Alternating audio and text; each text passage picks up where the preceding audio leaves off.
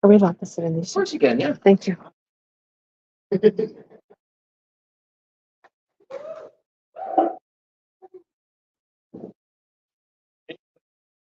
Go for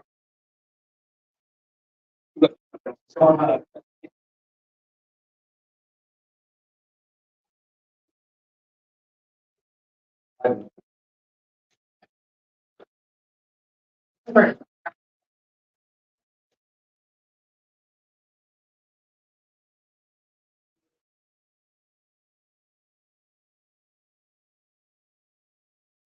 Yeah.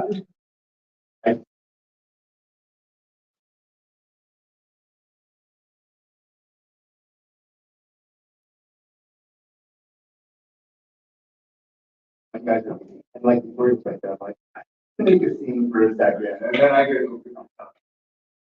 That's all.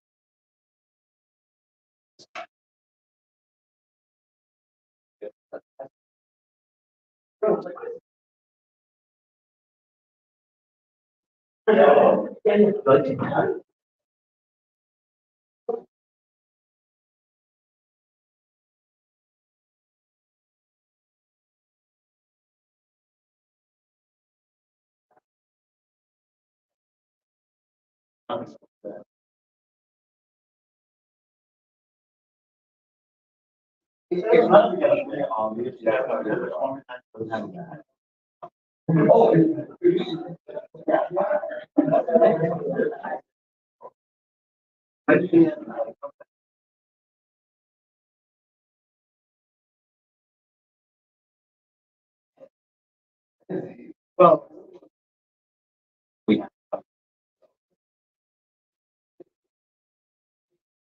yeah, we're right next.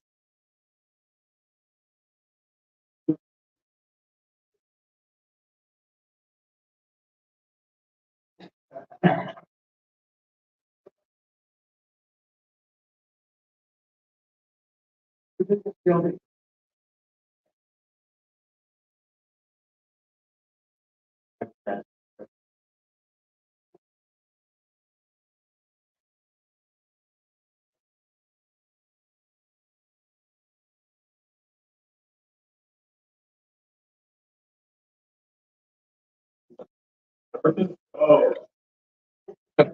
Okay.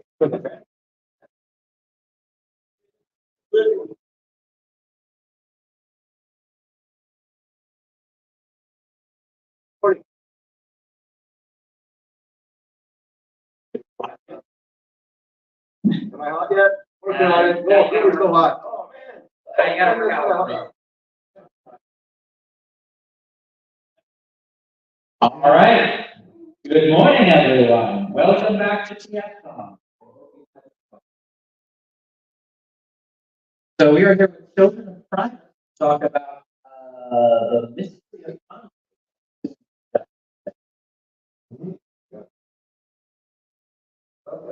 Hello. We're back. The mystery of reading.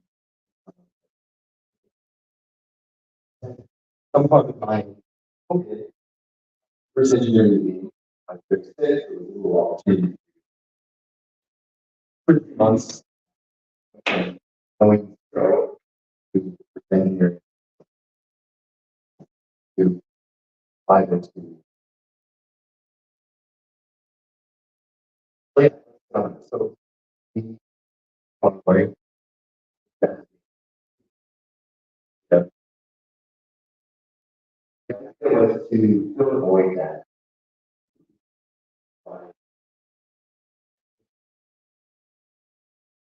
But it wasn't.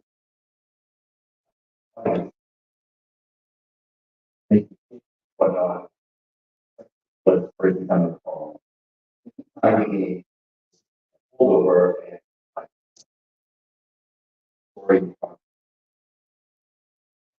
first.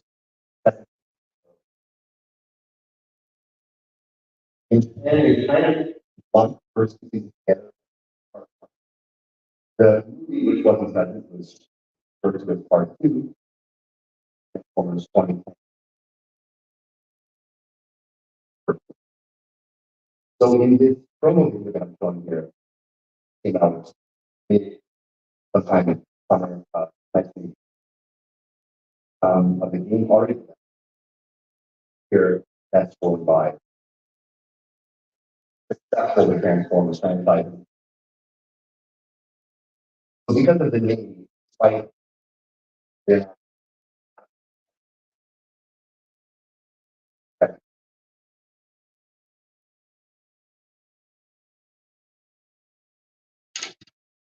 so the mystery bundle essentially why is Bumblebee not in season form? And, they pointed to some hints that maybe is still like never revealed that.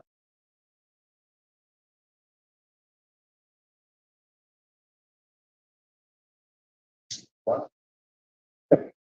So a couple of things that were big that fire series, like this grassland had this brown mostly first stone type of thing.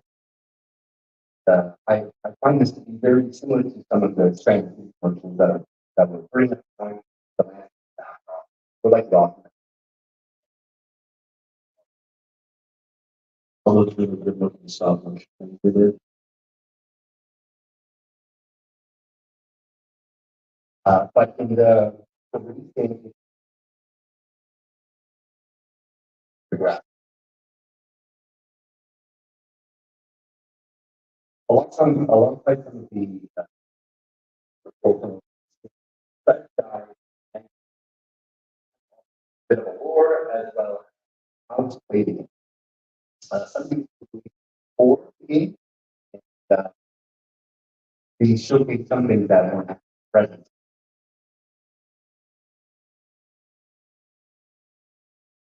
Particularly this which tells the story of the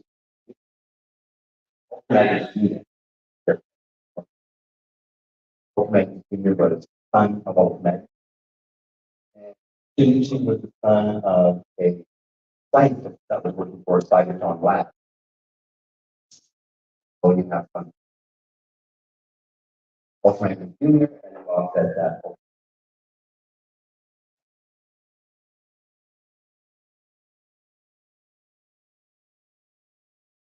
So in 1986, Transformers and their strength flying voice. This was the TFCON, the Decepticons, the Flex, the all combined. Time after we did it, celebrate questions to selling spoilers of the both Ultimate. Galvatron, like really not. So of course, it with that very curious for that. Some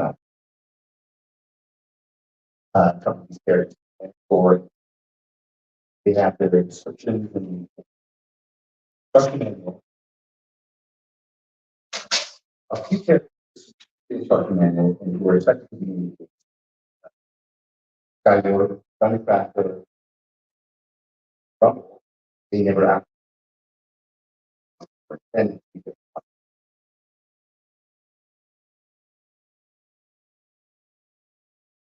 So in the instruction manual also, this map here, logical to see that picking the time flow that's occurring to the game. So the lines that are higher are the lines that are middle, the present time, the line below that's the Transformers 1984.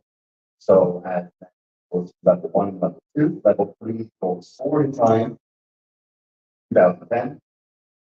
Level 6 is another time warp. Time warps are vertical level. Brings back the present time and time warp. go over and sign valid for but didn't really have.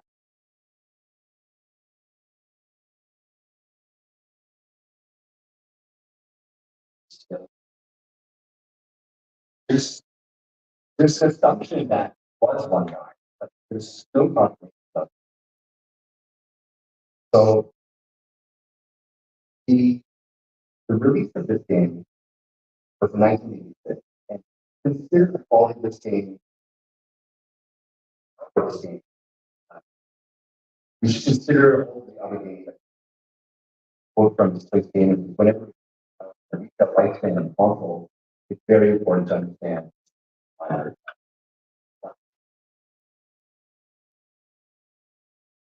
So around this time, I'd like to point out Mario Bros. 2, Castlevania, at Minecraft. They that were always there. Other elements is here. For example, in Super Mario Bros. 2, you have the death hunt. And of course, the whole game itself as well. Death hunt was a power up. Transformers on to that.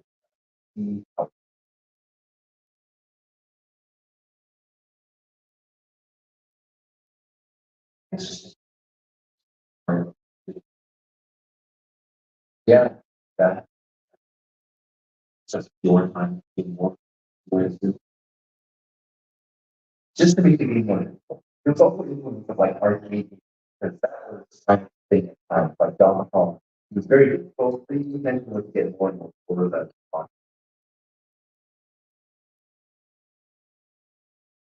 So when you go to the open top, is he the main programmer? There's no credit on the game. There was one online, but the website is called blog. Well, the developer wrote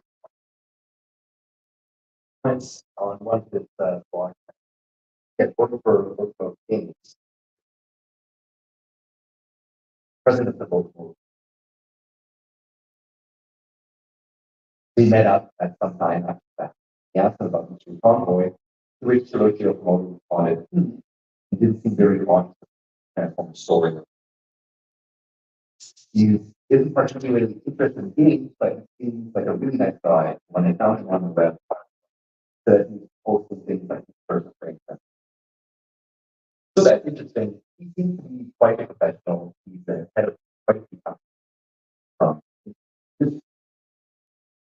From looking at the code behind the game, like not particularly a game programmer, but he's been 65. In the 1970s and 80s, Intel was it. Very common, all kinds of leaders.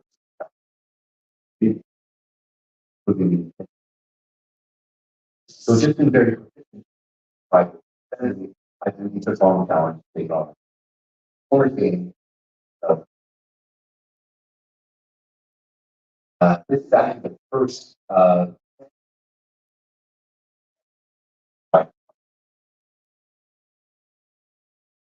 very particular for performance. There's that frankly jumping really off, really fun. Also, I have to put Transmetal up here because it was partially developed by the started. Started developing, but it's getting special. This again, this is all just instead to so I already know this was real.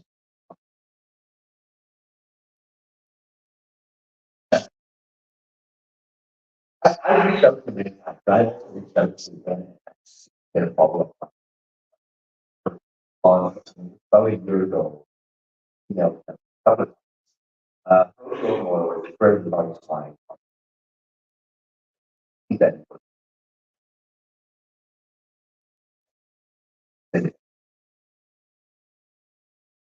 So to go into some of the development, like figure out, I don't know any like an old like assembly language.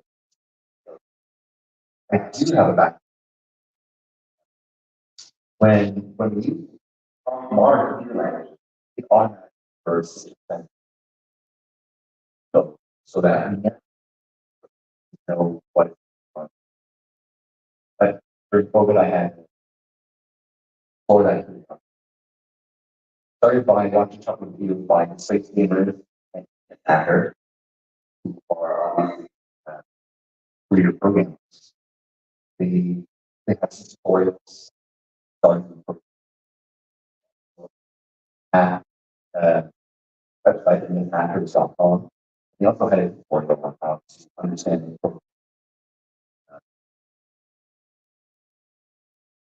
From scratch, I started line by line, trigger on the top right. Within this, the general button on it breaks down code, but it's not perfect. The way it works is assembly language reads from hexadecimal, and in the hexadecimal language, it goes to operations and output. Sometimes it's just some data, so the function look for a certain section within this code. Perfect. That's all. Not functional code. So this program doesn't actually type data functions. So that is all done. So this gamer tutorial on how to set up the program, yes, code on computer, but familiar with the program outside of the line and install them in items so that pilot things right. 10,000 lines of code later, finally replicate in a readable way. Zero. But now it's playing functions and people can now.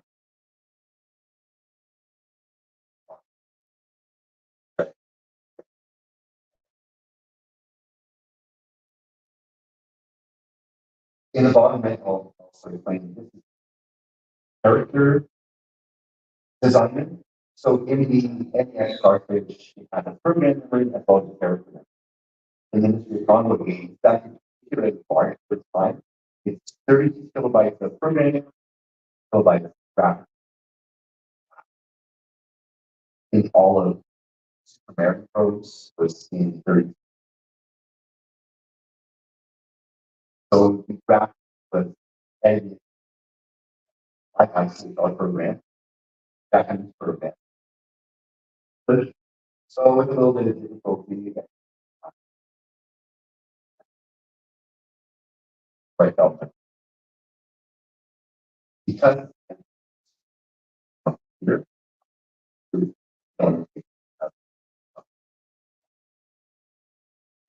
number of banks, each bank is kilobyte. So this two banks, 6 and 7 for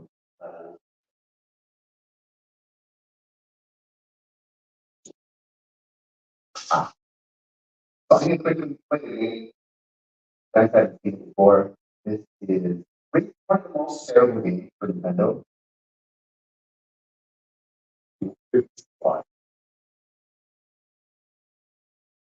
Great. This is the Transformers one candidate. It is type.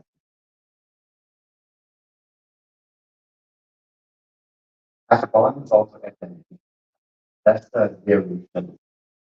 Variation. Meaning one says copyright art, one says copyright SND.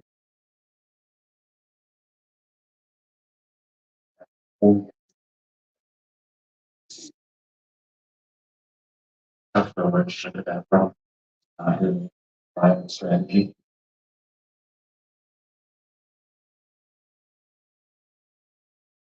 That flashing light, that was just a common thing at the time. Like it was something like values complement one. Yeah, definitely.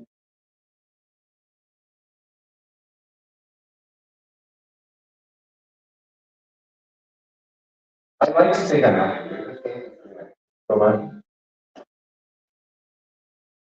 there's a lot of environments kind of change. So that's how a lot of response online.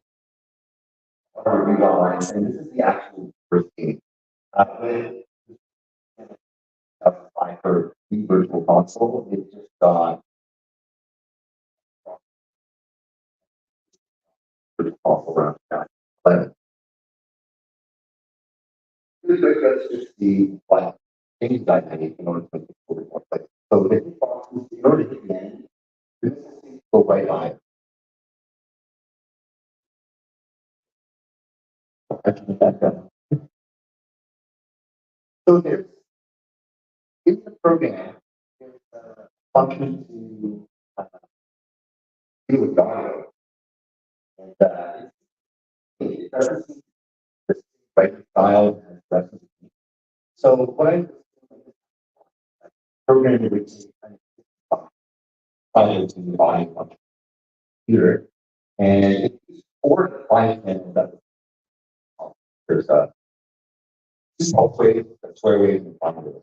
The final wave for dynamics, all waves between melody and square wave. There's also the DMC channel, which is example, but this is not at all. It's a lot of the space, but this is common for a while. So I obviously reverse engineered program audio function. How to program how that. He said, and there's some additional quirky functions like a slide on also a slide up to a higher note. Took a long while, but I just overed that. So this is the public copy. There's a little bit of changes in the layer level. Or scheme of some preparing theme. There's a form.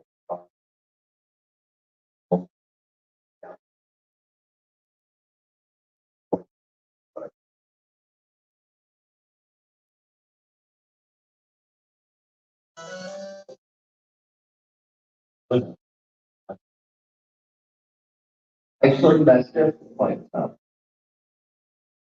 So more questions now to power up. Let's go to the power up. The power up. There was one that I just missed.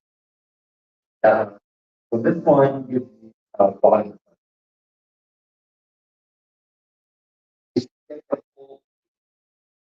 But all of them are in play a body. That's the original function. Yeah. In the new one, playing the body is part of the progression. There was no answer.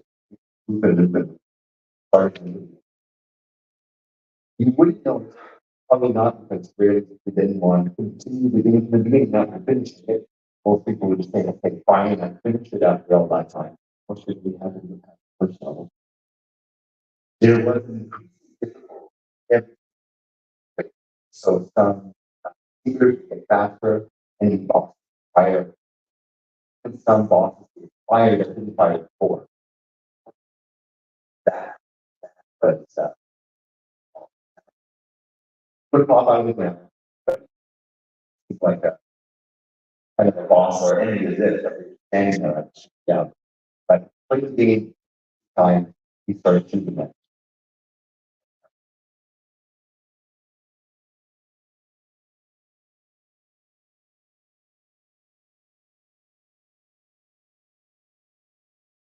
This music was really funny. I actually like this music because it gets stuck in my head. Notice how he nodded immediately after that guy on the next one? There was a silicon plant called Transformers, and they showcased this video game quite a bit. The reason was there was an Android release for the first version, but it was related to the two Transformers show toys. Play as some of the key Transformers. Within there's very strange story. Something it took some time, but I believe I figured it out. There's a secret data level in one of the time warps, one of the Earth time fight against a boss that can get like two drops and energon. In the original game, energon doesn't count for anything except for points. But this character is very good and does some different else. So over time, and on TFCON, there was a lot of discussion found that the strange uncle. The room was on the strange uncle.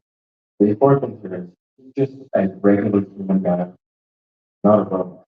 Just something like that. Fighting robots. So in strange uncle, we would have to translate to, we could also translate to strange old man. The son.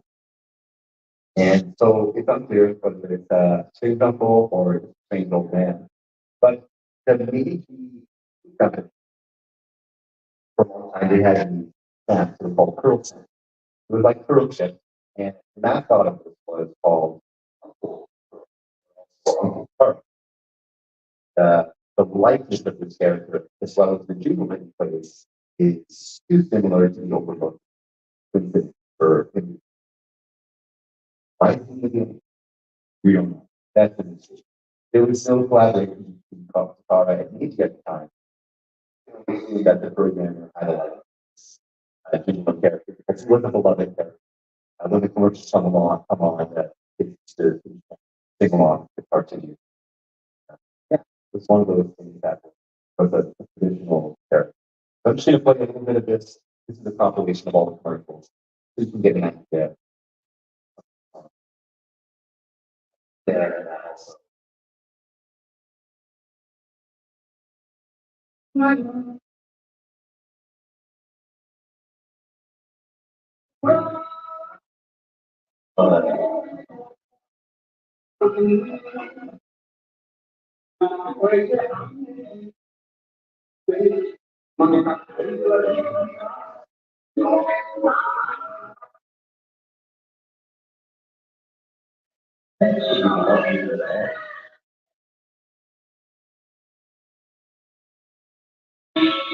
So this is what you would hear in that level.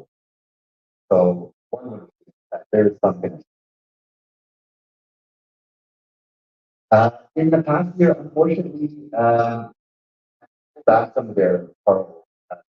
And just because of their rate scale, however, if you're in Okinawa, you can still get it. So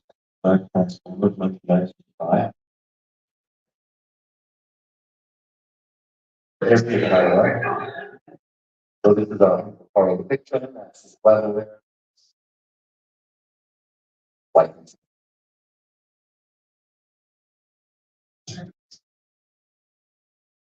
So if all the big accident, and yeah, definitely looks like one of those prospectors.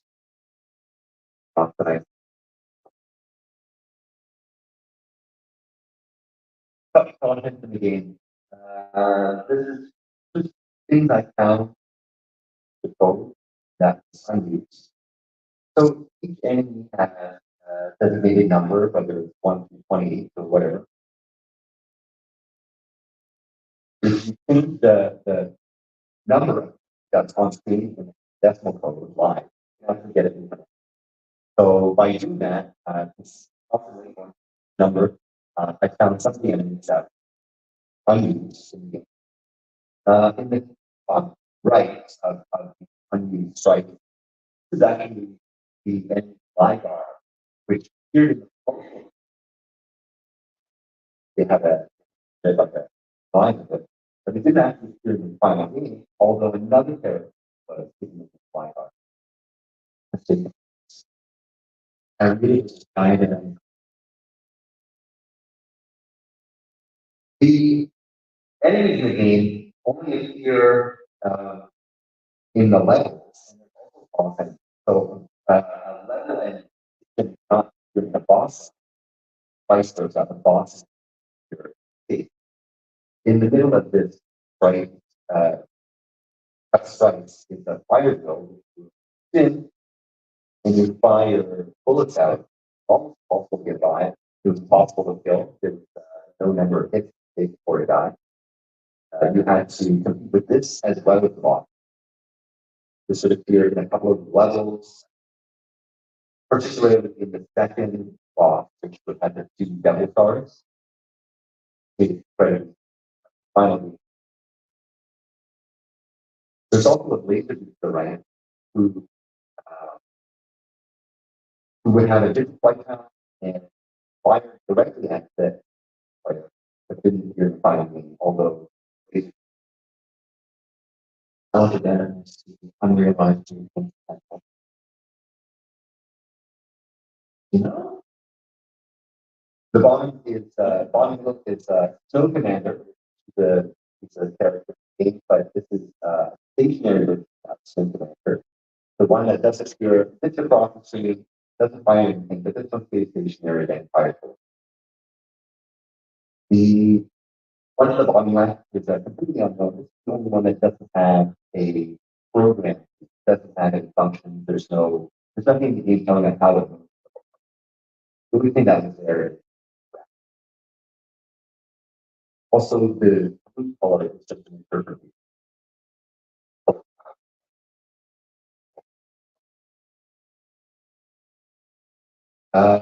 So the rest of the image is I want to publish a content because there's no devastator in the name, but there's other clients. And the Devil Star, which appears as the first level boss, second boss, is Star at the time. Star Wars was hot. Planetary bases were very cool. So it's include one of the main sets, but I think one Transformers for it. Consider the Japanese name for Devastate. One could assume that it has some kind of connection to the Devil itself.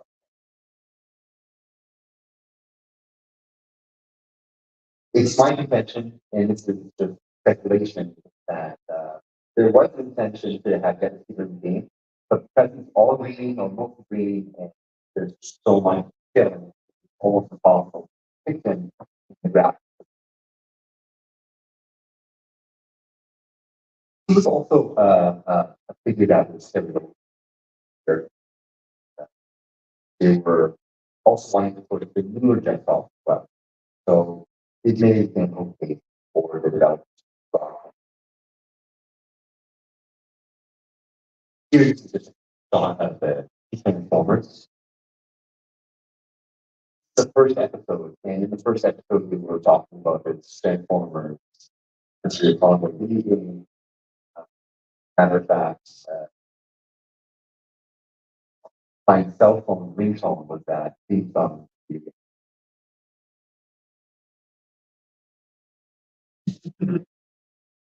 So if anyone's being angry at anything, you move on the game, but the best possible. It's the opportunity to spread words on the Transformers essentially ongoing. Yeah. So he absolutely crashed the game. Yeah. So it was a terrible game. It was also Game Grumps played it and Proto Man game, which played it with Wendell. He watched that constantly hear Wendell tell him the game over. So if you have a game over, that's the start. Every 5 or 10 minutes, one of those 80 time.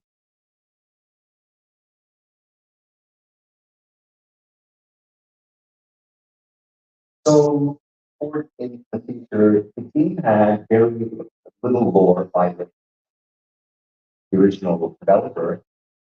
Some of the enemies were very strange. You would assume some of the flying characters might have been Decepticons, but they're Decepticons. As a matter of fact, in the manga, which Junichi and Ultimate in there, they were attacked by us. In the final game, they're called friends, uh, they're called mech life forms, and they come from the planet Earth. And the idea is that they're organic beings, but they do have a mechanic aspect to them. And the Decepticons, or the Descons, have found them and bind their forces and become ultra powerful by using this technology. Moving forward in the future, we have the biotech transformers alternative, which they did have their own story. But it's only been on the box or in the instructions. If you're outside of that, there's some. There was some. And even so today, all of the stories on boxes haven't been translated. We have maybe 5, 12, and 20 that have been translated. So the biotech is very story starts to offshoot into something completely transformers. It flows into the alternative series, and the alternative series kind of takes a look back retroactively, tell the story of it. Alternative is typically about like interdimensional versions of economies. But that was still one space and time. It was weirdly complicated and causing for mine that most of it involved like buttons and colors. There was a very cool one as well, the one in the middle with a cool art thing with that excludes the car agent. Well, that's the open mag. Oh, it's the open magnus, okay. For the front, so. How many cars? Very bad. Uh,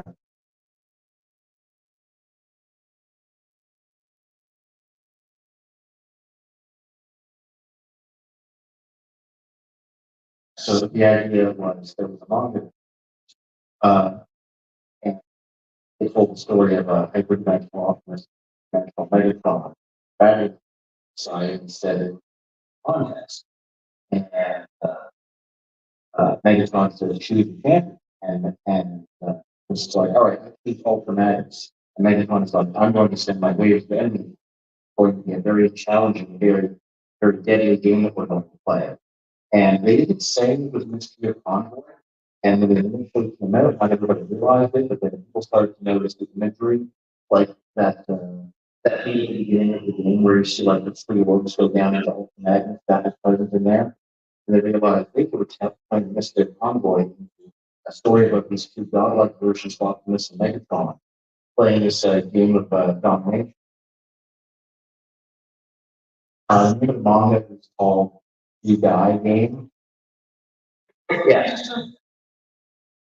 And I think in there, Megatron being Optimus, 100 lives, 100 opportunities, all of it.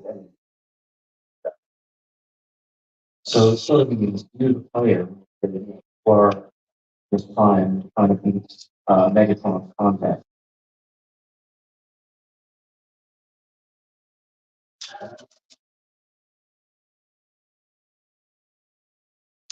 So there'll be a playable demo in after the Guber, Children of Primus, in the what used to be the old art, into their back, not the final table, but the second to last table for the TFCON. We have a little arcade set up over there where you can, if you're being on, we have a Nintendo controller hooked up to the Retro 5 to simulate the original experience. But it's something to have it December description. I would like to have this game cartridge all good this year. So if you want to follow along, you can go to decepticons.com. We have subscriber email so we can keep up to date with new events once one of them developed the game. Also check out childrenofprimus.com where we have and we also do videos, the blog by that's our website code, and our booth in the back of the booth. Also stream every Sunday. More than just two of us, and you are saying them in. Is this your convoy that's to get out and where it's at right now? Does anyone have any questions?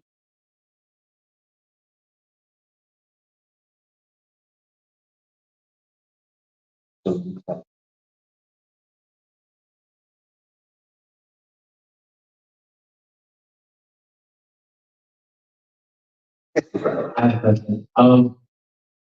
question. What is the decrease this all like each one? Make like I don't think with like the Belgian system, right? But what you have work with it's like boss that has you all graphics of the something like how far can you go with that? That's a really good question. And that was my first goal to find out like what are the limits of that. So the program limits is 32 kilobytes. Unfortunately, that's not expandable. So the state of how many enemy functions like the way enemies move, I can add new movements and like things essentially that. What I've done in order to surface is I have maybe compressed things or removed things that weren't really necessary or things that disappear. And I added some functions. For example, there was that power bar. There was a shield bar, so you can pick up a shield. That's is visible instead of you have that on it. Also, in the game when you're going level to level, and take the power ups with you, I've added that as well. I'll take a few lines of code, but limited on so limited on it's very visible. On the other side, there's the graphics. Now I've expanded the graphics about from 32 to 120 kilobytes, so that gives me essentially that much more to use. However, it's only graphics data, and in order to all that graphics data on screen and program memory stuff. So I need to clear up a little bit more program memory. So I'll tell you of the direction of the game is I did add a final boss. I did add two final boss. TFCON as a final boss, which I thought was kind of weird. Thinking that, but TFCON was a big bad and you pick up the story in first sort of violence that is Ultra Magnus goes out with Freakenstein on an unknown mission. Freakenstein commissioned Ultra Magnus probably, and Freakenstein sacrifices himself and gives the matrix to Magnus. And he still doesn't know what he has to why he died, and why he did it. But it's a looming threat of Unicron. They didn't talk about it yet, but Unicron is actually involved in the storyline. In final version of my game, what we're going to do in order to progress, we have to get all the bottom budgets, get bottoms, you bottoms, funds, correct, to do the bottoms. And the final boss are the fun, fun,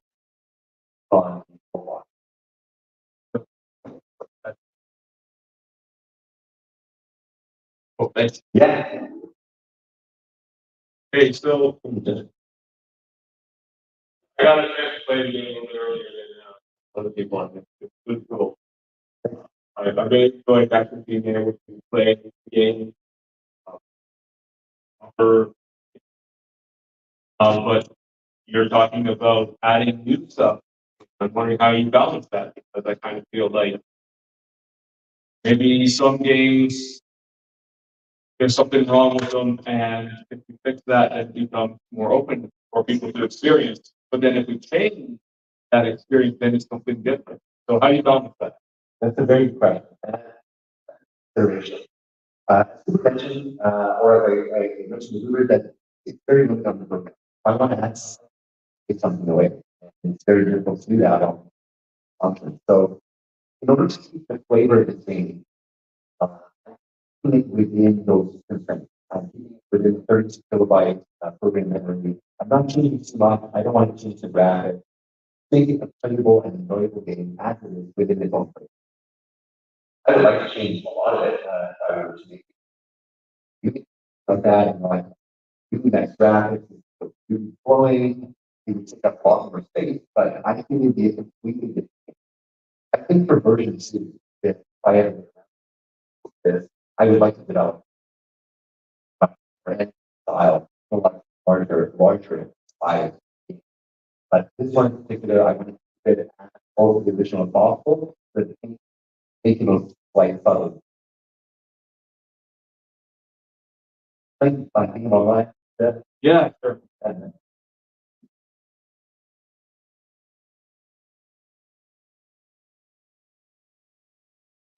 My question is, with just thinking, that's a good question, right? So, I really wanted to make an structure to have physically,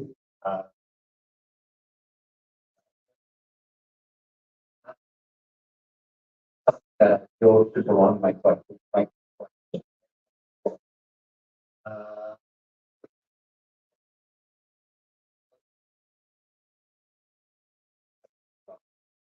Download a demo. We can play that. Also, distributing in, we're just selling this physical cartridge, and that will become the one. But the demo will be available on stuff.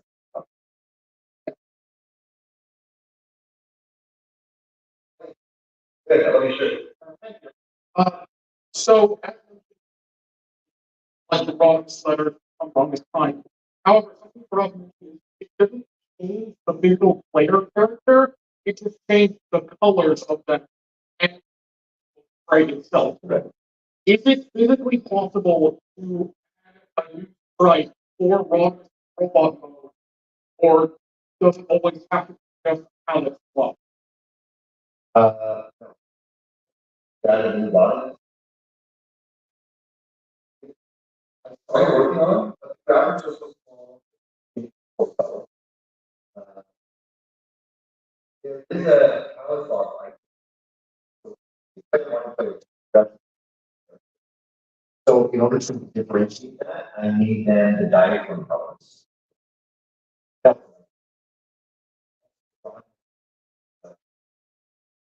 Shattered platform.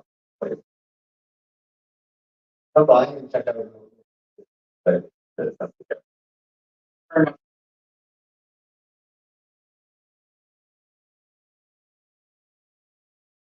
Any other questions?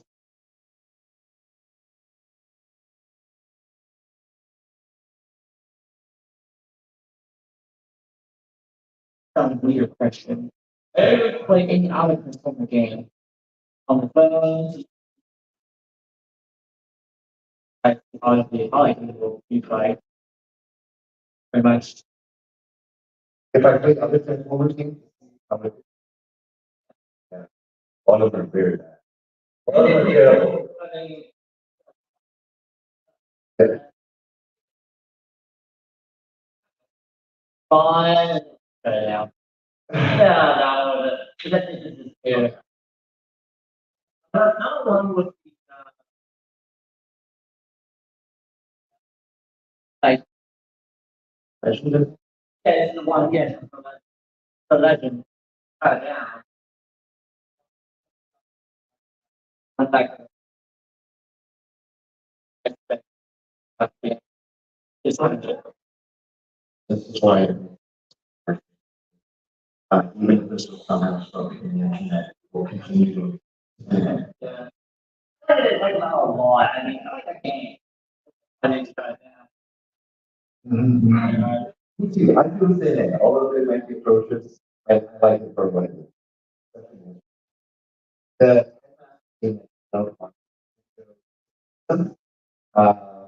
some music that I might want to use, but it had a different audio function, so I couldn't use any of it. And that was just not appealing. So This week, that one, I go, yeah, no, that's two separate things. What about Cybertron? Anything like a Cybertron? Transformer cycle. Yeah. But the uh, Warforcybertron. oh, actually, oh,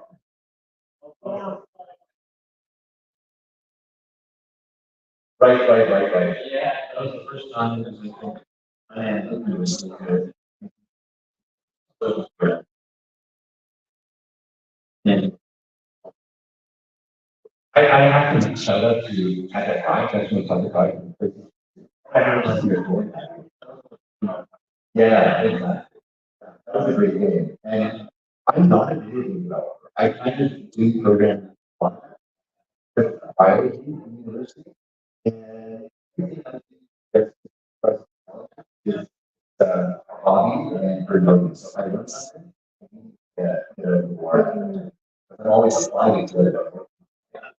Moving forward, I would like to do more than like I mentioned, I would like to do this that's a little bit more animated. If that really pans out, and I get really good at it, I definitely love to do cybertron, but in the retro kind of style. You're a gamer, yeah. Right on.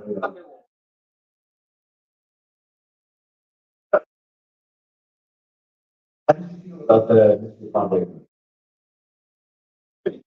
Yeah, I like it. okay.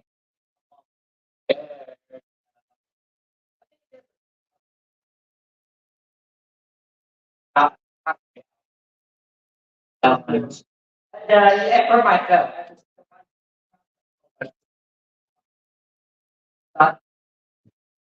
That is like a post there. Yeah.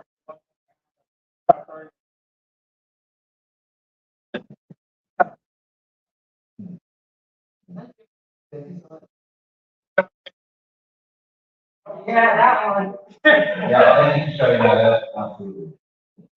Play, there was one pretty like icon that it's called G1 Awakening. Yeah. It was like a fire started before they did like a time the first one. And I feel like I'm the only person that I played for that. For my very few contributions to Transformers. First up the icon. I don't think anybody else here except me. Almost simple, but it was fun. I probably can't get it anywhere now anymore. It was just what if she won? Fire. Really quick what I had to do with it. I just want to show you some of the work that I did to get this done. I literally wrote every line by line. And what I was that they had this bug over there. That was over that they had find out.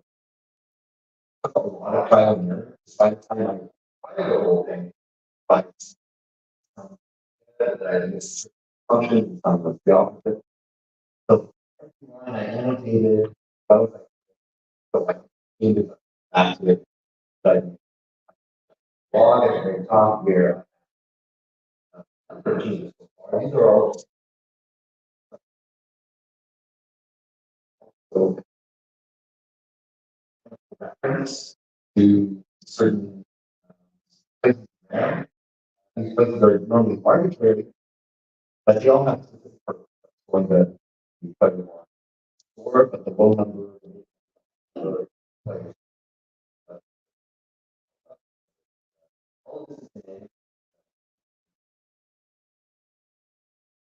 Lines of code, right? so the original game itself, it's about 10,000 lines of code. Wow. Almost fifth level future on. Almost 3 months. And I had no knowledge of fighting to assembly at the time. Players copy paste. I didn't really, yeah, I would get with some assembly, but I have a nice keyboard setup. I do a lot of typing and work, so yeah.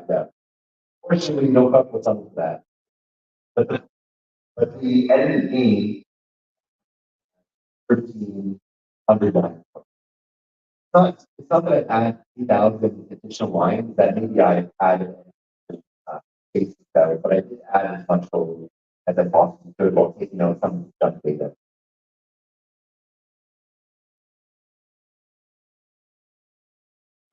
Thank you, gentlemen. Come to the surface. We have the demo, we have a bunch of stuff for sale. Thank you. Thanks so much for being here with us today. Some people today on top of my bill, so good night.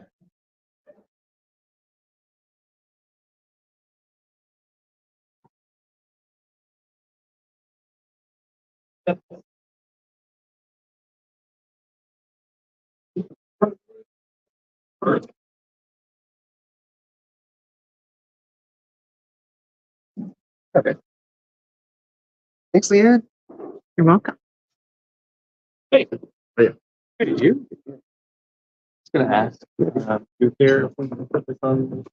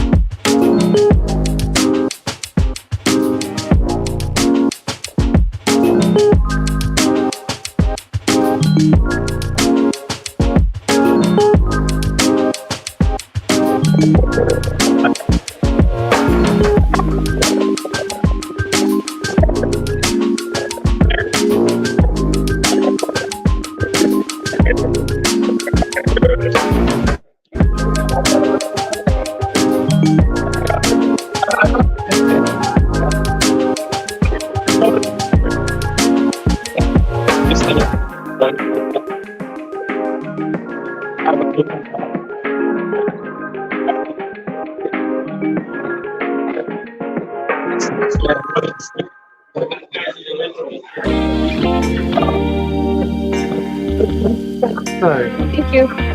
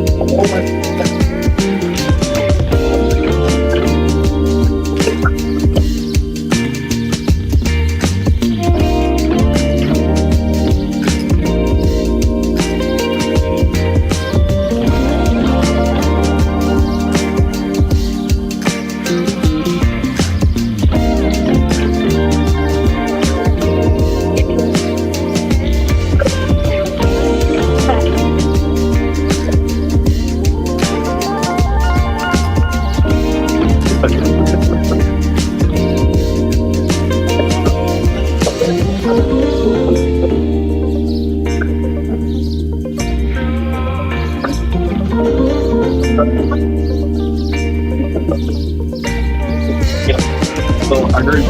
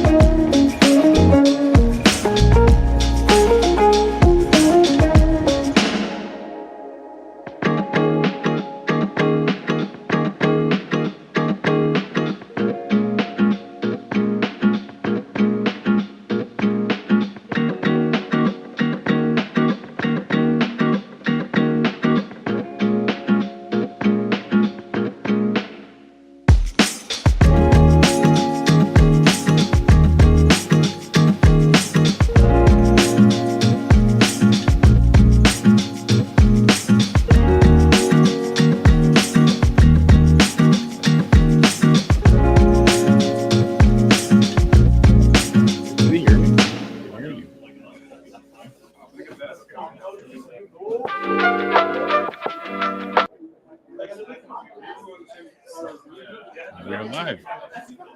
We're live and direct. Live and direct. Okay, move that cable there for the monitor.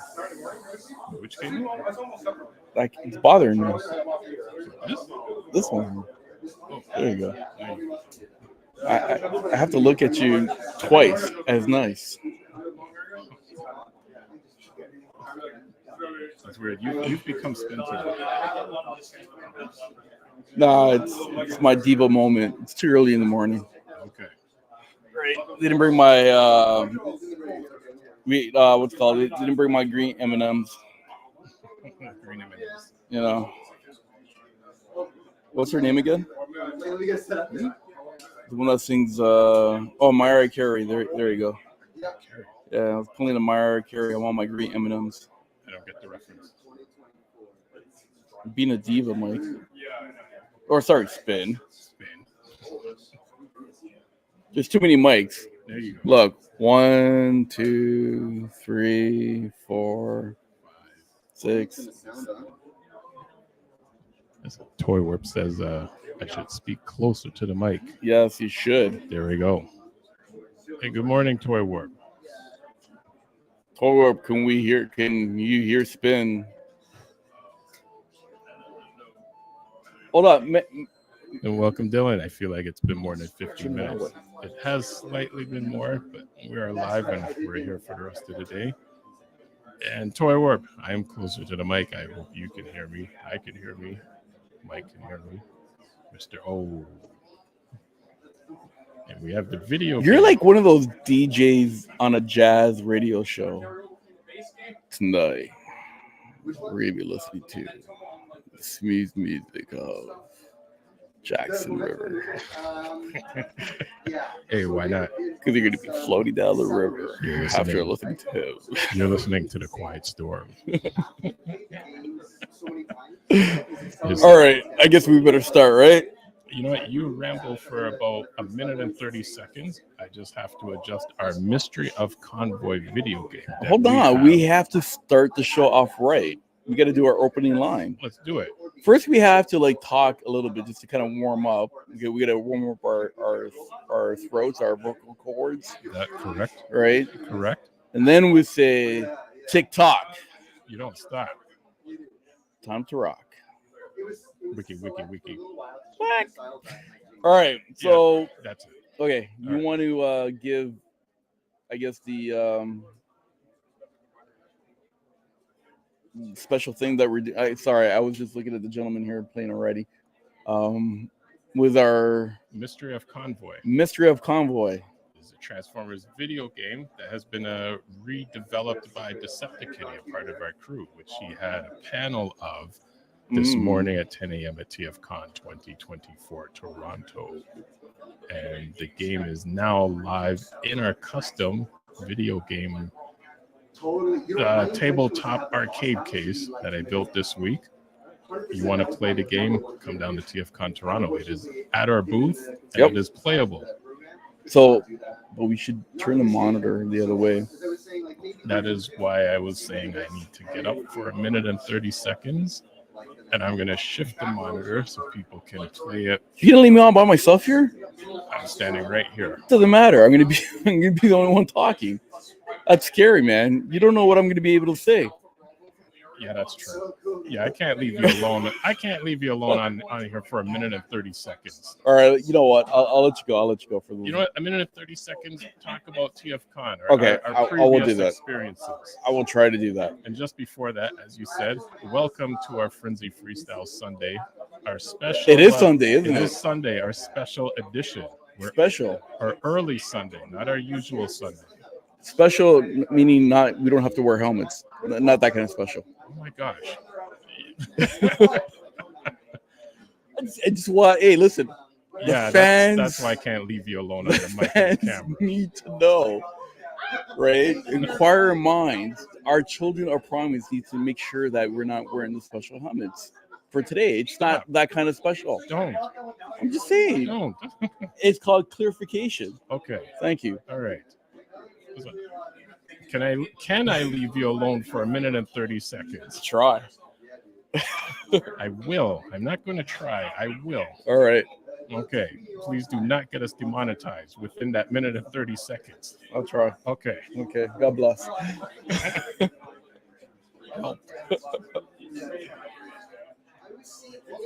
No, leave that camera on so they can see the action happening. I became spin. Look at that. I was all jazzed there. You're all jazzed there.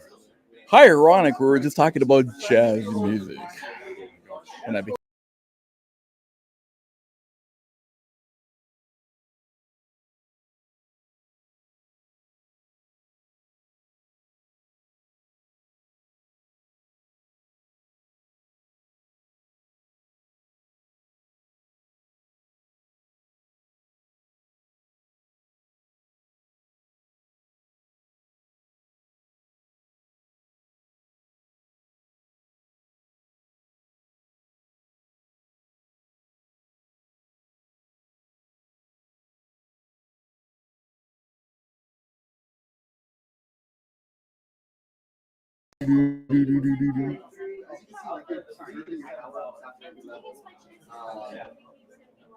All right, Spin's just trying to log himself back on again.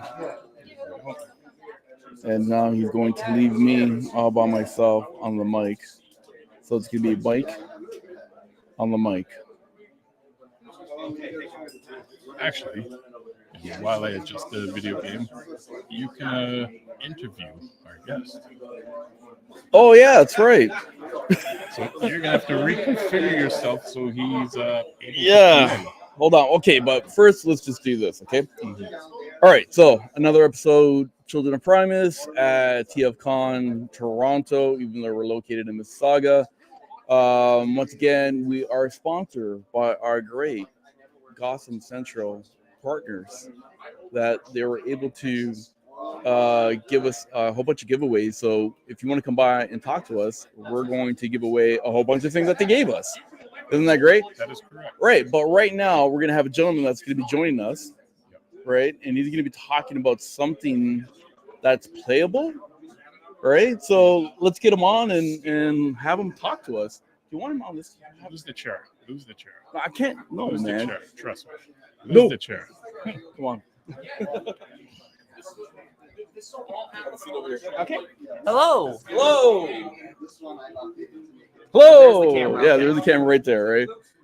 Okay, so welcome to the show. I'm happy to be on here. I'm happy to talk about this. Awesome. So first, want to do an introduction? Hi, everybody. I'm Anthony, aka Hawkhammer within the community. I am one of the lead developers for the community continuation of the Transformers trading card game. If you're not familiar with that at all, it was a card game that was released by Wizards of the Coast, same company that makes Magic the Gathering. They ran it for 18 months and then shut it down for some reason. But the community decided this ain't dying anytime soon. We're going to keep it going. And Cool. We've been running strong for about 4 years now, with still plenty of content planned through at least 2026 and likely beyond.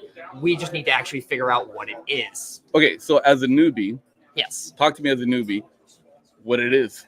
So it is essentially, think like Magic the Gathering mixed with Rock'em Sock'em robots. You have a team of characters in front of you, Right. and you have a deck of cards that you're using to augment them in various ways to be able to beat up your opponent's robots. Whoever gets rid of their opponent's team first wins the game.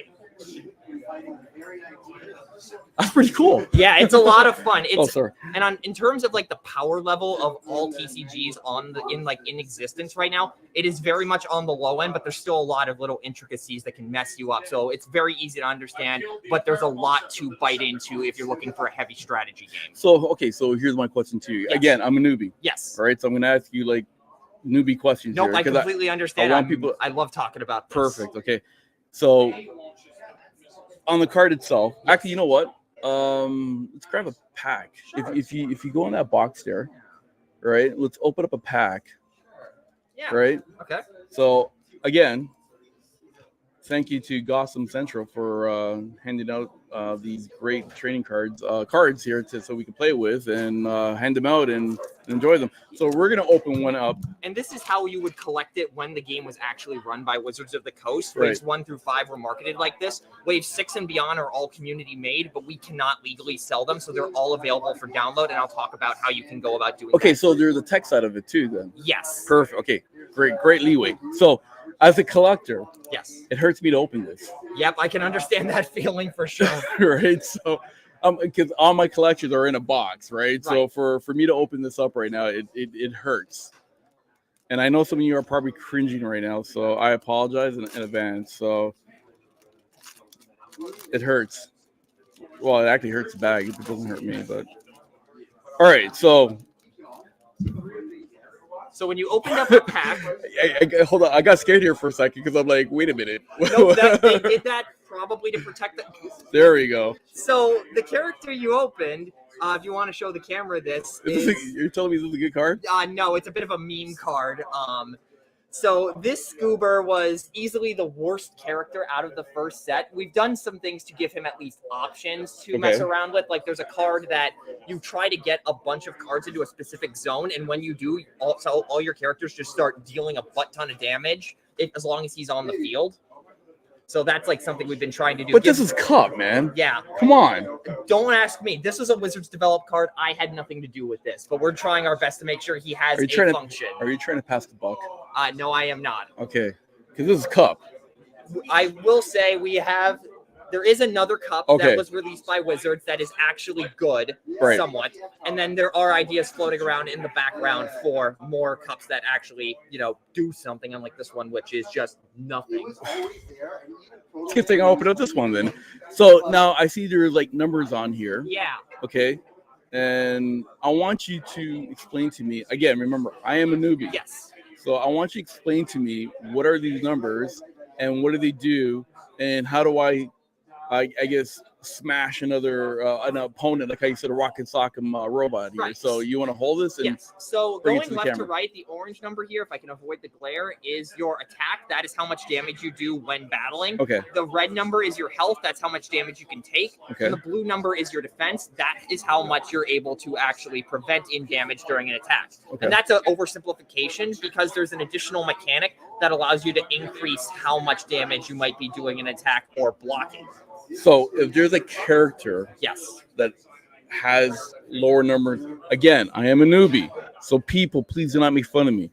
So if there's a card opposite to this that I'm playing against you, and the numbers are lower, right, then I can trump you with this card.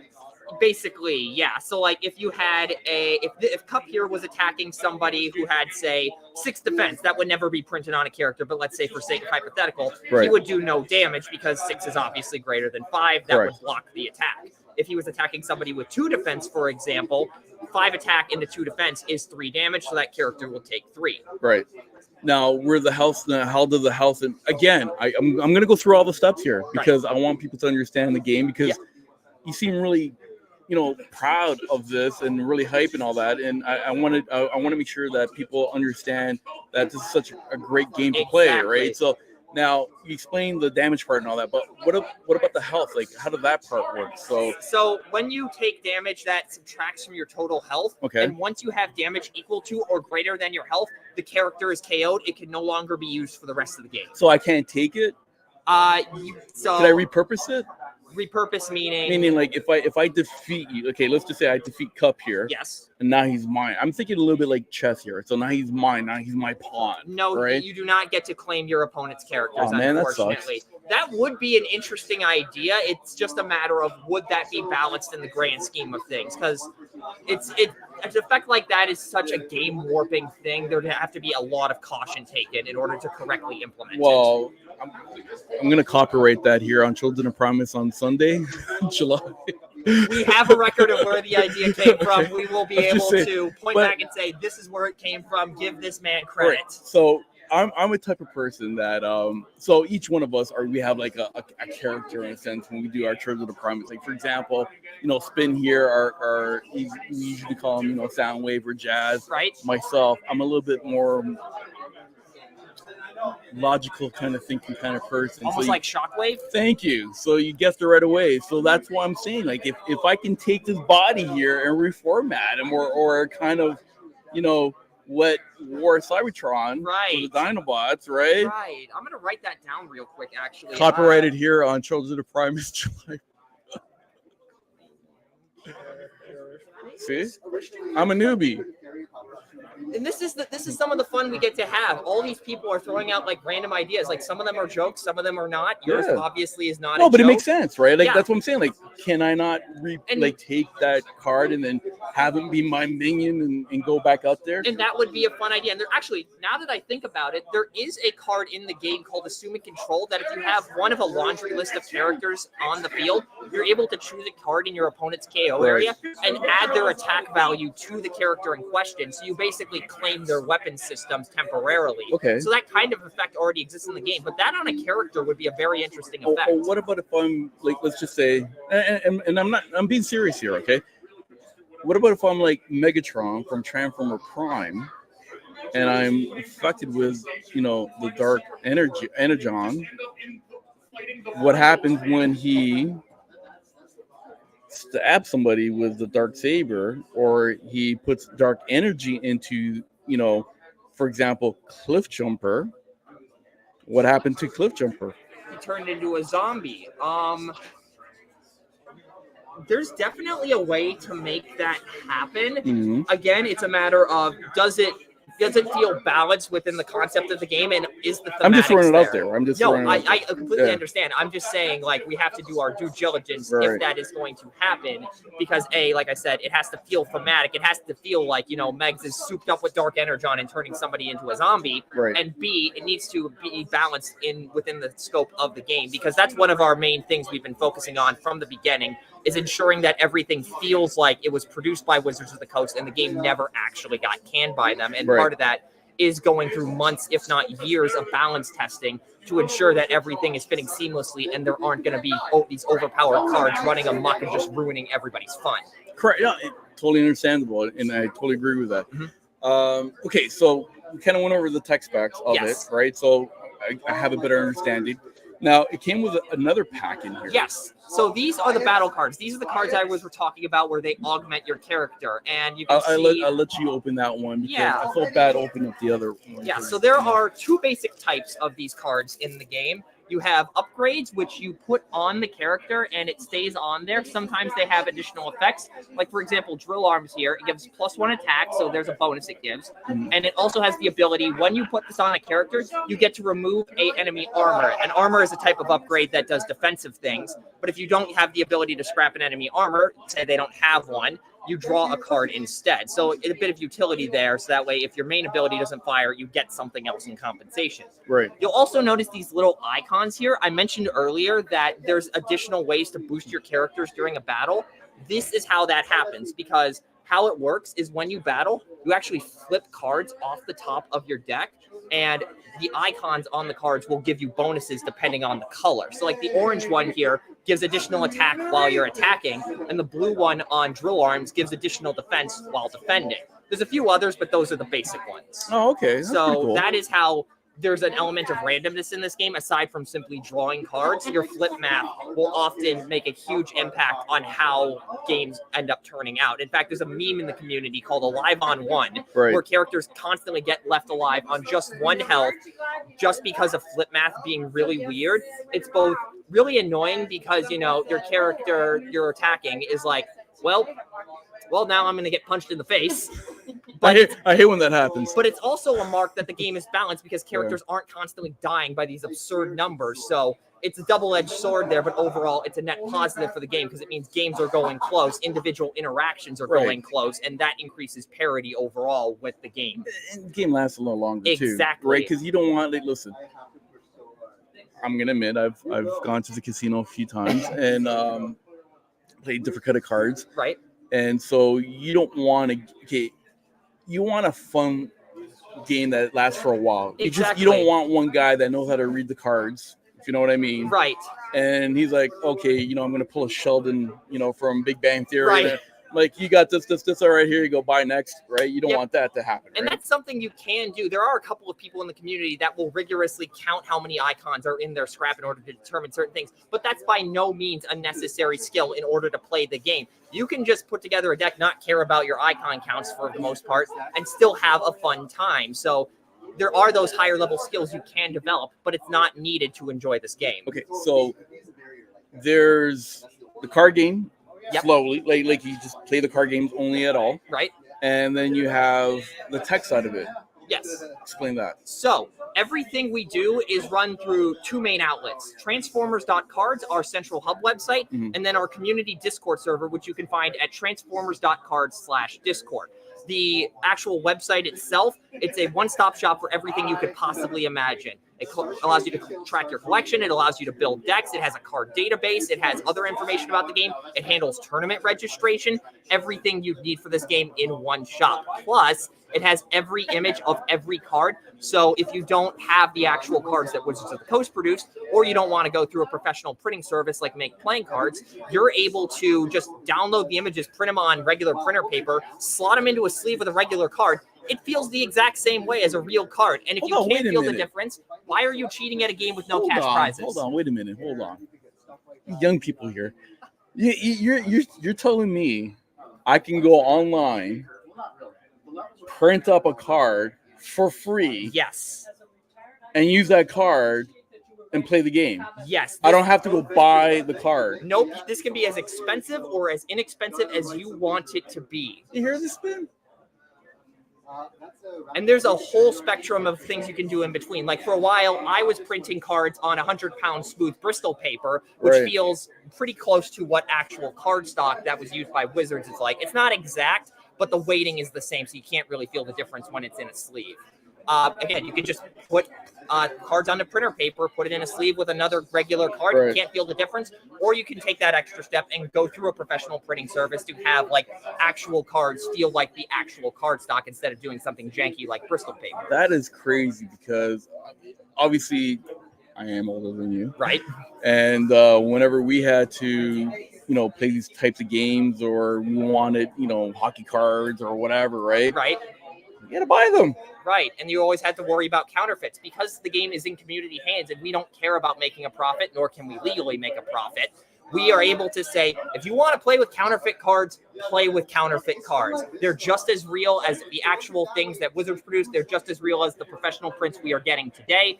As long as you can clearly see what the card is, you are able to play this game. And that's just physical cards. There's also 2 digital outlets you can play on. Tabletop Simulator and Octagon both have mods available so you can actually play this game. And we have information on Transformers.cards about how to download those how to get those mods set up. And everybody on the Discord server, on the dev team, is familiar with one or both of those, myself included. So we are more than happy to help you figure out how to get things installed and how to get everything set up. That is amazing. So you're saying, I'm going to repeat where you just kind of recap here. Yes.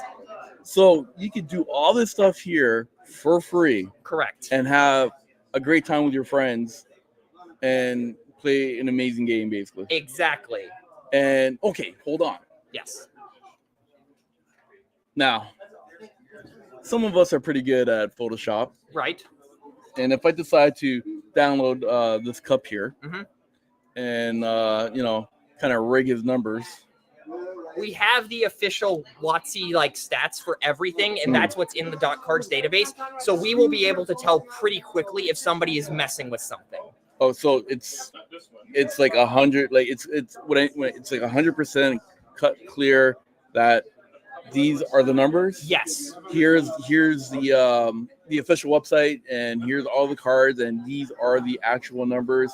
So if anybody tries to do anything funny, like I just mentioned, Yes. they're gonna get caught right away. Correct. So like if somebody rolls up to a tournament with, say, what's an example of a card I could use? Cup. Yeah, if somebody rolls up to an event with Cup and he starts swinging in, you don't flip any orange icons, which add attack on attacking, and you say, okay, so my Cup is attacking for 8. He has no upgrades, so he doesn't have any boosts. You're like, wait, what? And then your opponent says, yeah, he has 8 attack. It says right here, we're like, no, all the Wizards prints had 5 attack. That's a lie. That is clearly not correct. That is a fake.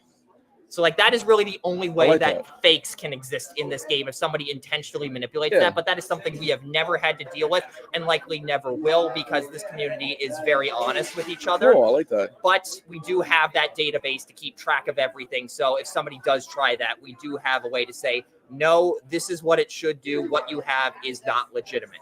Cool. Now, you mentioned tournaments. Yes.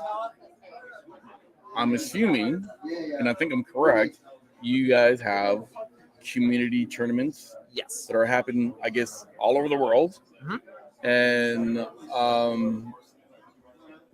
you go to the website. Yep. You look at the community site, meaning like tournaments. I'm assuming here you have like a tournament link. Yep. And then they can see whatever tournaments that are happening. Correct. And then they can participate. Do they have to register online? Tell me. You explain it better than me. So how we do our tournaments is they can't be done like in person because it's completely unrealistic to ask everybody to fly from across the globe to a singular location. Right. So we do our tournaments over Discord over the course of like multiple weeks. So how it works is everybody will register on dot cards in advance. It's always free to sign up. There's never a fee because, again, we want this game to be accessible. You will register your deck. You'll have up until the event start date to make modifications to your deck. Wait.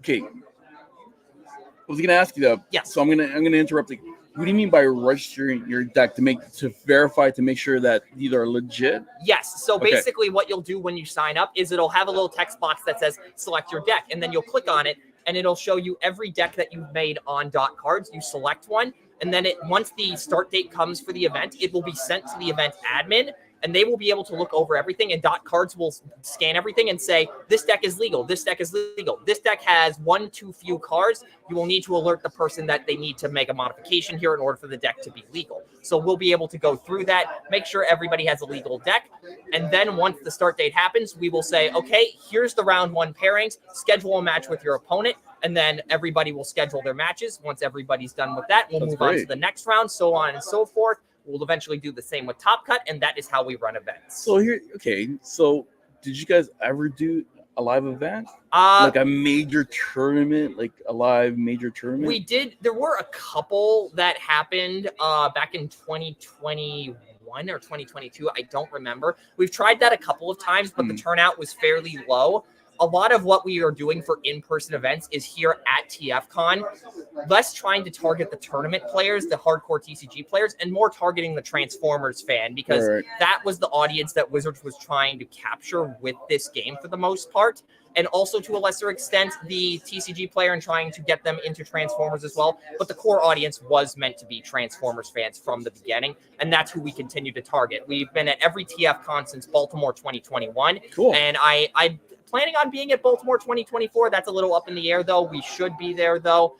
And again, we're just here talking with people who love the franchise and want to, be immersed in that more. And this is a way to do that beyond the usual collecting toys, talking with the people who have made this franchise possible over the years. Now, you did say you don't make money off of it. Correct. We're legally not allowed to. Right. No revenue in a sense that,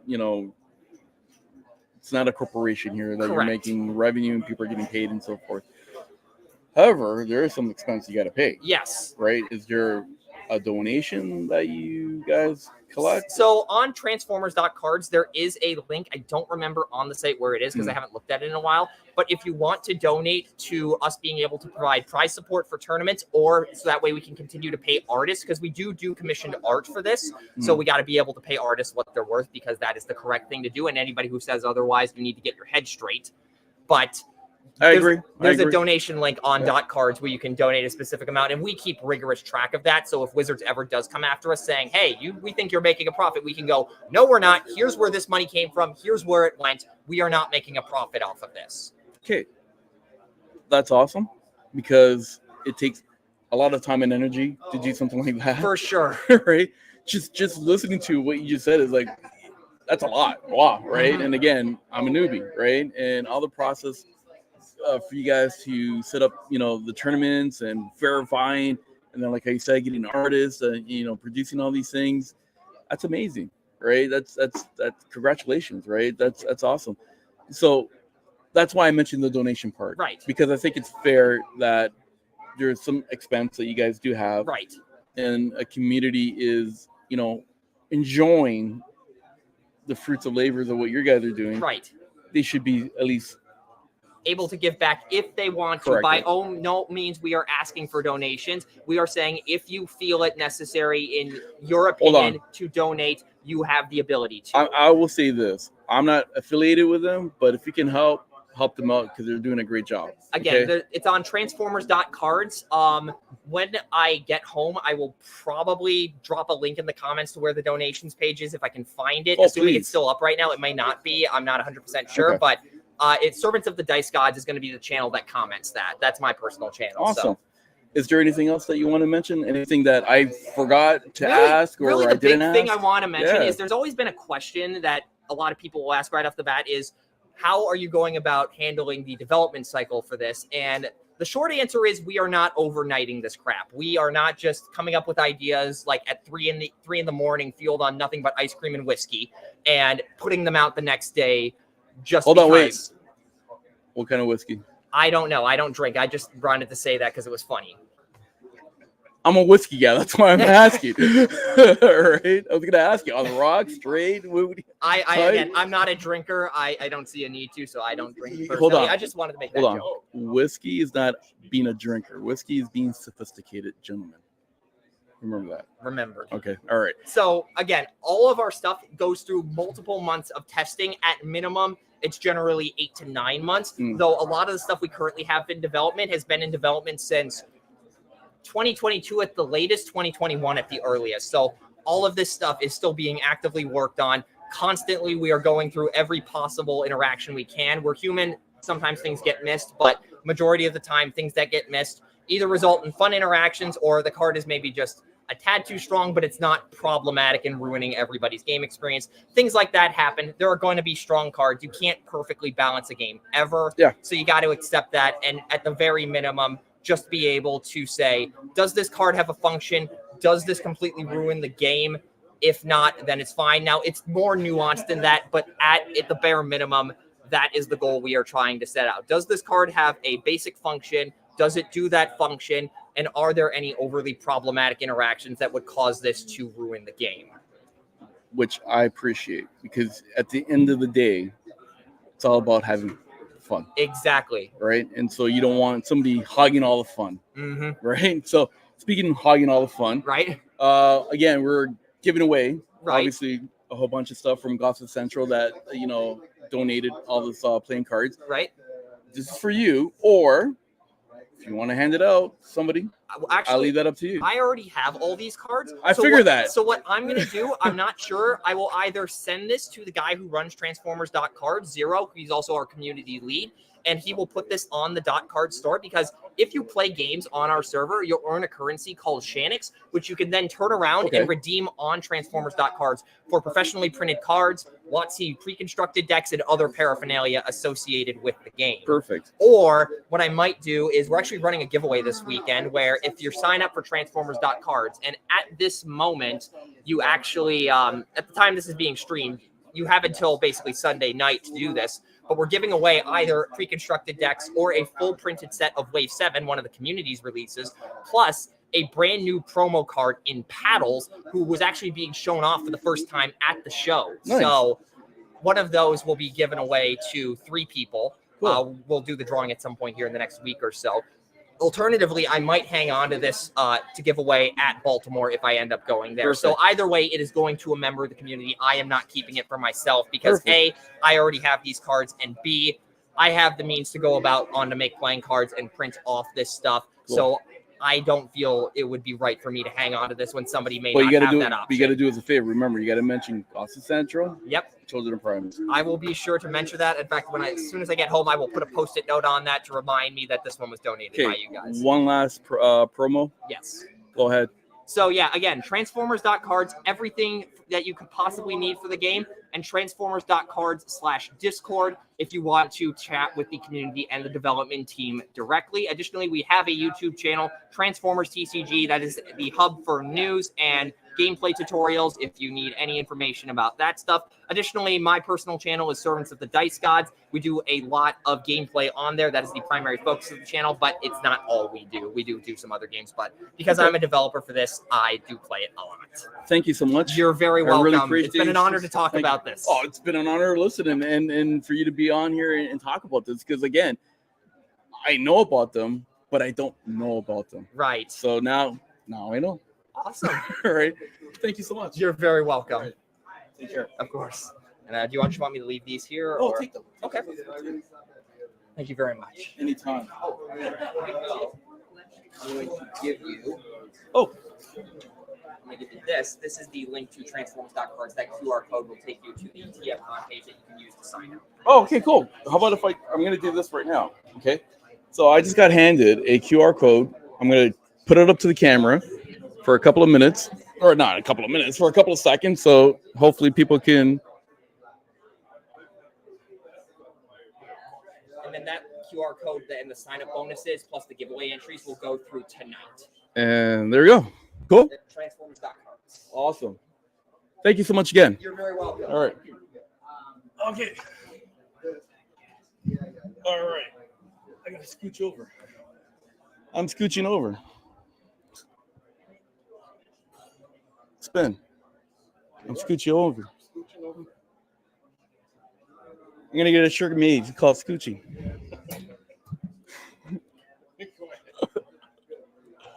Hey, man, you know what? That was a really good interview. Holy crow, man. Like, he's pretty passionate about these playing cards. And speaking to the mic, Mike.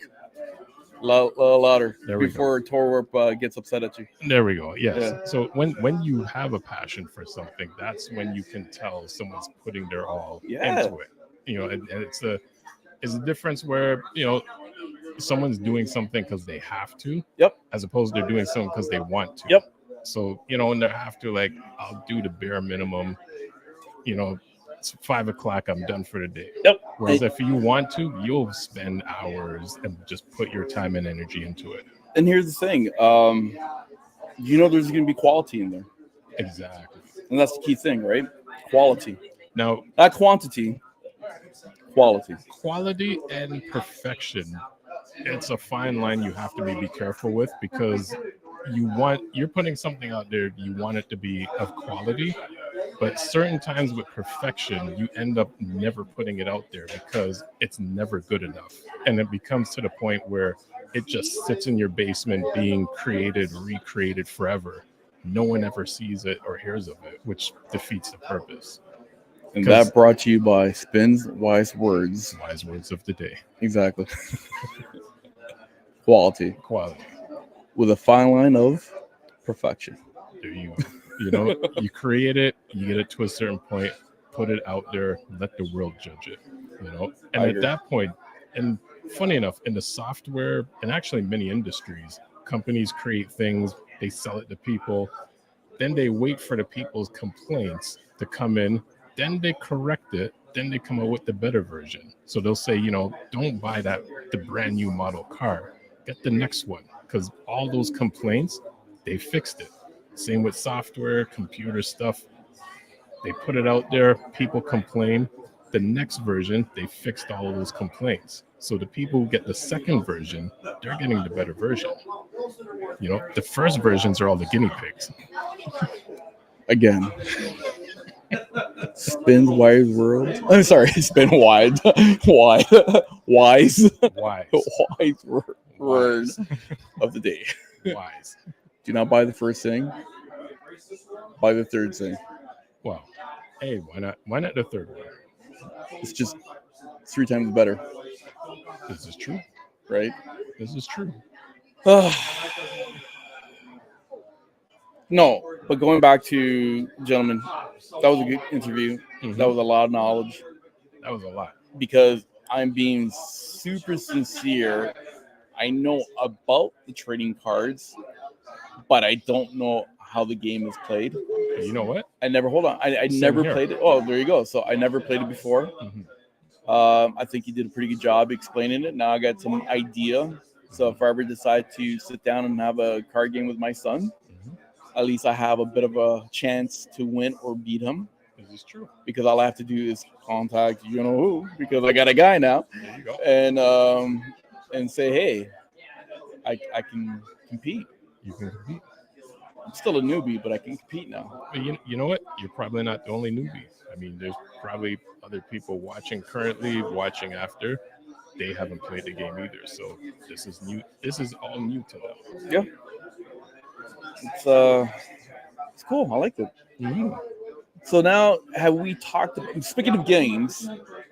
Games. Let's do the leeway, which is The Mystery of Convoy Yes. video game. have which anybody played it?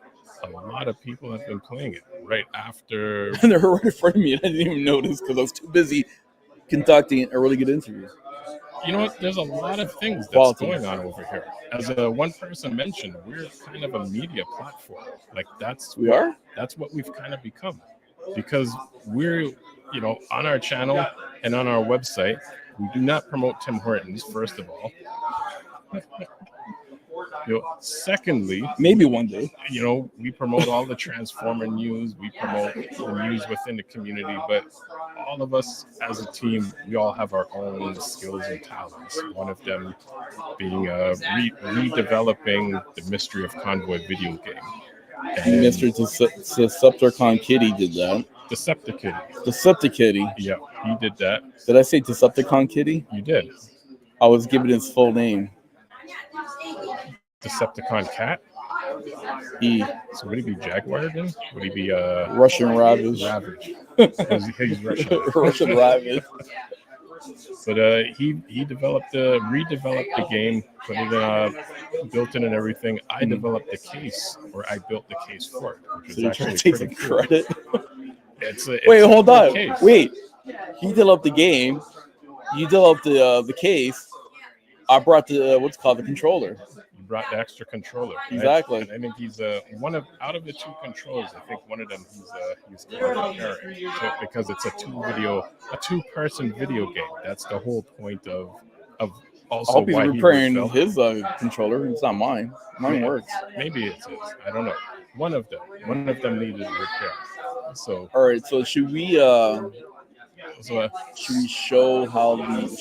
game? I think so. I think in a moment we should have like a live showcase of how the game works and everything. Yeah, because it looks like a kid just walked up to it. Now the kid's walking away. Now he's turning it away. Don't be afraid. You can touch it. I won't charge you. What's up, buddy? How you doing? It's a video game you want to play. Go ahead. So I think as well, we should have it is early enough. We should have a walkthrough through the convention. Okay, who are we gonna get? We're gonna get Anthony to do that. I think it'd be better if you do it. I don't want to do it. I'm too comfortable right now. The whole point while we're here is to do that. Look at Spin looking at me. He's like, he's muttering under his lip right there. Mother Canucker, what are you doing? I would do it, but someone's got to steer the ship. What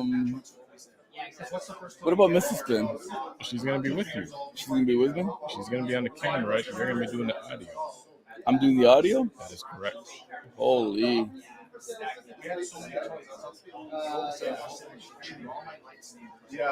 All right. So I believe Hold on, stop. Okay. I'm hearing people talking about Star Wars. We're at TFCON. What's going on here? Look, Stepping on our turf. Mr. Farrah Courage has some Star Wars figures on display. We gotta take those things down, man.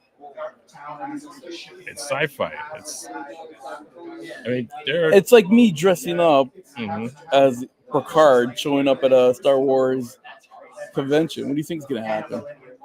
It'll be accepted. It's been done before. No, man. There was a next generation person who dressed up as, and I don't recall which the characters were. On the Saturday, he was dressed up as one of the Star Trek characters, and on the Sunday, he was dressed up as something else. I'm talking about going as Picard or Geordi, whoever, at a Star Wars convention, not here at TFCon. Oh, at Star Wars. Yeah. Oh yeah, that would be chaos. Exactly. Yeah. That's why I'm giving this guy the look here, the Gina Finch look, man. What's going on? Well, what's he doing? Talking about Star Wars. Oh, well. I mean, we talk about Knight Rider. We talk about Star Wars. We talk about Star Trek. Why? We just did right now. I mean, we talk about everything. We're not just Transformers. But today we are. It's TFCon. But you know what? You go into boot. TFCon today. Just to let you know, it does finish at 6 o'clock. That's correct. So you got to come by. Is it 6 or 5 today? 5? I believe so. Okay, 5 o'clock. Come by. It's already almost 12:30, so you only have a few hours to work. Yep. So lots of toys here. Lots of figures. Lots of figures. More TFCon or Transformer figures than Star Wars figures. I can tell you that. Exclusives. Yeah, you won't get a lightsaber here. All sorts of exclusives. You might get an anvil, a mace and an axe on a T-shirt. On a T-shirt that we are selling. You've come to TFCon. And after TFCon, you'll find them on our website. That is true. Okay. We're waiting for Professor D to show up. I'm not waiting. The show's already started. No, we gotta give him a shout out. That's why. Oh yeah. When he reaches, we gotta hear me Grimlock. You buy the Grimlock. You buy a Grimlock. He buys a Grimlock. Everyone buys a Grimlock. We gotta get a Grimlock. All right, so let's talk about. What do you want to talk about? What do you want to talk about? I think this would be a good segue to do a tour in the dealer room. Okay, hold on. Do a tour in the dealer's room. If I take off my headphone, correct, and I put it on my phone, yeah. I feel like you're going to have a floor director with you, should I say? I feel like Austin Powers there for a second. If I take off my headphone and I got my phone, baby, it's like yesterday the giveaway. That's exactly where that went. Right. I'm like, so if I take my headphone, don't call me baby, and I put it in my phone. Oh, am I still? Can I hear you in the background? No, I'm good because basically it's going to be soloed on you, so you won't be able to hear me. So how am I going to communicate with you? You just make a run for it. I thought about. Oh, now I remember because she is going to have her earphones in. Yeah. So anything you need to ask me, or if I need to ask you, she will relay it because she's going to be the camera person. You're just talking to the people and dealing with the audience. I am talking to the people. I'm talking to the people. You're talking to the people. To the people. To the people. All right, so let's I can't even speak today, man. Let's set this thing up. That's correct. So what do I do? See, why we're doing this online is because we're trying to give pointers and tips, because if you guys are ever stuck doing a podcast, yes, right, and you're like, how do we do this? You can always come back to Children of Primus and maybe look at a new short reel that we're gonna start called "Yep, We MacGyver this stuff." all sorts of MacGyvers, right? So let's go through these steps here. All right. So what do I do? And I do apologize for not speaking closer to the mic. I have to remember that because I'm not used to speaking this close to the mic.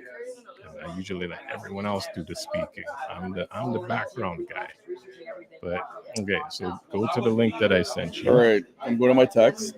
Yep. Okay. So now I'm going to go to the link that you sent me. That is correct. All right. So I'm going to click on the link. I'm clicking on the link. You've clicked the link. I clicked the link. You have clicked the link. Did I say clink? I think you did. Okay. I clicked. Do I even remember like this is my second TFCon.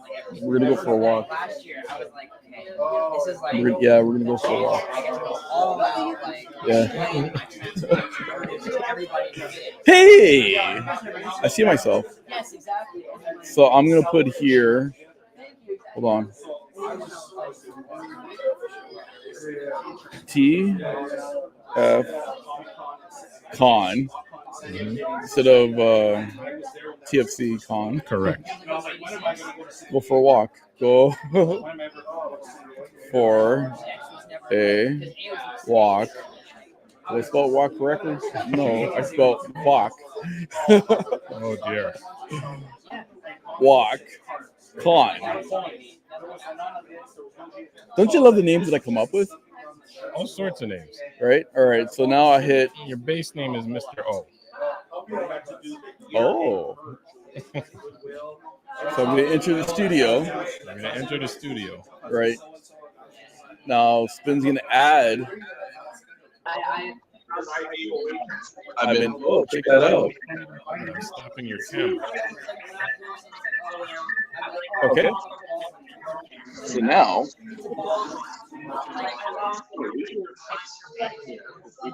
I don't know. This is a profession.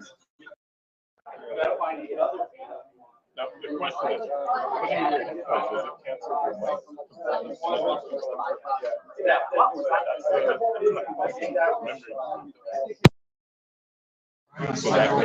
Yeah, but I'm not going to hear me. All right, so hold on. You hold it to yourself. Look. The original. And then I just want Yes. So you're the camera person. And I got all the accessories. Yeah, and I'm gonna have.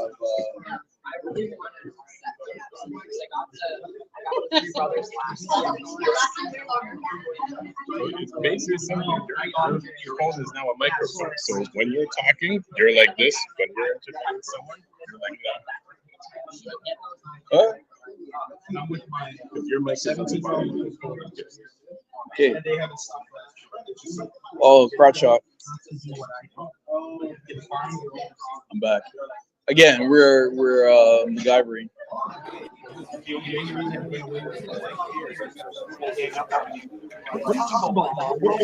you have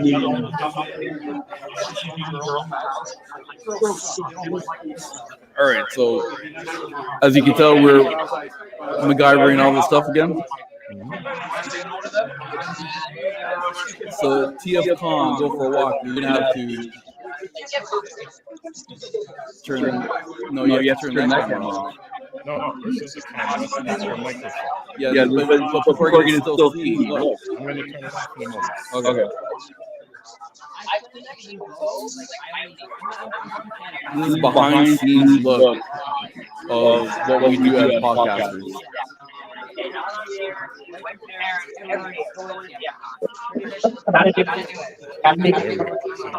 You're now set.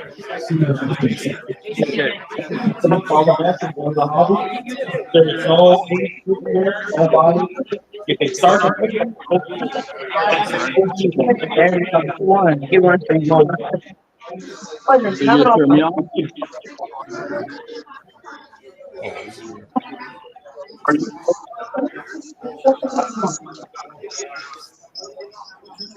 Check.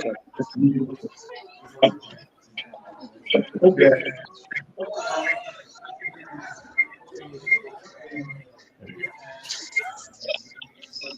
Cameraman.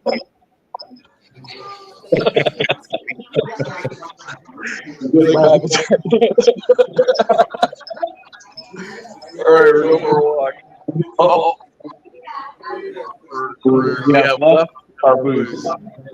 We're going to check out our video game. Yeah, so you could,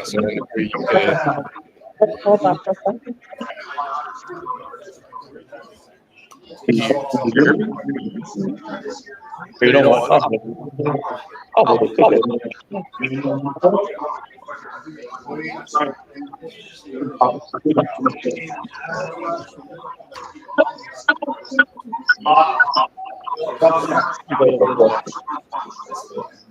You ready? you hear in your ear things? Do you hear in your ear things?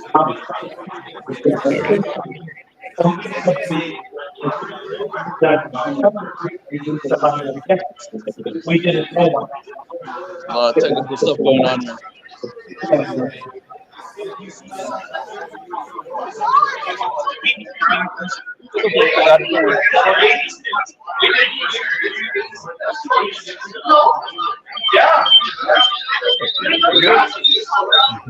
Okay, so here's our setup for our video game.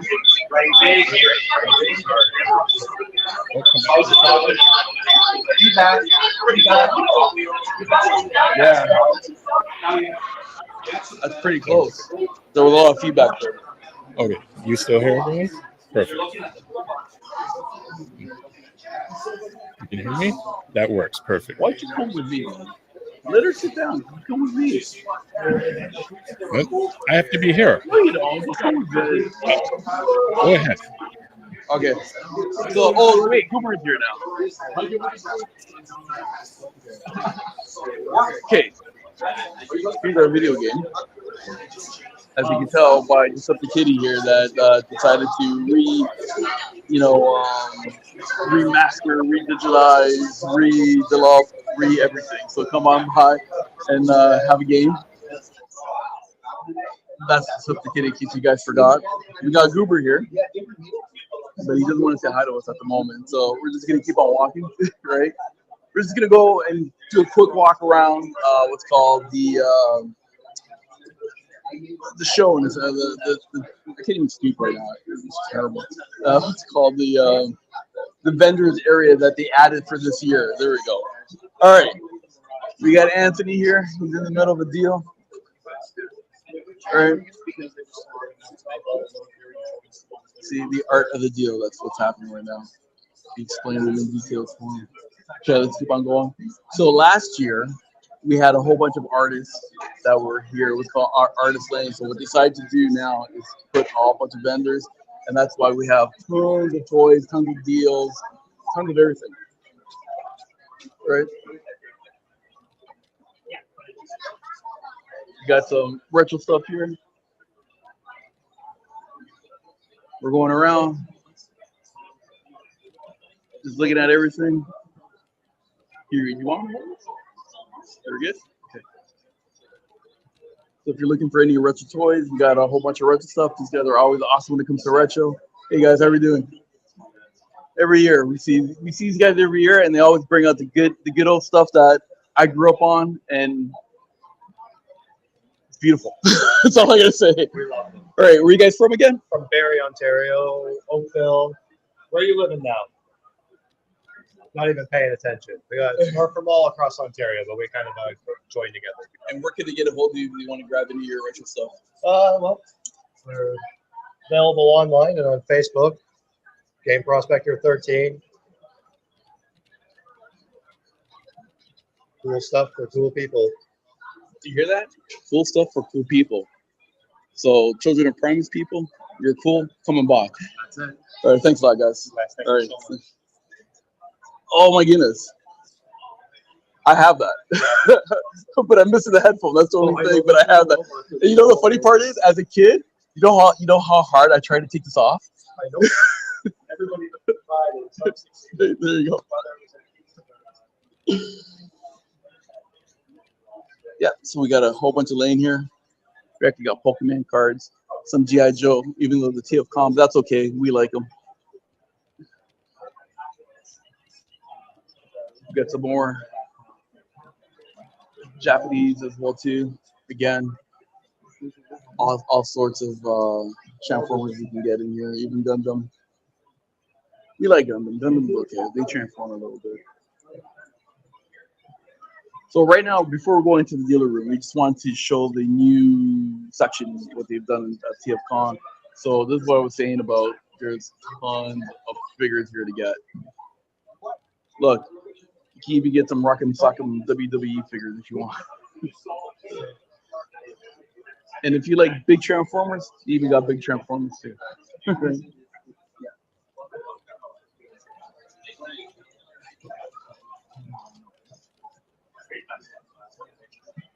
Look, even small Transformers too. Big and small. Medium, retro, whatever you guys want. Come on down. Here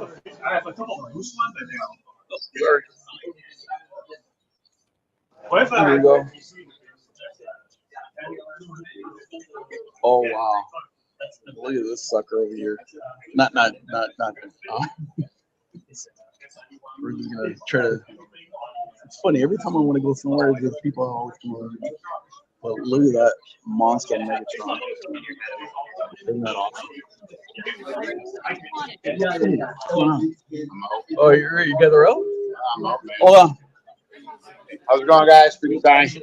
You guys are out? You guys are done? Yeah, we're done, man. I'm just doing one more interview, and then I'm out. We got to go hit a toy store in London before it closes because they all have masterpiece Transformers. Called Hero Toys, by the way. And basically, every time I go in there, they have masterpiece in boxes, perfect condition, for dirt cheap. So At Toys R Us. No. Oh, sorry, Heroes. Heroes Comics in London. In London, Ontario. Okay. So yeah, so we're gonna go hit that before it closes. And you know, I'm exhausted. This con has been crazy all week. I met so many people. It's just absolutely insane, and it was good to see Children of Primus doing their thing. Awesome. Next year, I'll have to do a real interview. Hey, hold on. Yeah. Give your shout out to your channel, man. Freakenstein. That's all you gotta look for. Freakenstein. It's not Frankenstein. It's Freakenstein. Send them boxes. Hey, freak. Yep. I'm the freak. And yeah, look out for my live giveaway too, bro. Because I'm giving away one on TFCON exclusive, the Galvatron figure. So anybody that joins my channel has a chance to win that, and many other giveaways that'll be coming up soon. So Awesome. have a great con, man. Yeah. Safe trips, okay? Yeah. You too. All right. One of our what's called members that jumps on Children of Primus once in a while with us and have a conversation. You remember this guy? We're in Andrew's corner now. He came to our corner, so we figured we'd come and see Andrew. So Andrew, yes, what's happening for today? Nothing much. You know, it's a little slower, but you know, it's chilly. I wish they would turn off the air conditioning. It's a little hot. Hence, I got 2 glasses of water. You know what? Today they turned on a little bit of the air conditioning today. Yeah, I was talking to somebody in the middle, and they told me the hotel turned off the air conditioning at night. So I guess it's gonna kick in later, hopefully. Oh my goodness. Yeah. So and they were telling me at least the table in the middle, ages 3. They were moving some of the not Boris. What is his helpers? Oh, okay. So he's moving some of the boxes, and they're kind of soft. It's really? like it's a humidity. Oh wow. Yeah. So it's interesting. Okay, so what do you got here? What's your pride and joy here to get rid of? My MMC or Mastermind Creations predacons set. And then I want to get rid of my coneheads that I've been bringing to many toy shows. Transformer ones, not from I will make a good offer if anybody's interested. Can they reach you if they wanted to? Sure. Where? I'm usually at these toy shows. So, hold on. Are you the only? Okay. Do you only do TFCon or do you do? No, I do the other toy shows with like Awesome Toy Show. Right. The 80s ones. Yeah, the 80 one. Yeah, which is also co-run with TFCon with Colin, so which is good. Yeah. Good promo. Exactly. There. Yeah. I'm usually at the toy shows. I help out Titan Toys. You know. And I see that unicorn behind you. Yes. Are you interested in it? Unfortunately, it's not mine. It's my table mate. I'm gonna have to come back. The reason why is because he'll give you a great you guys been haunting me with this Unicron. Yeah, and it's the I think it's the 30th anniversary. Yes, that is it. No, that's the 25th one. That's the one that I saw at Toys R Us. Yeah, for, for $45 Oh yeah. at that time, and I said, you know what? I'll come back next week and grab it, and they were all gone. Of course, it's $45. Talking about buyer's remorse. Yeah. So I was like, ever since that day, I've never been able to grab the unicorn. I call it the unicorn because it's the unicorn that I've been, exactly right. Yeah. And because of Scotia Bank taking my debit card, that's why I have no money. So remember, like I was saying yesterday, send me money if you guys can help me out here, so I can buy my unicorn. I bought mine. I did the same thing, but I had to pay $80. See, there you go. How much is that one going for? I think he's asking for $150. That's not bad. You know, you can make him an offer. I can make him an offer that he can't refuse. Yes, exactly. Let me go find a horse. Okay. I'll be right back. All right. All right, Andrew. It's great seeing you. Good to see you. All right, let's keep on walking here. Oh, look who's coming. Look who showed up. I'm just here for a moment to show you audio things when someone's speaking. I had a little bit closer. I did, didn't I? No, you did. I was like this. You're holding it close to you, so then you don't hear the person that's speaking. But they can't hear you like this? They can hear me like this. Oh my goodness. Microphone. No, it's a telephone. Guy. It's a cell phone. Teaching you. Sound 101. Here, just go for a walk. Hold it up closer. Okay, sure. Are you staying with us, or are you going back to the base? Going back to the base. People are commenting. There's questions. So we're relaying it over to you. Okay. Just hold the mic closer to the person. That's it. MacGyver. That's all I gotta say. MacGyver. Okay. So they moved all the artists in here. So if you want to come here and grab some signatures, autographs, and so forth. With that, we even got the touch.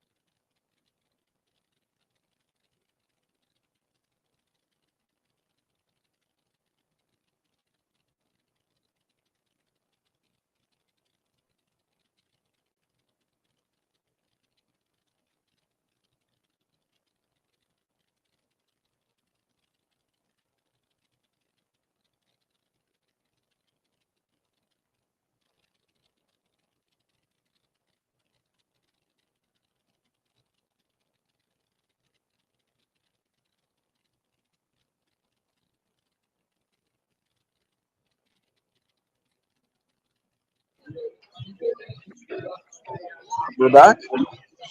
We're back. Okay, we're back. Like I was saying, we got the fembots.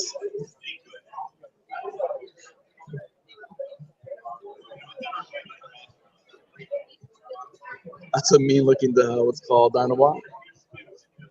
We got movie Optimus Prime here.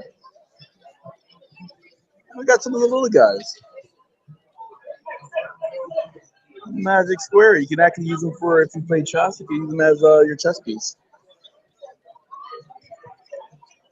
Right, let's head that way. So again, we'll be walking around the main showroom or the main dealer room. If you're looking for any parts for your Transformer, this is a gentleman. If you're missing, I don't know, G1 Optimus Prime hand, like how I was missing them, this is the guys that come take a look at. If you're looking for Jetfire parts or magnets or whoever, these guys will have the parts for your Transformers. And as you can tell, again, a lot of G1 figures up here.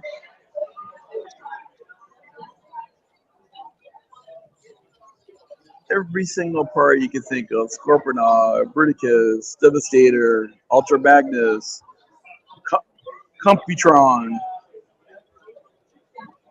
So sometimes, like, again, I still have my collection at home, and obviously when I was a kid, you know, I've lost some of those parts, and so that's why I look forward coming here, so I can repurpose those parts and say, hey, look, they still look brand new, never lost anything or broke anything, right? So, but the cool thing is, at least they're still original G1 parts, right? It's not like they're getting them 3D printed like the Decepticon. Lots of G1 figures. Lots of G1 figures.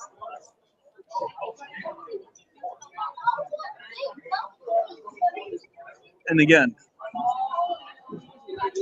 if you're not looking for G1, we got Legends, we got Generations, we got Headmasters, we got, you know, Powers of Prime, we got what's it called, Cyberverse, all kinds.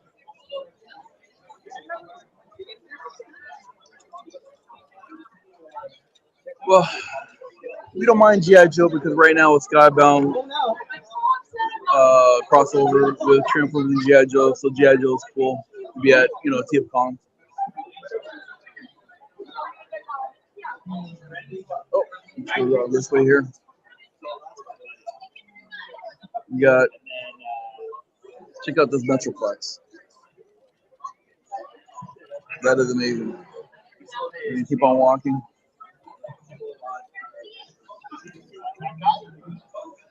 There's TF Source.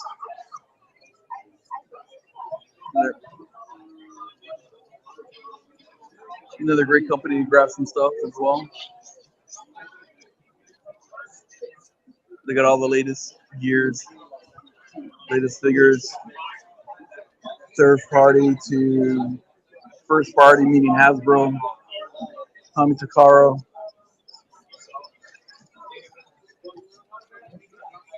Right now it's lunchtime, so this is a good time. Lunchtime is a good time to come because it's not as busy because everybody's gone to eat, right? And this is where now you can take that extra moment and get that deal. Start haggling them, right? Oh, by the way, if you ever want to spend a cool Christmas gift idea, just let you know. Mr. Defensor. Right? How you doing? Good. So keep on walking around. We got Aegis 3 and Up, another great Canadian company. We got to support our Canadian boys and girls. Aegis 3 and Up.com. We got Mr. Boris over there, the main man. Look at that, he's doing a nice deal.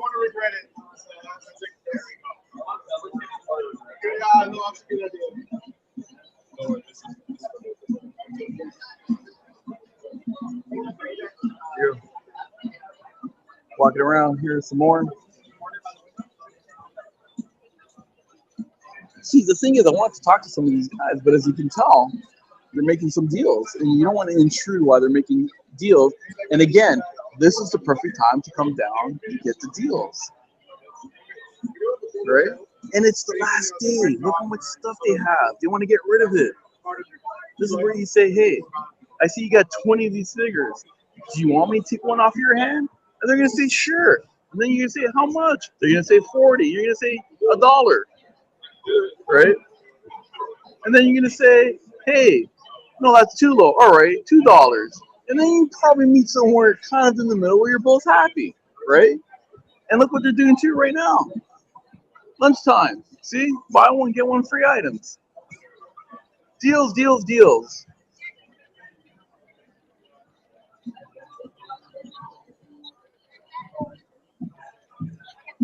And not just only Transformers, but obviously we have a whole bunch of artists in here. You got these little tiny pins and figures and all that kind of stuff. They're called custom minifigures. Hi there. Is this your booth? Did you make all these? No. No? Oh, okay. Oh, you got it? Okay. You went up. Oh, you gotta show spin this. This is for Fear and Courage for Anthony. So if you're looking for any Christmas items to get him, Beast Wars. For me, it's my magical unicorn. Send me money. I had GoFundMe, Patreon, / Michael, whatever. Right?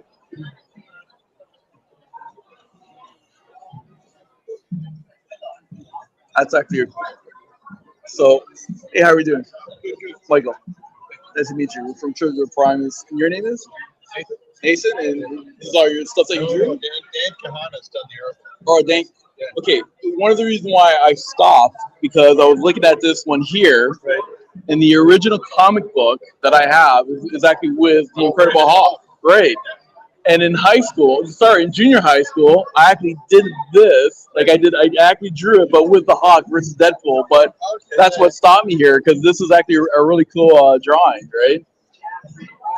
And so, do you have a company? That anybody can get a hold of you, or? I sell the artist. Hold on, let me just. Go ahead. I sell the artwork on that site. So okay. I sell the artwork on their different artists and original comic book art. So awesome. So the pages that they use to make the comic books. Okay. We'll sell the original artwork to those ones here on the website. And then we also have the prints. No, I love artwork. I always pick up some stuff and all that, right? And like I said, that's the one that caught my eye right away. So that's pretty cool. All right, thank you so much. Cheers. Again.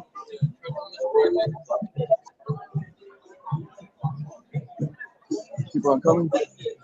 Yeah, we're doing. We got some good. We got some more artwork. So he's on a row in his 5-hole. So we're looking at some of your artwork here. You want to give yourself a little promo.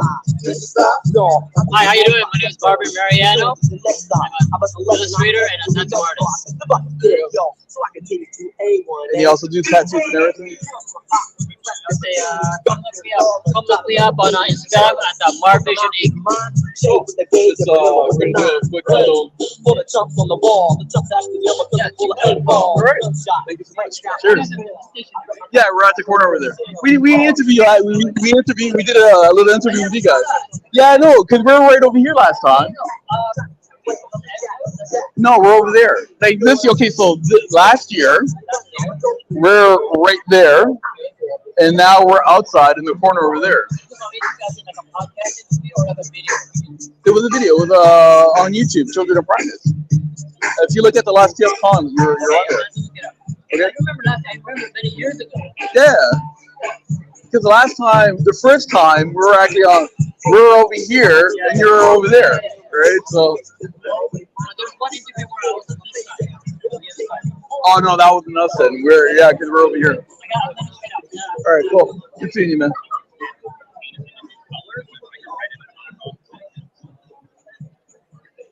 Here we go. Some more. We also got some Masters of the Universe.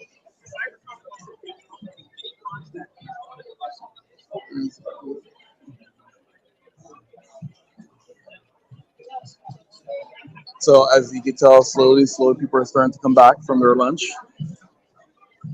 And they're going to be buying all the good stuff. So you better come here quick. Oh, we got some more G1s.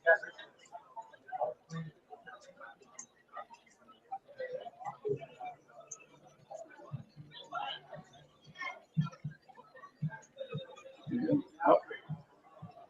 We got some. Doesn't look like this, but Nope.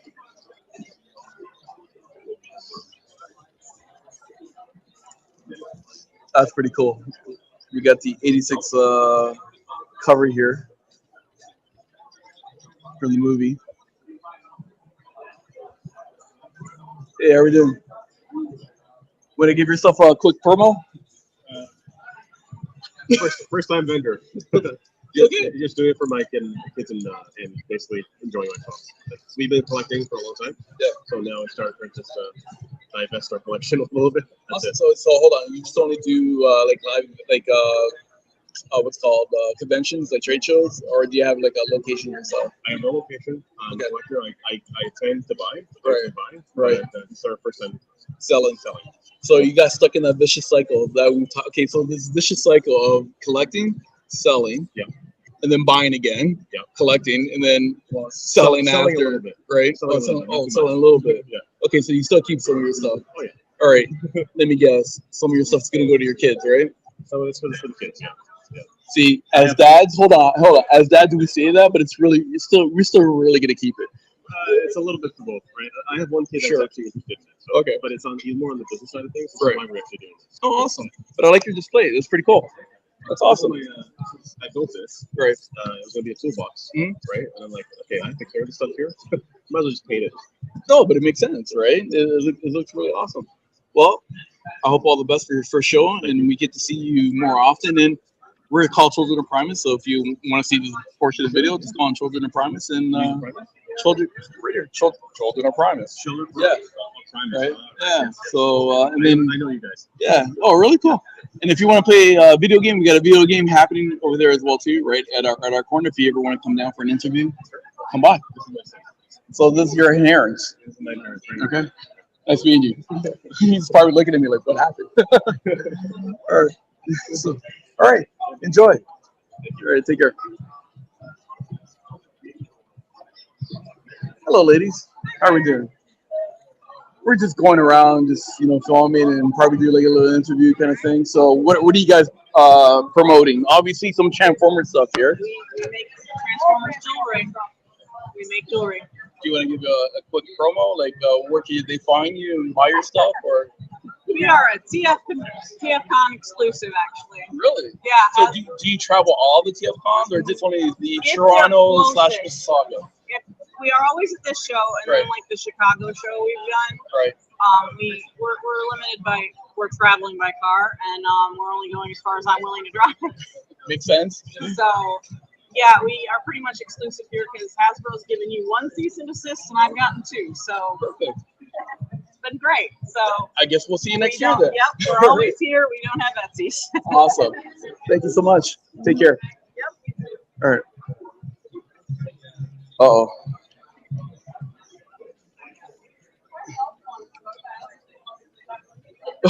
Uh-oh. You gotta watch out for this guy here.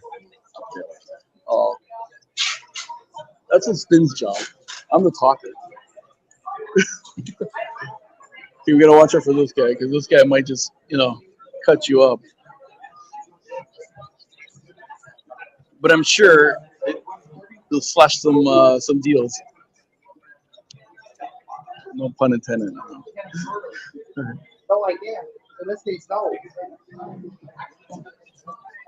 All right, so I think we came to the very end of the show. What I mean by the show, the dealer room. So we'll do one more, I guess, roundabout, and then we'll make our way back, right?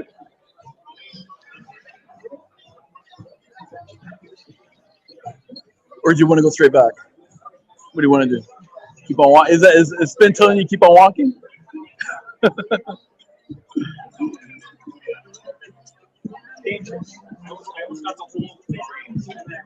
There you go.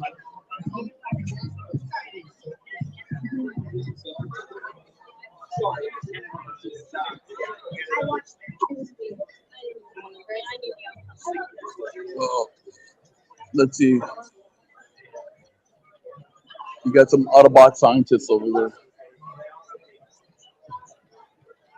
there. They're conjuring up some plot to get a deal.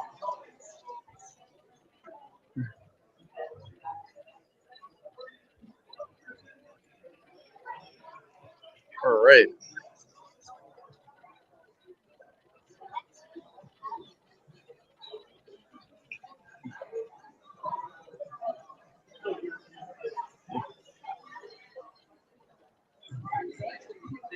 So again, if you are looking for something, you're definitely gonna find something here. Like this guy.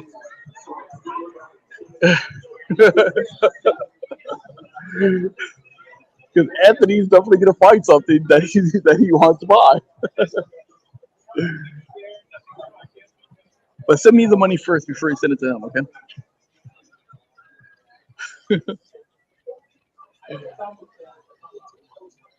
All right, we're gonna make our way back to our corner.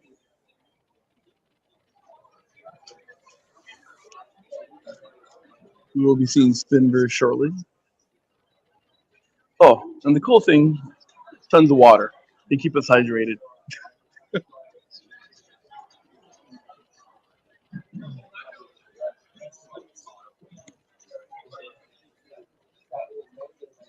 Mr. Spin, we're heading back. Yo, yo. Can you hear us? I hear you. All right. So I am back.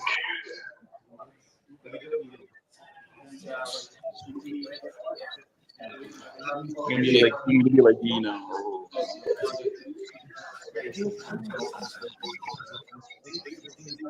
All right, can we take a 2-minute break? We could. Because you know what always happens, right? You go for a walk, and then you see like jugs of water. You gotta get it empty. Okay.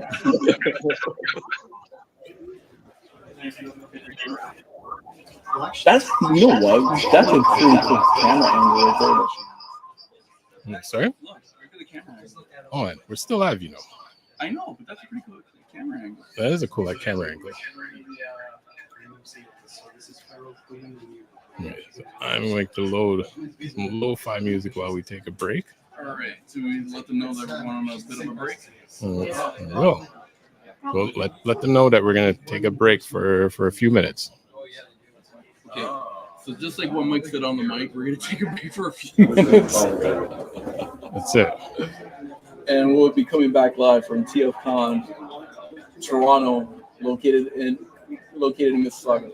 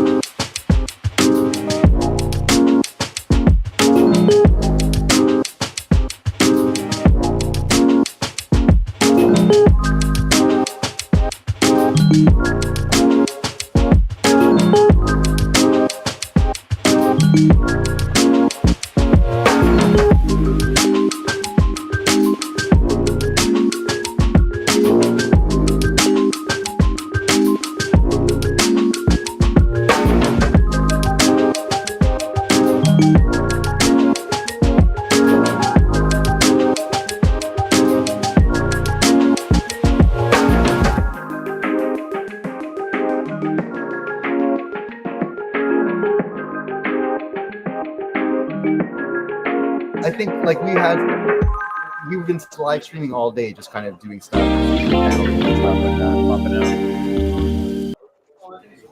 Hey, So we are back with Children of Primus Frenzy Freestyle Sunday live at TFCON, and Decepticon has a guest with us this week. Hey. Who do we have? This here, Michael Mercy. I met him at TFCon on my way in. I was carrying some boxes, and this gentleman was so generous enough to help me out, and introduced ourselves. And turns out this guy is quite a celebrity. So no. The real celebrities are sitting out in the entranceway there. You got Gary Chalk and Bob Budiansky and Simon Furman and Stan Bush. He's got the touch. He's got the power. And it's been a pleasure to meet all of them. They've been so nice. And everyone else has been so nice, too. This is the first time I've sat in on a bunch of Transformers panels for TFCon. Every other time I've just gone into the showroom. But I'm at the point now where I don't really need any other toys. I picked up a few knickknacks here and there, but I wanted to check out the panels. And everyone has just been so awesome. Like, the panels have been great, really informative and funny. And the crowd is just so supportive and loving. There's just so much love in the air. And it's kind of like, I haven't been able to go to a lot of these conventions. And like I said, when I do, it's mostly just shopping, right? Mm-hmm. It's a real stark contrast to the internet. There's a lot of cool people on the internet too, but there's a lot of bullies. There's a lot of people who are really tough from their basement talking into their cell phone. Mm-hmm. I can't, there's no one here that would even think to say something to someone who has, flamboyant hairdo or interesting fashion sense.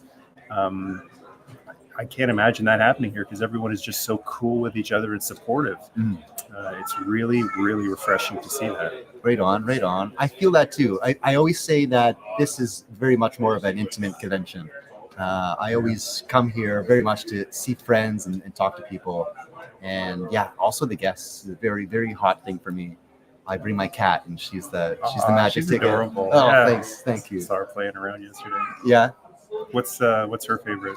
His or her? Her. What's her favorite Transformer? Ravage? Ravage, yep. She's into the cat bots. I figured. Who's yours? My favorite is Ratchet. Ratchet because he's G1 Ratchet. Okay. Yeah. Or Prime Ratchet. They have those characteristics that cross over. He's very much a caring bot. He's a medic. He's very concerned about his friends. But at the same time, he can get out of that pilot seat and take out 2 pistols and boom, boom, boom on an Autobot shuttle. He's a real heavy, but he's really soft at the same time. I like Ratchet quite a bit. Is your mic live? My mic is live. Who's your favorite? My favorite, for a few years it was between Jazz and Blaster. Oh, yeah. In recent years, it's more Defensor. Defensor? What? G1? G1 Defensor. And part of it was I got the Protective Box gift set from my mom for Christmas. And that's been my favorite combiner. In recent years, learning that between all the combiners, he has a team where he's got 3 fighters and 2 pacifists, but they work well together. And unlike, say, with Minosaur, where it's there's a mental conflict because everyone hates Motormaster. So when they're combined, Minosaur is crazy. Yeah. But Defensor, they put aside their differences, protects humans, and they work well. Even that time when First Aid was I'm done fighting, you guys do your thing. Yeah. They're still able to work through it. Mm. That's cool. That's why I love coming and to these types of things and actually talking with people about this type of stuff that I've seen those episodes millions of times and I've seen the toy millions of times. I have it. I've never thought about that there's 2 pacifists on the team, and First Aid is an arm, so he does some of the clubbering, right? Mm-hmm. Which is that's a pacifist going, okay, necessary, for the greater good. But right. That's wild. I've never heard anyone say Defensor was their favorite, and now I totally get it. Yeah. That's awesome. That's awesome, Spin. Yeah. And do you have a favorite Transformer? Well, it was Prime for a while. I recently rewatched that Optimus Prime video I did on my channel, and you don't have to go solo. Get back in there, man. Get back in there.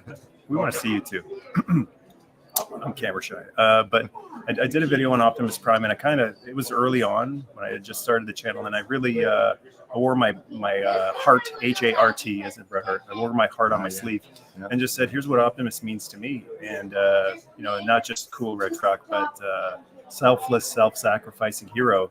I rewatched that video, and I kind of watch it now, and I go, wow, like who did this? Kind of like a lot of my old writings, a lot of my old poetry. I'm like, where is this coming from? And it came from influences like the Dan Millman book, Way of the Peaceful Warrior, ancient writings, the Time of Warriors, 300 Spartans, and all that stuff.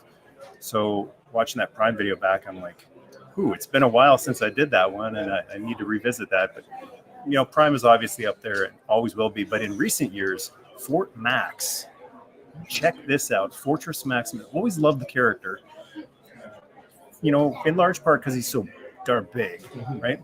But I chatted with Bob Budiansky on my channel a while back. He was nice enough to talk for quite a while, and he wrote the Headmaster's 4-parter.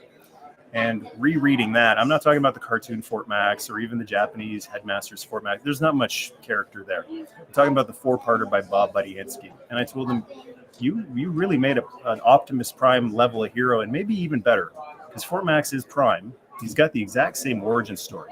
I'm done fighting. I'm tired. I'm leaving. If you want to come with me, but I'm leaving. It's the exact same setup as Prime. The only difference is, now in the comic 4-parter, he's not a city, but he's still really, really big. So he's Prime, but bigger, more powerful, more responsibility, more destructive capability. So I started seeing Fortress Maximus in the way Bob wrote him, and then just kind of combining him with my own headcanon too. Like, what if you take Bob's personality, put it in the city, put it in the giant tower, and you've got a peaceful warrior who is Prime, but what if Prime was a tower?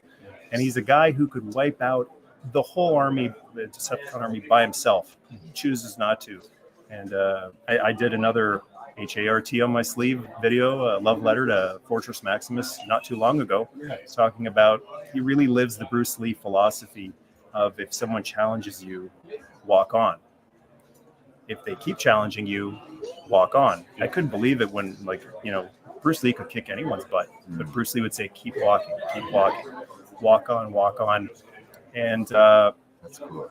If they keep hounding you, and this is actually great advice for the internet, because like we said, there's people on the internet who are super brave. If they keep hounding you, run. Now you're like, that is an absolute coward, a man who runs from a fight, or a woman who runs from a fight. That's a coward, isn't it? In Bruce Lee's mind, no, it's necessary, because if you are that destructive or capable of that much destruction, you better run, because you're capable of something most people aren't. You need to be responsible with your capabilities, and you need to run. I'm like, run? Why would Bruce Lee run from a fight? Well, Fortress Maximus literally runs from fights. And this is the part that I love about that Bruce Lee quote. He goes, if you run and they chase you, stop, turn around, and destroy them. Nice. Yeah, finally. Because there's got to be a point somewhere where you put your foot down. And Bruce put his foot down. And when he put his foot down, whoever was hounding and harassing and bothering him never forgot it. And I just thought, that's Fort Max, man. When he puts his foot down, you're literally gone. You're flattened as a pancake. And it was that combination of the gigantic toy and Bob's writing that made me realize Fort Max, he's a giant Optimus Prime. That's very cool perspective. I love that. I mean, with Bob Budiansky writing the early Marvel comics, and I've seen in many streams that I prefer the four-part comics over the Rebirth episodes and everything else, because it was written well and written in that Marvel style where the main comics are still running, but then here's this side story that's happening, and then it all merges back together. Whereas Rebirth is just they complained about it. They just threw it together as just a 3-episode commercial. It's an afterthought. Yeah, but in terms of Fort Max, I didn't study him as much, so now I'm more interested in Fort Max. But he also follows kind of the Hulk philosophy, where it's they don't realize Banner could basically switch to Hulk whenever he chooses. Yeah, he chooses not to. No matter how much you bug him, it's in a sense, don't bug me because I'm a Hulk. Yeah. Once I turn into Hulk, like you can't stop me. So I'm just gonna back away and let you do whatever you're doing. Yeah. The responsibility of only when necessary. It's the old saying, mess around and find out, mess about and find out, but boy, do you ever find out. Cool. That's really cool. So how long have you been how long have you had your channel, and tell us about your channel? The channel, when did I start that? 2016 or 17. I was just chatting about movies and books and shows and toys. The toy related stuff gets the most views. I like a medley of everything. Just like in my collection, like I like Inhumanoids, I like Visionaries, and I like talking about them, and Cops and Crystar. So yeah, the He-Man and Transformers, G.I. Joe get the most views, but I always try to remember that it's a hobby. Yes. And the toy collecting is a hobby, the comics, it's all entertainment. It's a reprieve from, what you go through every day to get through the day, especially as you get older. It starts to get, harder and harder. And Stan Bush's lyrics for the touch start to mean more and more, right? I was just talking with Stan. It's amazing. Stan's right around the corner. And I talked to the man himself about it. I said, your lyrics are so inspiring because they're not just saying you can do this. You can win.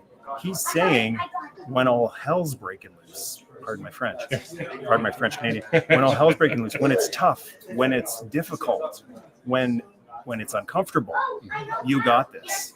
And that's the thing to remember when things are going really, really bad and the storm is hitting hard. That's when you bow up and you get tough and you conquer. You don't do it when it's a nice sunny day. It comes out in the challenges, and we learned all that in all the cartoons and comics that we got. So yeah, I love the obscure stuff too because it has the same message, comes from the same decade. Like Stan said, stay in the 80s. That's the secret, because that decade was all about just keep a positive attitude. Keep a positive attitude even in a negative world. Oh, it's so true. You kind of have to. Oh, you have to. Well, the alternative isn't very nice. Exactly. So, fight on. Yeah. Well, one more question. You were mentioning that it was important for you to meet some of the celebrities that really made this franchise a memorable thing for us.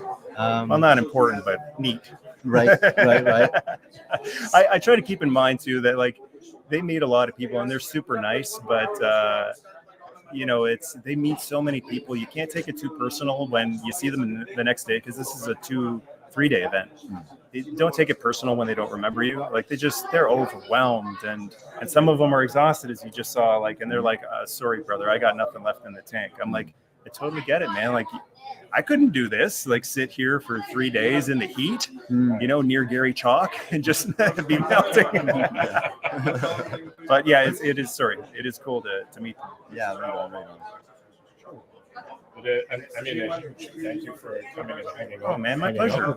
My pleasure. Thank you for inviting me on. This is cool. Thank you so much, man. Hi to the live stream viewers and everyone on replay.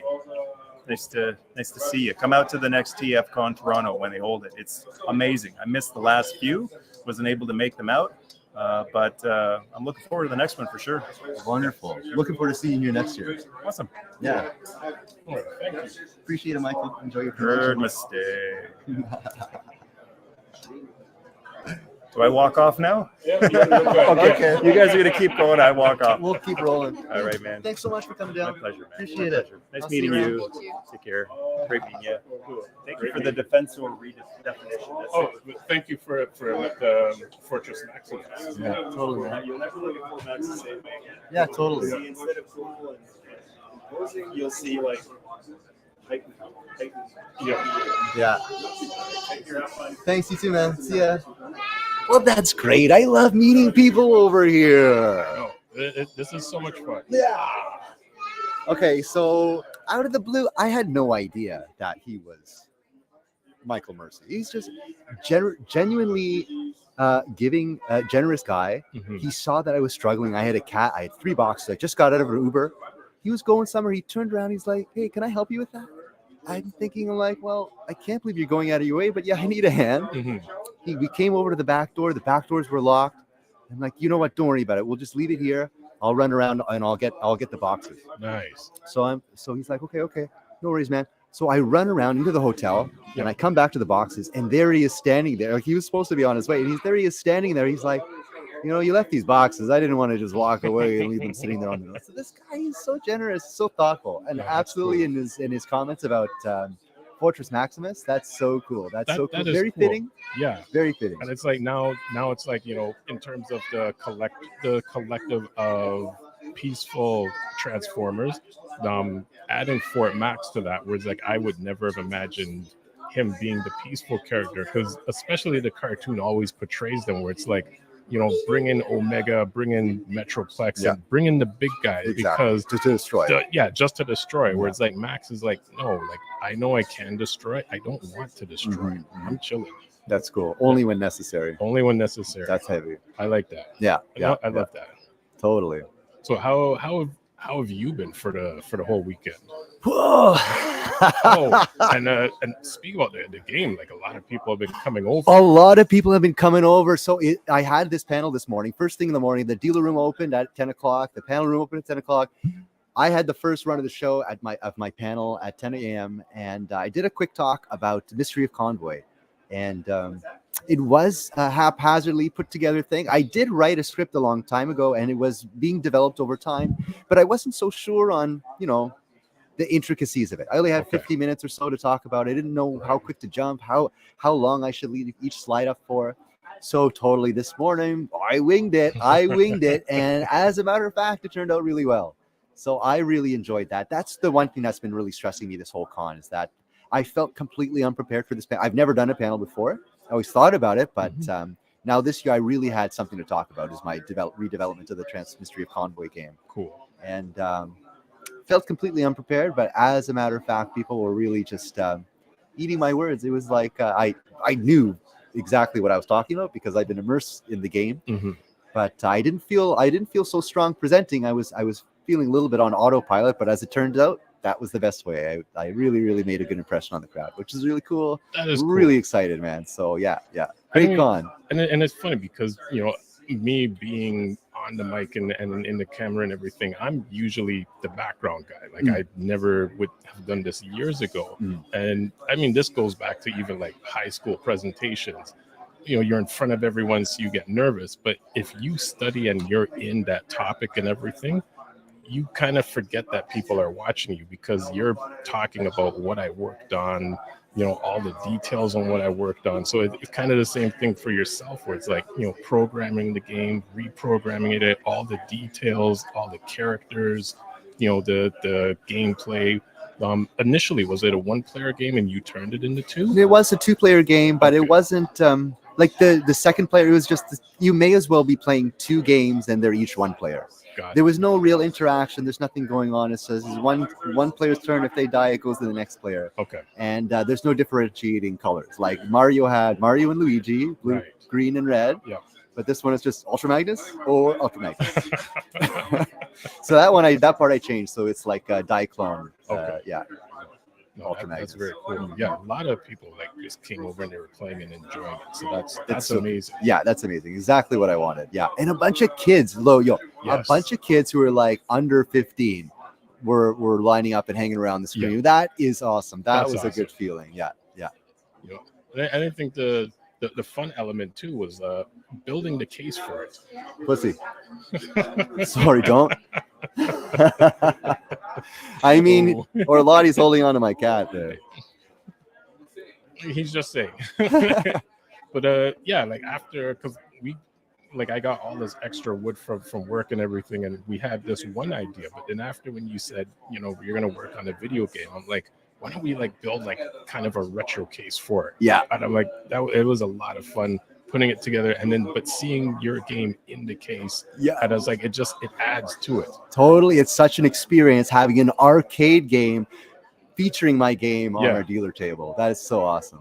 And I mean, that's the thing with a Transformers community. At no point, like a year ago, if someone said, well, you're going to team up with someone who's going to redevelop a game and you're going to build a case for it, I'm like you don't know me. Like I'm not a carpenter, but I'm gonna try it and That's have fun cool. with it. That's know? so cool you did that, Spin. Yeah, no, I enjoyed it because it's like seeing everyone like playing your game. Like that's the cool element of it. Totally.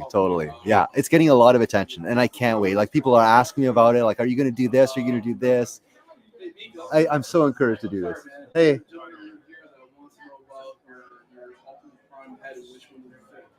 I got to talk to some attendees at this convention. That's what it's all about. That's all about. See you all live stream. I'll be back in a bit. All right.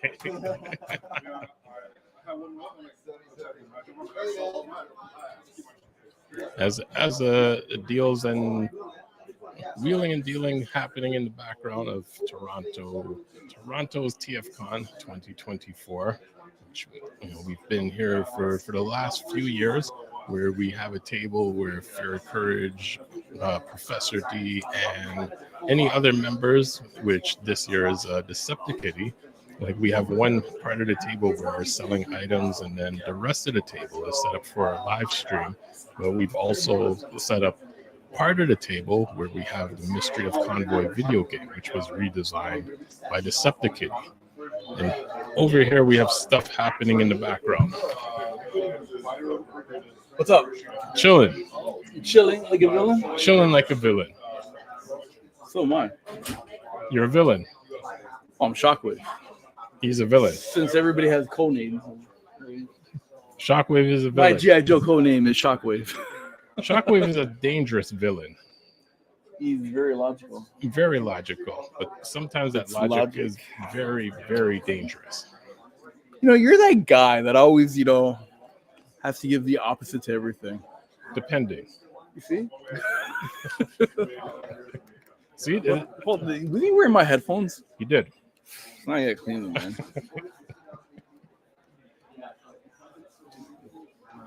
It's one. I understand. It's one of those things, You have any prayer? Touch my stuff. I do the same thing with my headphones. Oh, they're going on my ears. Exactly. I know, right? As we can see in the background, we have a tropical storm happening. It's because I came. You're a tropical storm. The power. It's okay. I'm the quiet storm. Of the Children of Primus side. Yeah. So it was very humid today. So hopefully this will clean up some of the humidity. Hopefully. It's and then also get a free car wash. No worries, man. It was a nice butt shot. So what? Ray Gamer on YouTube. Hey Ray Gamer, how's it going? Like our videos, subscribe to the channel. He was here yesterday. Who? Ray Gamer. Oh, he was there yesterday. Cool. He was here yesterday. Sorry, I wasn't looking at the monitor. My bad. Well, tell us, did you enjoy TFCon Toronto? I can't hear you. Why can't I hear you through my headphones? I'm not sure. No, do that again. Stop. Yeah, right there. There you go. Now I can hear you. Now you can hear me. Because you sounded like yesterday. I sounded like yesterday? Very calm and low. I tend to be calm and low. You know what I mean? 1-800. Take me for a spin.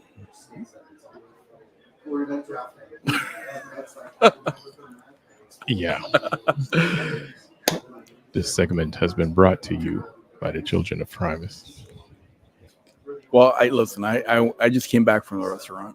How was it? It was fantastic. I had a bacon cheddar cheeseburger. Nice.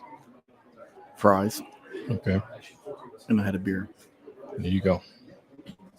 A beer. Because we do not promote drinking and driving. No. Drink responsibly. Obviously. A beer after. Well, I should say I had an Energon. There you go. You had an Energon. I had an Energon. So how has TFCon been for you so far for the weekend, for all of yesterday and today so far?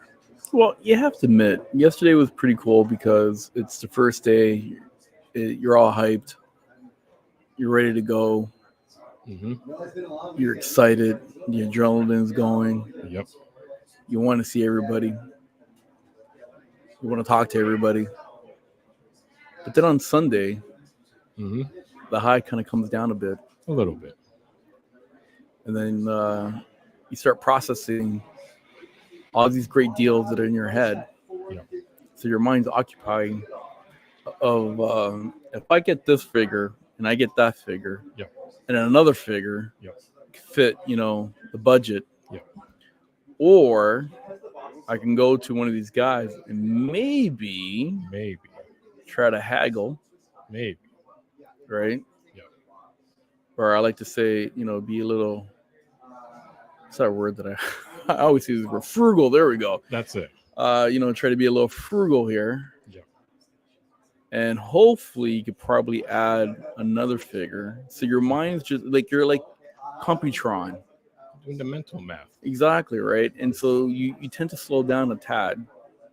It's like a computer, right? When you got too many tabs open and then you're taking up too much memory. Well, that's, you start to close mental tabs and focus on the task at hand. Yep. So you're like, okay. But then you get all excited again. Yeah. Because 4:30 is coming around the corner. Yes. And I'm still hey, listen. They still said that I'm going to be on the panel. Let's run with that. That's it. No. That's where the hold on. Okay. I don't like to give false news. Correct. Or fake news, like they say today. Correct. Right. So that's what I'm saying. I'm hoping that I still get on that panel. So I'm actually getting excited for that and a little nervous as well too, because that'd be like my first panel that I ever done or did. Going to do. Grammar people. Grammar. Right. So now you got the butterflies happening right now. So that's why I had a really good bacon cheeseburger. There you go. With fries. There you go.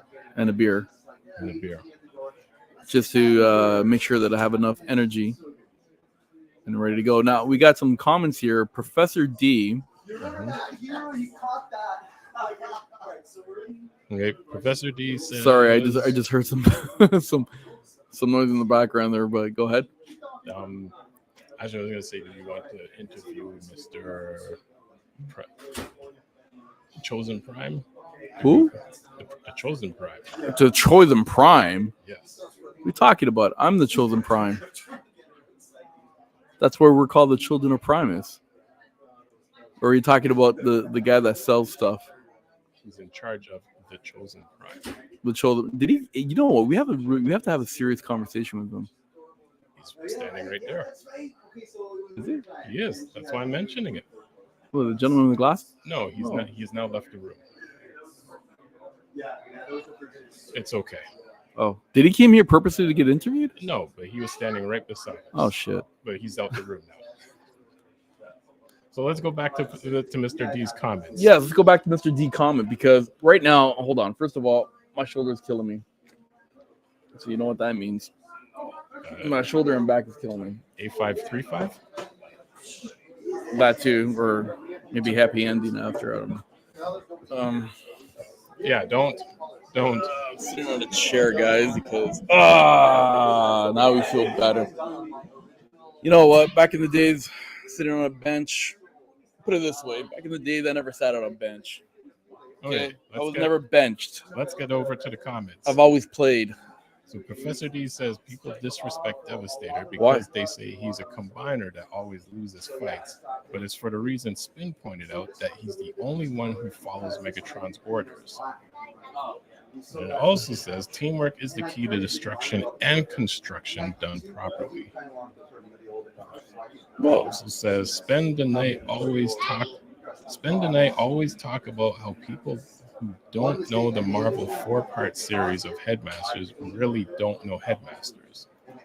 I think these comments all came in a bit. Holy late. crow, man! Yeah. Like But Fort Max definitely. It's a lot of comments. One of my favorite characters, and you're making me remember and feel remember that and feel like I don't want to sell that figure on the shelf next to you, which is funny.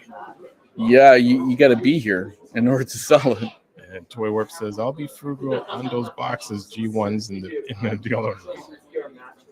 And Professor D says, I'm voice texting in the rain and not always looking at the phone, obviously intentionally, so you'll have to I don't remember how to say that word. Discombobulated. No, what No? I actually meant to say. What are you saying? Yeah, my mouse is frozen there for a second. Uh-oh.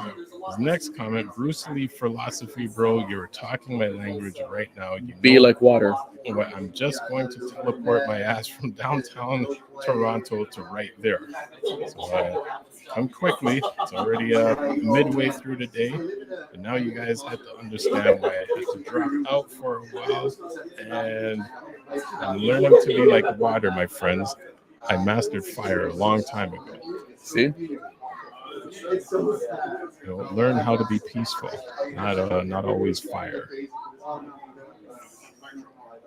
You missed the part when I said be like water. As soon as you said Bruce Lee's name, I said be like water. I saw that. Be like water. Okay? Yeah. You need to learn how to flow. That's it.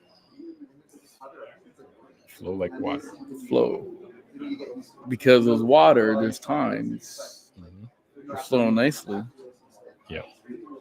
But then there are times you have to flow with a little bit of rage. To clean up a lot of the crap away from you. Like what's going on outside just a bit earlier. A lot of water. Free car wash. A lot of water. Free car wash. You know what I should have did? Put your car in the parking lot and get a free car wash. No, I should have brought Dawn.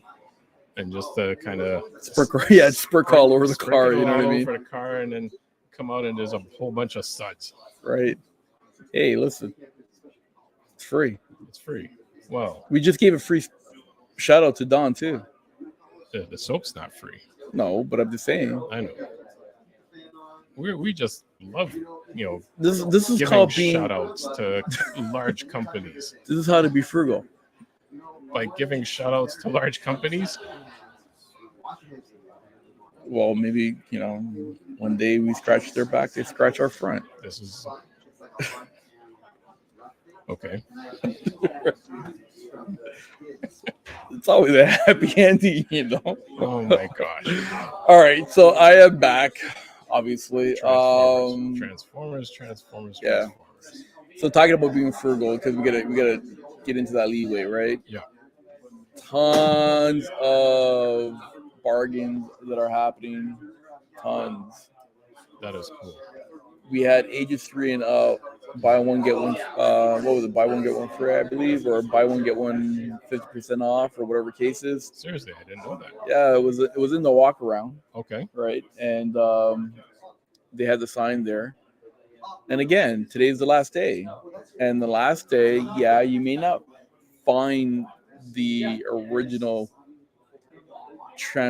figure that you wanted because you decided to say, you know what, I'm going to wait a bit, and then you get buyer's remorse. Yep. Oh yeah. Or is it? Hold on. Is it buyer remorse? Because isn't buyer remorse when you buy something and then you regret it? That's buyer's remorse. Okay, so what is this? What do we call it then? Just disappointment, or missed the. I guess fear of missing out wouldn't apply, but it's essentially you should have bought it when you had the chance. You didn't. Yep. Now it's gone. You missed out. So buyer's regret. Buyer's regret, maybe. Or I didn't buy regret. Any type of regret. Okay, so. Disappointment, regret. Right. So you don't want to feel like that. No. However, there is a counter to that. Which is? Even though you missed out on Saturday's, figure that you wanted at the very beginning, right? But you can make that up by coming down and grabbing a hell of a deal. On another figure. Exactly. There may be another figure that you didn't realize you needed or wanted might be available. So what happened is that when you leave here today,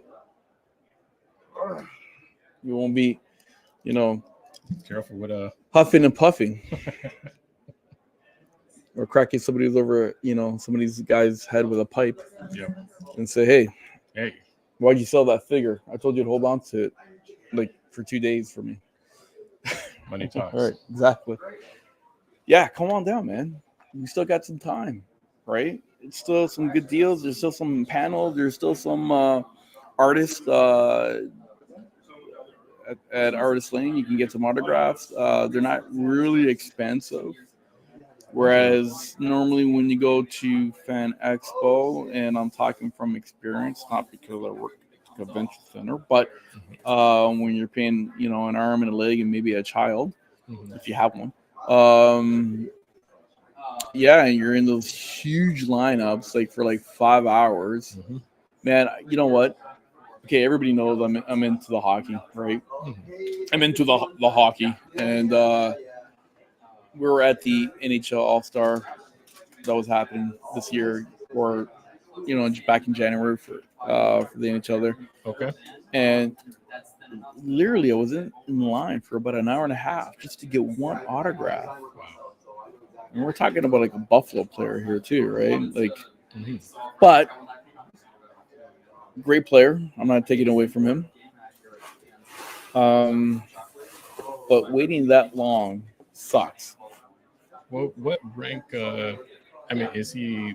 I guess if you put him in the rank of like 1 to 5, like what? He's a top defenseman. I can So say he's that. like a number 1 player. Well, he's the number 1 player on his team.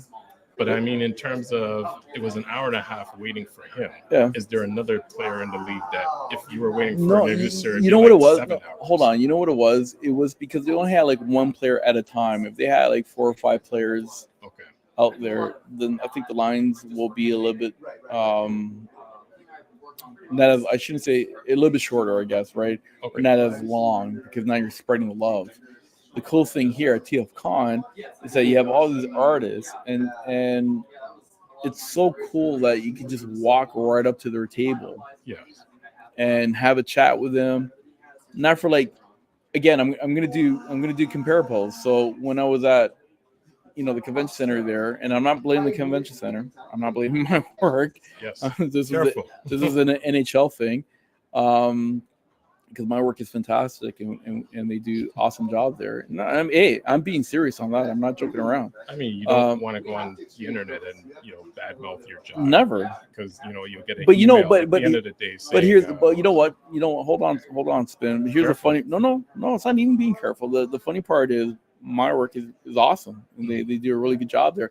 And I'm not saying that because trying to kiss butt here, but we actually do a really good job. And when I come to convention, right, I put on my convention goggles on, right, and I look at how things are done accordingly, and I do comparison, or I sit there and I say, hey, who's this guy interrupting my talk here? But I'll let this one slide because it is Galvatron. Yeah, what's the story behind that Galvatron? Okay, so we have an attendee here. His name is Nathaniel. Came by. He's checking out my 3D printed stuff. He's like, I do some 3D printing too. New models. And he shows me this Galvatron, and I'm like, oh yeah, that's whatever. It's a cell from the movie. And it's like, no, this is a complete brand new render from Blender he was doing. That's impressive. Wow. That's impressive. Wow. Okay, we're gonna have to collaborate on something because that is so impressive. Oh yeah. Okay, sorry. Continue. Ow. What the? So because I've been working for the convention center for a long time, right? I do put on my goggles, my convention center goggles on, and I look at all the conventions wherever I'm attending, and I'm like, okay, what are they doing good? What are they not doing good? What could have been done better? Or maybe I could steal their idea and bring it back to my people, right, my colleagues, and say, hey, I've noticed this or I've seen this, right? And that's the cool thing about my work, right? Everybody always collaborate with each other. But you know what? That happens in any. It does. Because as a DJ, I'll go to an event and then automatically my ears are like, what are they doing and not doing? No, you're right. It's You're automatic. right. No, you're right. It's automatic because you care. Yes. Versus, I'm just getting a paycheck, so I don't give a shit. Correct. Right. So So when I do come here and I look at, the setup and the improvement, what they've done, I do crack some jokes here and there about little tips, deodorant and stuff like that, right? Right. But I have to admit, I really do like how they set up their artist lanes, because you can just walk up to them and say, "Hey, what's up?" But I'm going to tie it into what you said initially, and with Artist Alley, because I was actually going Okay, to hold say on. that. Is it Artist Alley or Artist Lane? What do you call it? Well, it's usually called it's called Artist Alley. Okay, so It's always been called Artist Alley. it has. It still is called Artist Alley. They just moved the location. It's still Artist Alley. That's what we know it as. I usually call it Artist Lane, because Oh. this is like a laneway here. True, but they've never called it that. Well, too bad for them. Anyway, so hold on. Let me just finish out my last point and then pick up. Okay. All right. So, like I said, the cool thing is, you get to walk up to them, have a good conversation with them, and it's not like you're being rushed. Right. When I was at the NHL, lined up there, it's like, you're almost being lined up like a bunch of cattle. Right. And then then get everyone and then you're like you're telling to be, okay, hurry up, whatever. And it's like, I remember as soon as I got up there, each player had like an hour. Okay. Right. And obviously we're kind of near the end of the hour, and the people that were ahead of us, were taking their time, taking pictures and getting their autograph, whatever. Right. Yeah. And then it came to our turn, and it's because, it's near the, hurry up, you can't take this picture. I'm looking at them like, excuse me. If they're able to take pictures, I'm able to take a picture. I waited just as long as they did, right? And that's only fair. And you're paying for it. Exactly. Okay. And so the thing that I like here is that they don't rush you. They didn't tell you get the hell out. There's other people waiting, but there's also common sense and common courtesy as well, right? Which is good. But now this goes back to my Okay. my original Go ahead. question, because now when I asked it, because I don't follow sports, so when I asked in terms of where that player sits, now I know you said he's like a great defenseman for his team, but there's multiple teams. Now tie that in with Artist Alley. We've got the different writers, singers, and people involved in the franchise. But when you go in that section, there's certain tables where it's like there's 50 people waiting to see this person. There's 5 people waiting to see that person. Yeah. So that's why I was like, is this a hockey player? Like, I'm gonna I'm gonna camp out the night before to see this player, or is he just like, he's just a cool player? If I wait an hour, No, it's okay. he is a good player and all that, but it kind of goes back to what I said even before, right after that, right? Here you have like 10 artists. But is he at the level of Gretzky? Like, if we No, said nobody's the Gretzky's level of signing, Gretzky. Come on, man. That's what I mean. If someone said Gretzky's signing, they're gonna sit and wait 20 hours for him. Okay. As opposed to whoever this That guy is that is called the exception, right? But my whole point is that what I like about what they've done here is that you have 20 artists in the sense of, okay, this guy's line is a little too long for me to wait. So you can go. Now I can go to another person over here just as much as important to me, right? That I want to get their information or autograph or story. Right. And I don't want to, it's not sounding mean right now, but to kill a little bit of time. No, it's not mean. It's a right? better structure. Exactly, right? So I can go there, get my story that I'm looking for, get my autograph and all that. And while I'm doing this, now this line is starting to get less and less, and then I'll hop over here. Right? And that was the issue with the NHL when they only had one player came out for each hour. Right. Which now you're kind of, and here the sucky part is that you could be in a lineup for, I don't want to use names, right? So you're there. It's like player A is there. You're like, oh crap, man, player's there. That's the guy that I want, And so you show up and you get in line, and now an hour passed and player A is gone, and he's not coming back. And now you're gonna get player B signature, which you didn't really want. That's a horrible structure, because if someone's waiting an hour for player A, you should. So I understand how TFCon has done it. Yes, it makes more sense where it's like, correct. You have the option of going to all all the Yep. different, Yep. people. Yep. But that's why I was only asking. Whereas, like, I'm say in the hockey sense, I'm sitting and waiting an hour to get an autograph from player A. Now his turn is done. Now player B comes along. I don't want player B because really, player A is like on the top guy, like he's making $1 million a game and this and that. Player B, like, no one really wants. But here's the other thing as well too. Let's just say, you want player C's autograph, right? But you go line up for player B. You get what I'm saying? Yeah. In order to get it, in order to strategically get yourself into player C. Yeah. Right. And so that's why I'm saying, like, putting on my convention center goggles, when I see things that are done correctly, it just makes the convention itself even better. Your experience here is worth it now. And I could see in terms of that structure how you're explaining it, and then, like, that's where you get into the corporate structure where it's like, okay, we'll only have 5 players' signatures available on a Saturday, so the first player's signature will be like that. From 1 to 2. That star player. Yeah, it's from 1 to 2. Every person knows of, and they'll all line up for it. Correct. We'll make sure that the B person is kind of like in between because no one really wants them. And then the C person will be kind of, so in a sense, from what I remember of basketball, and again, I don't follow sports, the first person signing would have been Jordan. Then the second person would have been like, that kind of unknown player on some other team. Then C would have been like Pippen.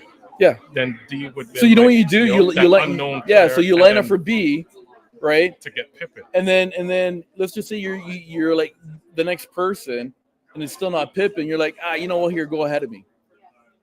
You could do that, right? You could do that. There you go. So again, the way how TFC structured this, especially for this year. Actually, well, funny, it is TFC. Well, TFCON, right? Yeah, so, but you say it that way, everyone will think something else. Okay, but yeah, TFCON. Yeah, TFCON. If I say TFC, it's TFCON, guys. Okay, so if I say TFC, right? So TFC. Yeah. The way they did it is that, especially this year, because okay, I understand, and I've always said this in the past. I hate mentioning the pandemic and all that bullshit, right? Right. But coming back from the pandemic, it took a little bit of a slow reboot. Just like when you reboot an old computer, it takes a little while, to reboot, right? Yeah. Okay. So there wasn't as many dealers, let's just say, right? But we've been to TFCON before the pandemic. Oh yeah. Right. So we know how the setup was back then. Actually, you have. I did it. I did. Yeah. So. Yeah, because my first TFCon was actually right in the middle of the pandemic. Correct. But the comic, the 80s toy show, yes, I think that been like 3 or 4 years before. Yeah, so I saw how the structure and everything should be. Right. And so it was, again, where we're sitting, Artist Alley, but it wasn't, how do I say this? And I don't want to say it in a rude or a bad way. It was just too much space in between the artists. There wasn't enough artists to fill in the space appropriately. How about that one? That makes sense. All right. And, there's going to be years that you can get all kinds of artists, and there's going to be years that you may only have 1 or 2 artists, right? Because it's called scheduling. Yeah. Right? Not every schedule aligns, right? So what they've done this year, I think they did a better job in the sense of, okay, we don't want that much space in between the artists or whatever cases, because that's wasted real estate. Right. Now I can put more vendors together. Therefore, there's going to be more figures now to choose from, and to make deals or whatever cases. And now you have Artist Alley, and where the artists are a little bit more closer. More intimate. They're kind of close to each other, right? And intimate, like how you said. But it makes the place looks full. Correct. Right? Not as spaced. No. And the thing is, Colin, founder of TFCon and everything, great guy. Yep. I can still see both sides of the coin, where it's like, oh, this guy here, both sides of the coin. I mean, you have a debate, you have to throw in both sides of the coin. Because remember, Artist Not Alley, one side, both sides. Yeah, I'm looking at Mrs. Spin. That's why. Artist Alley is full of artists. Yeah. And a lot of time, artists are the ones that, in the corporate mindset, they're like, well, you guys are just, up in the clouds and free thinking. We're not really focused on you guys. So you guys just go hang out in this little corner here. We'll focus on the main event over on this side. Whereas before, everything was intertwined. So you come into the main room, you come out and here's some artists, and you're like, hey, let me check it out. But this year, the artists are in a whole different section, and the vendors are in a different section. So it's a bit of a somewhat segregated situation. But but you don't want for certain logical reasons. Yeah, because you don't want to have a vendor next to an artist, especially a vendor like D. Well, not many vendors are. No, but I don't know any other vendor like D. But you know where I'm getting at, right? Yes. And this is not a disrespect to D. This is a prop to him because, again, being passionate and excited, right? Mm-hmm. That whole Grimlock. Obviously, it's a little quiet today because D is not here as of yet. Yeah. And so you don't want a person like D that's so passionate, right? And then next to an artist, and you're trying to have an intimate conversation, and then you get distracted, right?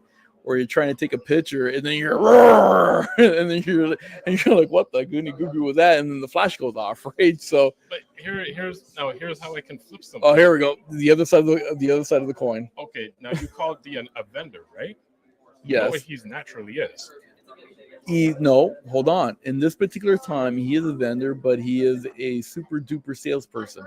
But out of the two things, if someone were to say, I know Professor D, over here we've got vendors and over here we've artists, where do you think most people would have said that he would fit more into?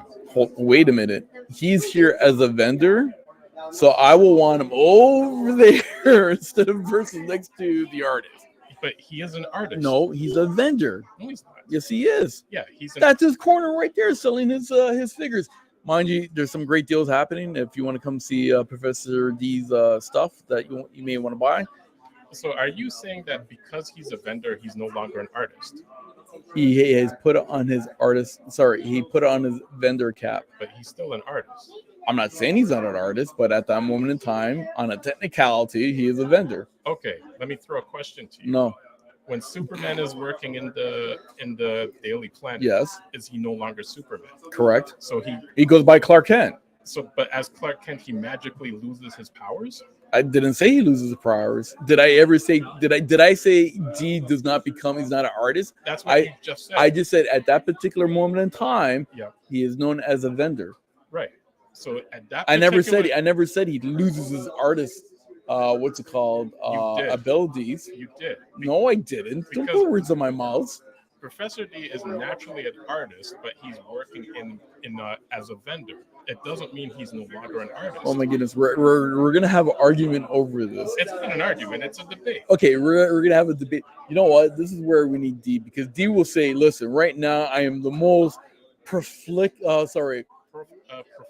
No, not prophetic. Prolific. Thank you. Salesperson in the world. Okay, and that's why I was able to attract so many people because of my ability to entertain." But my customers. But not many artists can do that. Okay. Unfortunately. And what, sell? Yeah, because what are you talking about? Think about it. Someone who's like really great at painting, they're and I mean this even goes back to the predacons. Like say first aid. Hey, hold on, I'm gonna stop you there. Okay. Did you like that idea that I implanted? Of which what? Defender? Defensor? Yeah. I saw that. You're welcome. Yeah, I actually explained it to her, and it's ironic that you planted the idea, then I explained everything. You planted the seed. Okay. But then we come back and we have this. Actually, you had missed it. We had a great interview. Okay. With another content creator, I believe Michael Mercy. Another Mike. Yeah, I know it's funny. Another Mike. Okay. We're a million of us. Can't stop us. And his favorite character is Fortress Maximus, and he thanks Bob Budiansky because the character Fortress Maximus is actually one of the most peaceful characters, and I never realized this. He was explaining that Fort Max understands his size, that he can take out everyone, but he takes the Bruce Lee philosophy of like, even if you keep bothering him, he's just going to turn his back and walk away because he can destroy everyone. He doesn't want to destroy everyone or needs to do it. So he takes the peaceful approach, even though he's one of the biggest characters in the franchise. Interesting. Where any other time, you know, we're sold the huge characters just come in and destroying everything. That's not Fort Max. Okay, before we start another debate, let's finish the original debate because I don't want people thinking, you know, I copped out. So going back, and I'm like, you know, First Date is one of the pacifists of the Predacons. Say he was also an artist who did painting and stuff, does great paintings, but who's going to sell it for him? Because he's not going to be that character to stand up on a table and say, buy my stuff.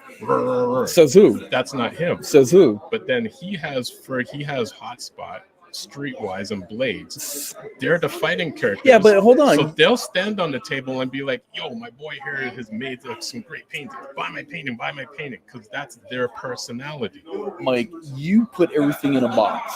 It's not a box. Okay. Actually, you put him in I a don't box. put nobody in a box. You put Professor D in a vendor box and canceled out his art. I did not. Artistry. I did not. You did. No, I didn't, because I said because of his artist his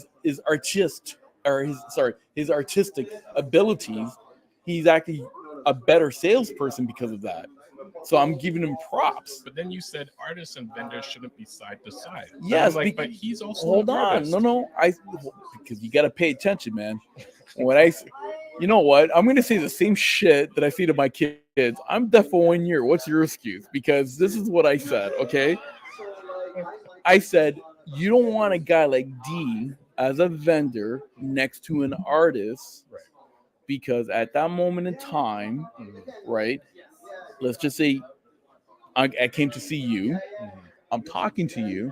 I'm asking you all these great questions that I had, you know, that I always wanted to ask you and get your insights and all that kind of stuff. And he's losing. And then you got this guy here going, right? Correct. Okay. What do you think your attention is going to be drawn to that, or to the person that you came to originally talk to? The person you came to talk to. No. You're going to get distracted from that. Sorry. Yeah, that's what I meant. Okay. You get distracted. Now, but here's that's my point. But here's a funny thing. That's my point. Now I can flip that point. Oh, you can flip everything. Okay. You got to be, you know what? You got to work at a freaking IHOP, man, and flip pancakes. That's way below my intellect. I'm just saying, no, you just flip everything. I'm thinking you're going to say, you know, I should work as a lawyer. I should work in some debate team. IHOP? Like, we went from here and we just dropped like 78 levels. Mrs. Finn, what do you think? Okay, never mind. She's going to defend you. I forgot. That's like 27 levels below where we're going right now. He's like he's okay. So I'm gonna throw this back at you throw it back to me. Now you're saying you don't want the rambunctious vendor next to an artist. Correct. This whole alley is all vendors. Correct. But one of them is rambunctious. Correct. So what then happens to the peaceful vendor beside him? Too bad. But is he an artist or is he a vendor? He's a vendor. Why is he peaceful? Shouldn't all of them be rambunctious since they're vendors? If they suck at selling, that's their problem. This is like old school hip hop.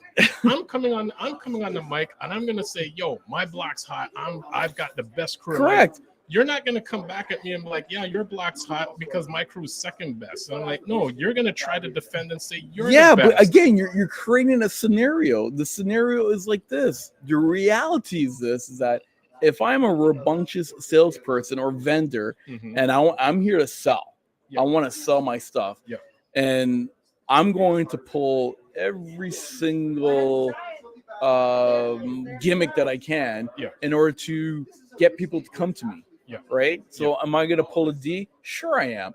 Am I going to pull the styles that I have? Sure I am. Right. You see me. That's what you always say. Hey, you're the sales guy, right? Exactly. Okay. So I'm going to be doing that because this guy next to me may have the same figure. And so now he's my direct competition. That is correct. Right? And Right. so too bad for him. Unless he then says, wait a second, I'm selling the same figure. Let me figure out how to steal that. Let him figure it out. By the time he's figured it out, already It's sold already everything. sold. It's already So sold. that's his problem, not mine. There you go. So it goes back to your my answer goes back to your question. Too bad.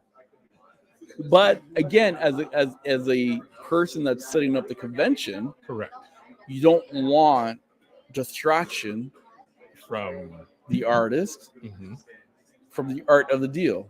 Oh, I saw what you did there. Yeah. You know what I'm saying? I see. Right? So that's why I liked what Colin did by saying, okay, you know what? We're going to put you guys over here. Yeah. We're going to fill up the space, right? And if someone's busy, then you can go to the other person and say, hey, what's up? Grab your autograph, grab your picture, get your questions answered, get what you wanted. Yeah. And then now that other line, which is the person that you really want to see, whoever it is. Again, I'm not mentioning names because to me, they're all great. Yeah. Oh, yeah. And so I'm not trying to put one over the other. Correct. And you say, you know what? Now I'm in lineup because the lineup's a little shorter, and I'm able to wait for that extra 5 minutes, right? Yeah. It's like here too, right? How many times we yesterday, we had people here talking and everything, and we had people kind of standing and like, hey man, I want to get into it too. Well, they gotta wait, Everyone got their right? However, if there are some other podcasters that are here doing the same thing that we're doing, correct, they can go there too, right? Now, the one thing I definitely don't want Colin to ever do is that put a podcaster alley or laneway, whatever the hell you want to call it. That would actually be quite funny. But you know what? It would be funny. It would be competitive, but it would work in a certain way. It will work for us, I should say. So it would or wouldn't? No, it would, because you know why? Why? Because I'd be saying, dude, come over here for a sec. Or come over here, come over here, come over here. So and I'd be selling ours. You get what I'm saying? It would be a collective. It would all work. No, it's not a collective. I am taking them from away from their podcast to come to ours. Yeah, and they would do the same. No, they won't, because I won't get up. I say, no, you come over here. Yeah, but then see, that's, you get what I mean? That's where the wheel's broken. No, because I will sweet talk them to come over here, and they're like, okay, and then they're gonna come over here, and again, that goes back to the sales side of things. But you're missing that. You're missing the closing part of that sale. No, I'm not missing nothing. Think about it. I'm being a greedy mother. You know what? Okay, how many subscribers do we have? Huh? How many subscribers do we have? No, but here's the key thing. You're missing the closing. No, the key thing is this: is that they're gonna be like on their channel, and they're gonna say, "Wait a minute, they're gonna go on Children of Primus channel. Wait, I'm not subscribed to them. I want to see them over there. So now I'm gonna have to go type in Children of Primus channel." And then they're going to say, okay, now I got to subscribe, watch the video so I can see my podcaster that I originally like on another channel, and I'm going to subscribe to them because they're better. And that's the trade-off. Because right? But that's the trade-off. Hold on, right? That's the trade-off. If I'm getting a million, someone with 1 million subscribers, and I'm like, hey, come over and be a guest on my channel. Yeah. Can I be a guest on your channel? No. Why not? I want those people to come over here. That's not how it works. What do you mean? When you're an artist and when we open up for Public Enemy, it's Public Enemy's show. Yeah. We're the opening act. Yeah. Right. Yeah. So it works both ways. And then I will say before I get off, by the way, guys, next week I'm going to be over here. If you guys want to come see me, fight the power, and then walk off. Yeah. And then maybe one day I would say, what just happened? Bumblebee. Okay, what's happening, Bumblebee? He just came right in. We put all this thing here, and I'm like, "What's going on? You want to come on and say hi?" There you go. As he's coming in, Toywarp has mentioned that. Come and say, well, you can go on that camera, this camera. It doesn't matter. There you go. Orlando TFCon. The guests actually are blocked from some vendors' tables. All right. Who are you? I'm Warren Johnston. This is my second year at TFCON Toronto. It has been 5 years since I last came here, to be honest. Okay. And I am having the best time of my life. And what's going on with the mask? By the way, that's what got me. See, distractions. Mm-hmm.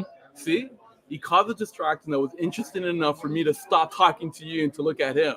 Correct. Okay, so proof pointed. So talk about your mask. This mask is 3D printed by my dad. Cool. I painted this thing all by myself to make it a little movie accurate as I can. Is that your favorite character? Is that your favorite character? In a way, yes. In a way, yes. Okay, so what is your favorite character then? Obviously the leader of the Autobots, Optimus Prime. So you gotta say, Dad, I love what you did with Bumblebee, but we gotta create a... Well, here's the thing. We tried doing a Prime mask, but none of them fit my head, so... You know what that means. What? You got a lot of creativity. That's why you gotta tell Dad, we gotta do an Optimus Prime. Don't worry, I'm gonna help you out.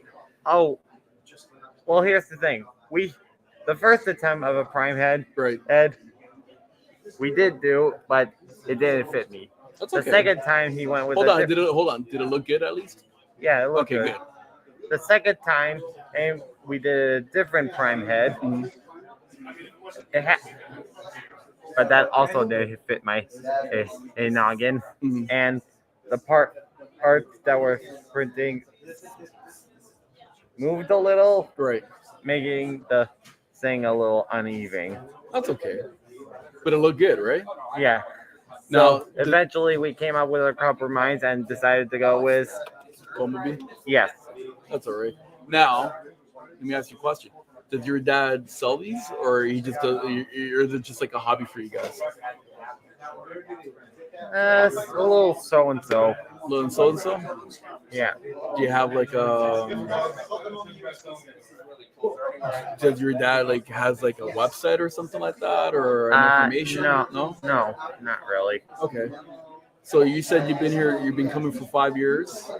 Sorry, this is your 5th time that you came, but it's been a while that you showed up. The first time I came here was back in 2019. Right. That was 5 years ago. Right. And 5 years later, we decided to come back here. Okay. And are you having a good time? Of course I am. Did you get any figures? Yep. Where are they? They're up in my room. Oh, okay. So, what other figures did you get? Okay. Did you get the figure that you really wanted? Well, not as much as you think. Thank God for my wallet. Okay. But enough to satisfy. The first one I got was the original ROTF Superion. Okay. On with the third-party upgrade kits. I got it. Okay. I got it at one of the dealers for $20 US. Really? Awesome. So hold on, where are you from? You said U.S. Are you from the U.S.? Yes, I'm from the U.S. I'm not from Canada. Oh, okay. Whereabouts? Don't give me your exact address, but where? Chicago, New Virginia. York, Virginia. Okay. So you drove here, or did you fly here? We drove. How did you like the drive coming to Toronto? It was really long. I'm not gonna lie. Okay. There was a lot of traffic involved, especially in Toronto. Huh? Yeah. Okay. Anyways, let's get back to your figures. So you guys carry on. It's their party. And what else did you get? The second I got was an ROTF original Bumblebee with a missing cannon arm. Okay. Otherwise, it's complete. I got that Bumblebee from a bin. I'm sure your dad could probably 3D print that. Yeah. The third one I got is the Dark of the Moon Sideswipe with no mech tech weapon. That's okay. Still, it's a Dark of the Moon figure, so I have no problem with that because I actually like Dark of the Moon. So, yeah.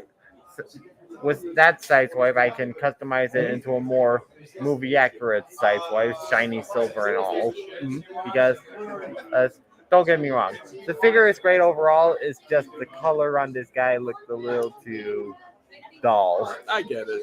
So it happens, and that's the cool thing about Transformers. You can always customize it to how you want it, or you can do movie accurate and stuff like that, right? So it's pretty cool. Yeah. Okay. And then, go ahead. Sorry. And then today, I got I got the TFCon exclusive third-party Ocular Max Eris Luna sights. I think that's how it's pronounced. And then I got the original 2001 RID Megatron, completed, but with no box. That's okay. Okay, I'm going to tell you a little secret, okay? I do some of my collection, and majority of my collections are in a box. Majority of my collections are in a box. So sometimes I try to open it because, I want to transform it and stuff like that, but I can't do that. So don't get into that habit. It's cool that you're able to figure out your transformers, if you know what I mean. Well, how could I? I've been a fan of Transformers since 2017. So did you become a fan because of the movie? It's more than just a movie. Well, explain to me. Well, I became a fan of it because I was kind of a weird kid growing up. And we're all weird growing up. I believe the first time I saw a Transformer movie was back in 2014, and that was Age of Extinction. Right. And at first, it always confused me, like how would these, what are Transformers, and how can they turn from a giant robot into a normal truck or car or however they transform. Well, hold on. I'm sure your dad into Transformers? Yeah. I'm sure he is. I'm sure he has quite a few G1s. Oh, he has. So, did he explain to you how all that started? No. Okay, I'm going to have a talk with your dad then. Because, listen, I have my son, right? How old are you, if you don't mind me asking? 18. You're 18. Okay, so my son is 13 turning 14. Right, and I got him into Transformer because of my G1s, because he always asked me, because, hey, Dad, what are those, right? And then I explained to him, and then he actually started to like Transformers as well, and so we started together, just like how you and your dad were making, these great masks, right? My son and I were doing joint collections, and so that's where he started to appreciate and like Transformers. So you don't have to be weird to like Transformers. You got to be cool to like Transformers. That's what I say. What do you think? Yeah? Yeah. There you go. And go ahead, sir. Go ahead. The one quote, that is a really good quote. The one quote I usually get from Transformers is from a YouTuber who goes by the name of MGO, who always says, "You don't stop playing because you grow old. You grow old because you stop playing." Exactly. 100%. 100%. Okay. Because and with that, I took his word for it. And you know what? That's some good advice. Because I'll tell you right now, I'm gonna tell you my age. How old do you think I am? 35 to 40. I'm gonna adopt this kid. we like him. We like him a lot. Yeah. You said you were 18, right? Mm-hmm. Try adding it another 30 years. Do I look 48? Yeah. Do I look like I'm 48 years old? Not really. Well, and that because it goes back to what you said. So I'm just proving your quote. As soon as you stop playing, that's when you get old. As soon as you stop anything in life, that's when you start getting old. And that has to do with anything. If you're playing sports, if you're collecting Transformer, if you're doing art stuff, or you're creating, an amazing mask like this, as soon as you stop, that's when you get old and boring. I'd rather be young and weird and cool. You know what I'm saying? Yeah. But I got a giveaway. You want a giveaway? We got a giveaway. Hey, hold on. Sorry. We have an item to give away because I was being corrected so many times by my son guy here. An item to give away, Yeah, courtesy of. Go ahead. Gotham Central, which is one of our sponsors. So I'm gonna grab the box, and you're gonna tell me what you. Oh, I almost ate the mic. Get rid of my monitor. Like, do you need help with that, or? That's all right. We're gonna put the box over here. Okay. So we got some cool stuff in here. We have some trading cards. We have a box set of a trading card, or my personal favorites because I like to collect comic books. We got some comic books. Comic? Yeah, and we have some Skybound comic books. Right? Which one do you want? I think trading cards and a comic book. You want a trading card and a comic book? Sure. All right. How about I like this cover here. I think it's a pretty cool cover. What do you think? Actually, I was actually going to sneak this one for myself. You want this one? Sure. All right. So we get that, and here's a trading card. Thanks. Hey, be weird, and always stay weird, because you're always going to stay young at heart. Okay? Mm-hmm. All right. Thanks a lot. Thank you for having me on your podcast. Anytime, my friend. And always go to Children of Primus, and you can watch yourself again. Okay? Thank you so much.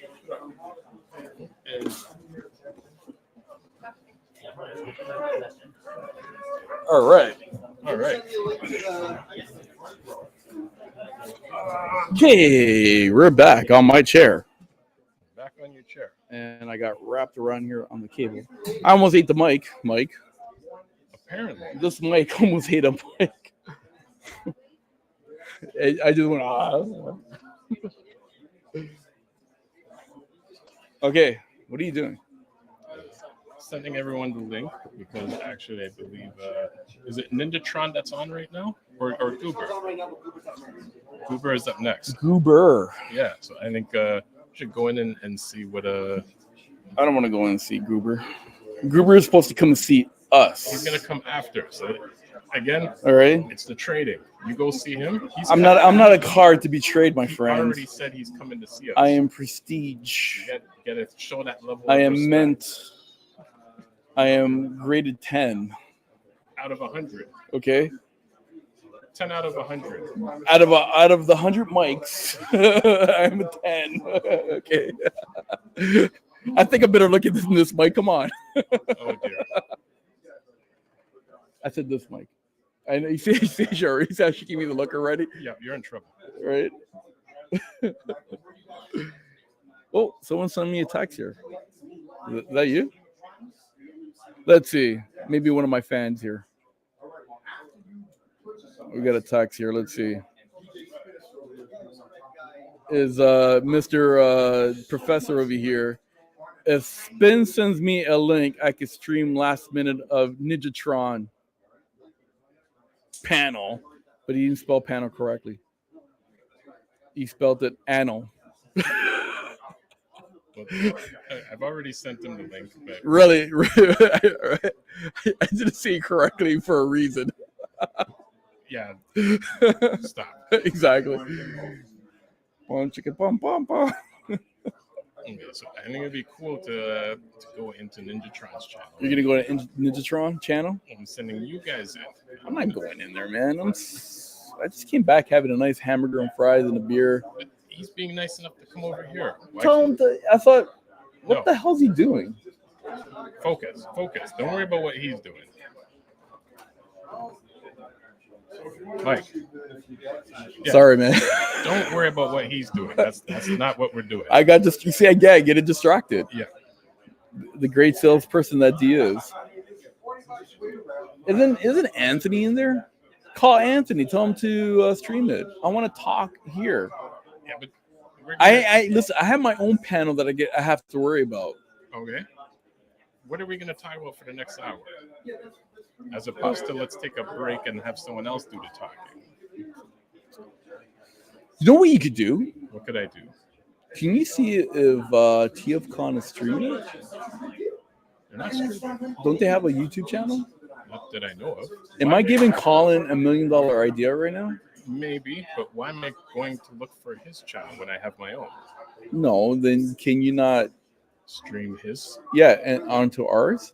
That defeats the purpose of us having our own channel that we could do the streaming.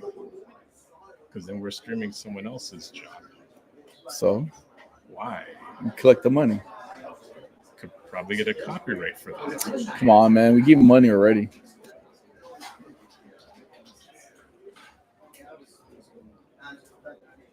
Should I be worried? Yes, always.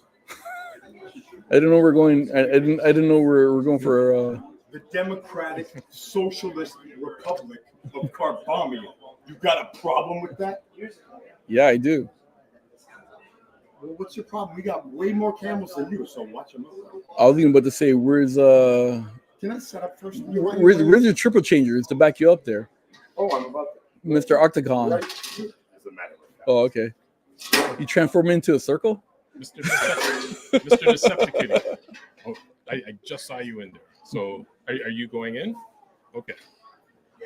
Kitty Cat is going to. It's coming through. I love it.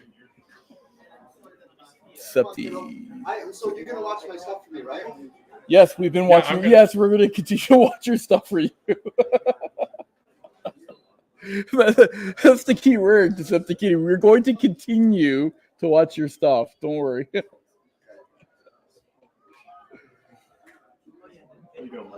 good. How are you doing, sir? What's up? What's up? Are you gonna sit on? You're gonna sit on that? Are you gonna cross your legs too? I'm terrible. Yes. I thought we were gonna go for a picnic for a second, but something's happening. I know. What we're doing right now, we're trying to set up the suspense. You know, the anticipation. People are like, "What's going on with Professor D?" That Eminem over there are like poking the bear in a sense, right? But let's catch up on some of the comments because I see we have some comments. Here we go. Hold on, shouldn't we start with Toy Warp? Yeah, but we already mentioned that. We did? We did. Well ahead of you. I was trying to him out again, man. Like, we trying to help a brother. There you go. All right. So we've got Cody. He says, "Hey, you all. It's Cody. Tell Doc I said hi." You know what, Cody? The doc is going to be coming on soon, so. And Cody is asking, "Did you all do the raffle yet?" So we didn't do it as yet. So it's still in the works. What raffle's that? And Toy Warp says Carbamia with our sponsorship. Oh yeah, the stuff that I can secretly enter my stuff, right? And I can win. Yes. And Cody has asked, "Did you all get any cool stuff?" I'm still waiting right now for you guys to send me money so I can buy my Unicron. Because again, Scotiabank decided to take my debit card and their faulty ATM machine and not return it back, knowing that the ATM machine's been faulty all day. So thank you to Scotiabank for, I guess, saving me money. I guess hey, I'm richer than I think because I didn't spend really any money today. There you go. Right, so there's their tagline. They helped you save money. Right. Yep. Oh, somebody wants some water. But he's working his way over to the panel with Guber, one of our cool friends who we interviewed a couple years ago as well, and he's gonna also come on after his panel. Okay. And there he goes.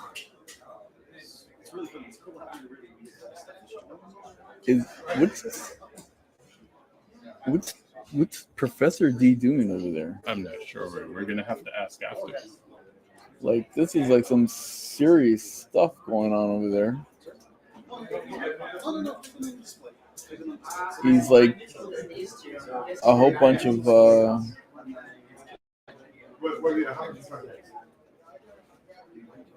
yeah, that's weird. Cool. The suspense. Look, the suspense is building up for this panel and for Professor D. I think Guber is on. So actually, I'm going to switch over to him. We're going to take a break while we're inside of Guber's panel. Okay. Go ahead, sir. Nice. This is just Go ahead. Just singing songs from his favorite anime, and the crowd, as you can see, that everyone's super into it. It's not like It's not like, I know that we used to have karaoke at the bar here, and you know, it was pretty lively, but over there, dude, people were just like freaking like, it's going insane, and like there's all the light bars there. I think light bars that Lori had them yesterday with this on the Spliffy run, and they were just like going crazy. And there was like sometimes people would just jump up the stairs and start singing their stuff, and everyone was like, ah, do it! It was just awesome. So I'm like, holy crap, these guys really party over here with their fandom. So it was amazing. People do cosplay. There's tons of where we have our Transformers cosplay. They got Gundam cosplay, Kamen Rider cosplay, Mega Man. Just so much random cool stuff that we see here too. But it was really cool to see it in the context of actually being in Japan, to see it happen. This was a really cool moment here. Just being like, I got to see performances done by these are professional like athletes who were performing in these Super Sentai gear. They were doing flips and sword fights and stuff. It was insane. So there's lots of cool things to see out there in the con culture and seeing exhibits and things like this. This was a Kamen Rider exhibit, part of the Namco Action Museum, I think, in Tokyo. This was also performed. These were also performers on a stage. They were performing Super Sentai stuff like acrobatics and things in that same. I think it was a toy. Yeah, the toy something museum of some kind. And there's just performances going on. So let's share that. Switching gears a bit. I took my Rock Lords for a vacation a while ago on the surface of Mars. So this is me and my favorite Rock Lord hanging out on the surface of Mars, just shooting the breeze and doing gymnastics. So as we do, I could do that too, but I just don't want to. So you prove it.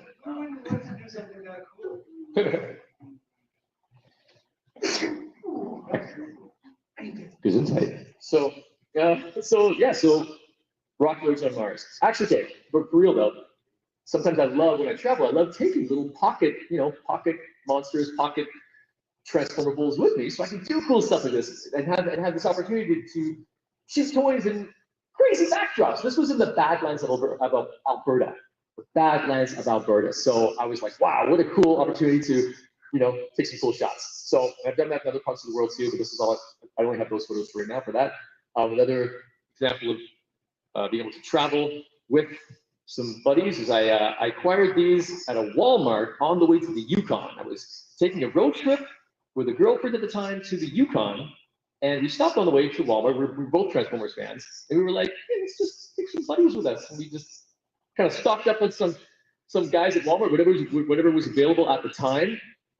Put them on the dashboard, and away we go. We just, So I was so happy that we had this amazing road trip with amazing sights all around us, like beautiful views like this, and right in front of us the whole way, it's just our buddies just hanging out with us. Transformers, Care Bears, Godzilla, a bunch of stuff. We even got to hang out with some herds of bison along the highway in the freaking Yukon. So yes, even in the Yukon, you can find Transformers and buses hanging out together. Yeah, super freaking cool. I'm just jazzed that I have a photo with Transformers and bison together in the same photo. And okay, this deserves some introduction here. Some people probably know what this is already, but I went to Beijing, Japan. I was sorry, not Beijing, Kunming, Japan. I was there for a stopover, and I purposely took the flight that had a stopover there for just one night because I knew this thing existed, and I was like, I have to document this. This was also in 2013, I think. At the time, very few people had documented this like very well. It was just a couple random scattered grainy photos on the internet, and I was like, I'm gonna go there and do it proper. So I went there in the wee hours of the morning before my flight and took the best photos I could of this massive 50-foot tall steel Optimus Prime statue in the middle of nowhere along a highway in Kunming, China. So the most random of like why is there a giant Optimus, like a really awesome, like really well made pure steel, giant Optimus Prime statue in the middle of freaking China, but not in the middle of Beijing or something like that. No, it was like a small, tiny place. There was no one there. Like, as you can see, the roads are like, this is empty, pretty much just empty. It's like a small town. And so I just tried to take some really cool pictures from different angles. It was actually quite beautiful. I was beside myself when I was there, knowing I'd spent years thinking about going there, and I'm like, oh my God, I'm here. I was freaking out. I took so many photos. I just took a few photos to share with you here, but I took so many photos. I think I actually spent 3 hours on the site just taking photos of everything I possibly could. Detailed photos of me with him, like hugging him, and oh my goodness, it was just absolutely insane, dream come true. And just want to get all the angles, and one more shot of me just hanging out with my boy. Yeah, I love how if you look at the corner, there's some graffiti on his leg there. I did that. I'm just kidding. It wasn't me. It was everywhere. But it's just cool that it's like people are like spray painting Optimus Prime. So funny. So that was really cool. That was a really cool experience in China. So again, it blew me away. This was something I discovered in Taiwan, walking just down the street, just hanging out in a residential neighborhood in the middle of Taipei town.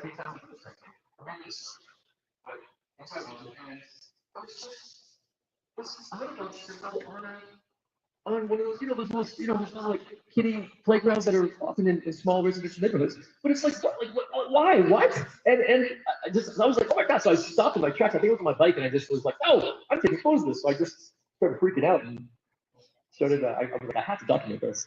I don't know if anyone's seen this anywhere else. I don't know if maybe this isn't super rare, but I've never seen this before. Like Autobot and Decepticon branded, these were both on the same play structure, right? And I was like, what is this? Like, someone went the extra mile to literally put Autobot and Decepticon branded, things on their play structure. Like, that's just crazy. So I was just in my glory there. I think I spent also like an hour or so just playing there, playing on the structures here, because I was like, oh, I'm a Transformers happy land.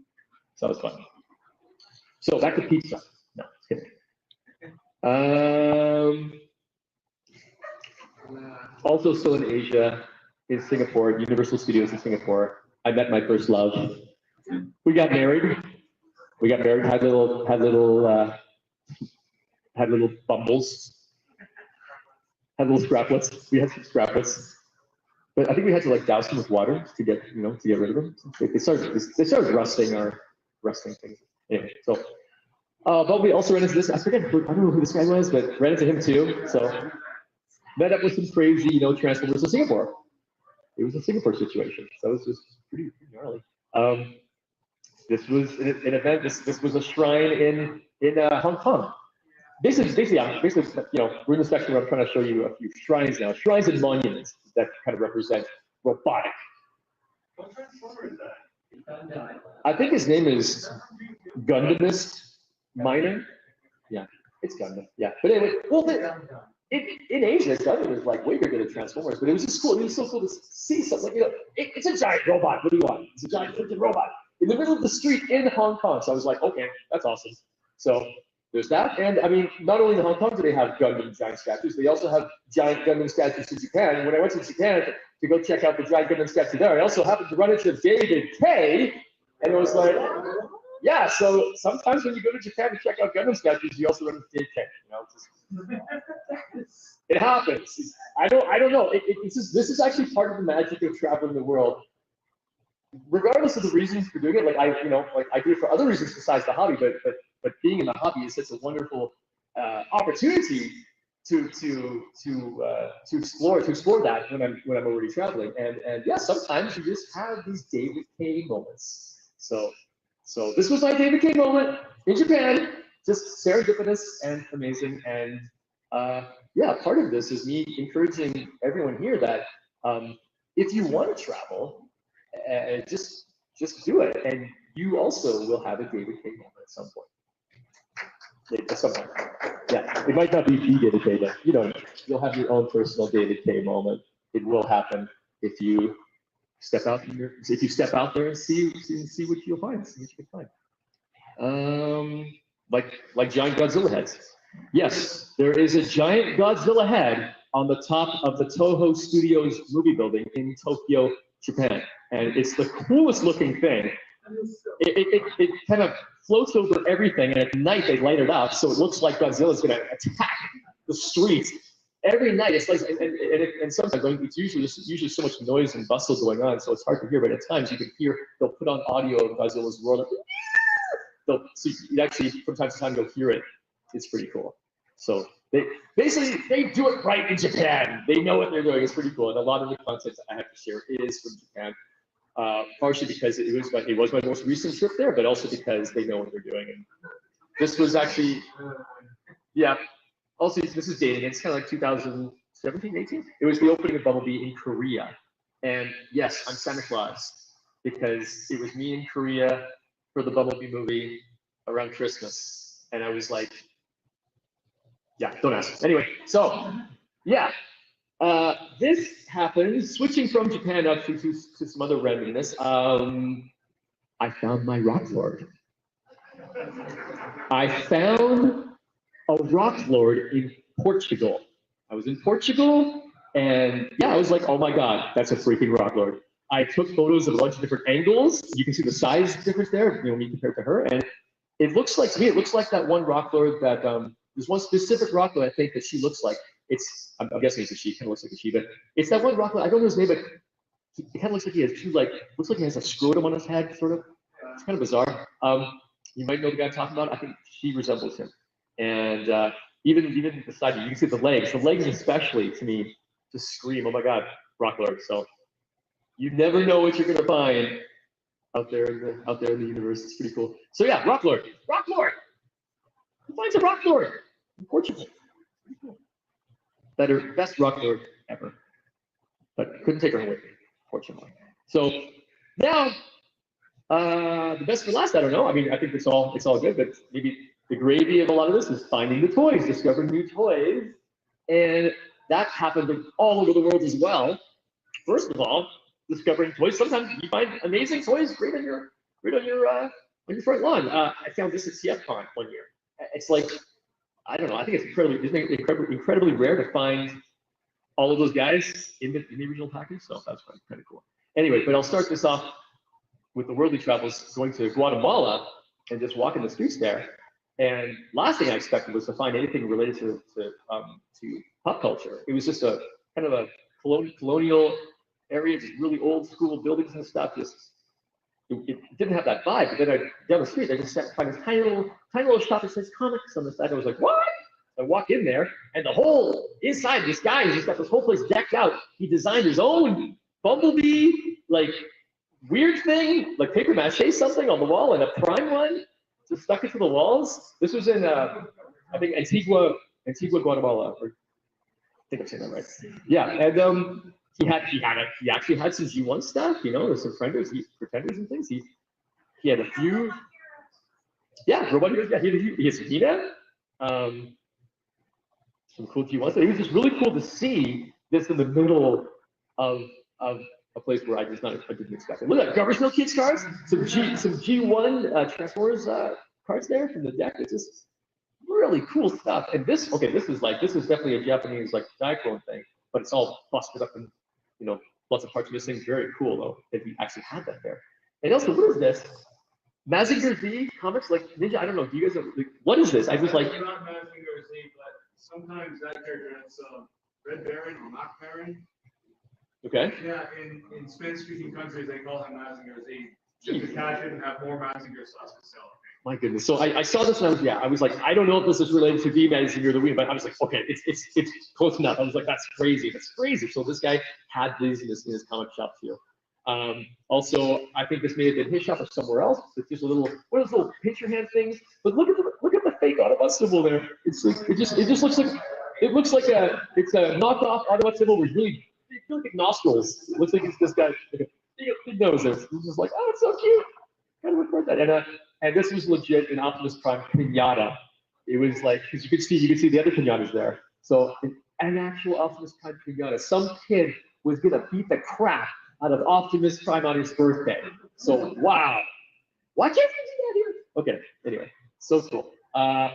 skipping over the pond to Indonesia on small island of Bali, middle of nowhere. I found a tiny little shop that had a few weird random, knockoff stuff, just random stuff. This is a snap-in plastic model kits, blaster. They had these weird, the Disney things, but I don't know if these are. I'm not sure if this is official or if this is also a knockoff. And it was gold and stuff, like with the gold leaf, just weird. So Donald Duck one's a Mickey one, just weird. And this is the middle of Bali, Indonesia, where there's these, this stuff is not common. It's just mostly beaches and small villages and stuff. So it just really blew me away that even in places like that, you can find anything. And now switch over again to the major hustle and bustle of Hong Kong, where shops like this are everywhere. You can see along the top there's Transformer, you can see symbols like Autobot symbols, you can see just the overhanging of a bunch of random Transformers there. This was also circa 2013, 2014, so a little bit dated. That was a toy shop from the outside. Inside, I found Fortress Maximus. I don't know what the price translates into Canadian dollars, but that's incredible. Found some Gaugar at the place. This weird find from Transformersprime. I've never seen this with Gaia Unicron attached to it, so just awesome coolness, awesome weirdness.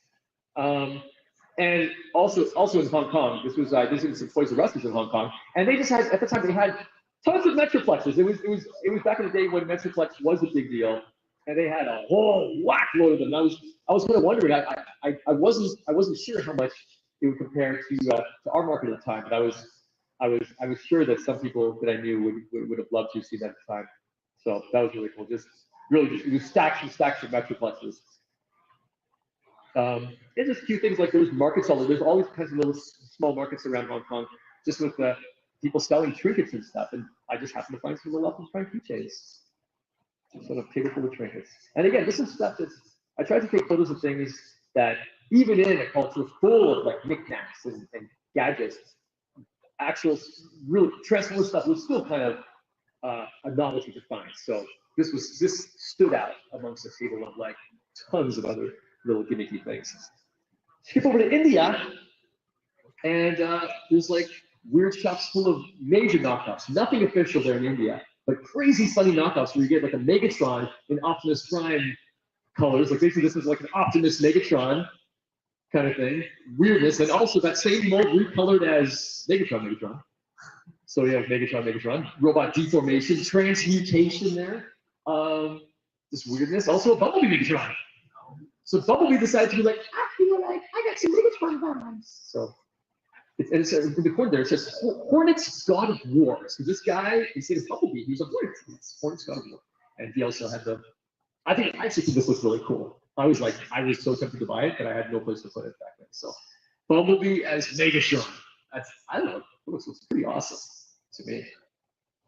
And this was also took a shot of this in a small shop. Just thought it looked cool. It was a giant package. Autobots Warrior.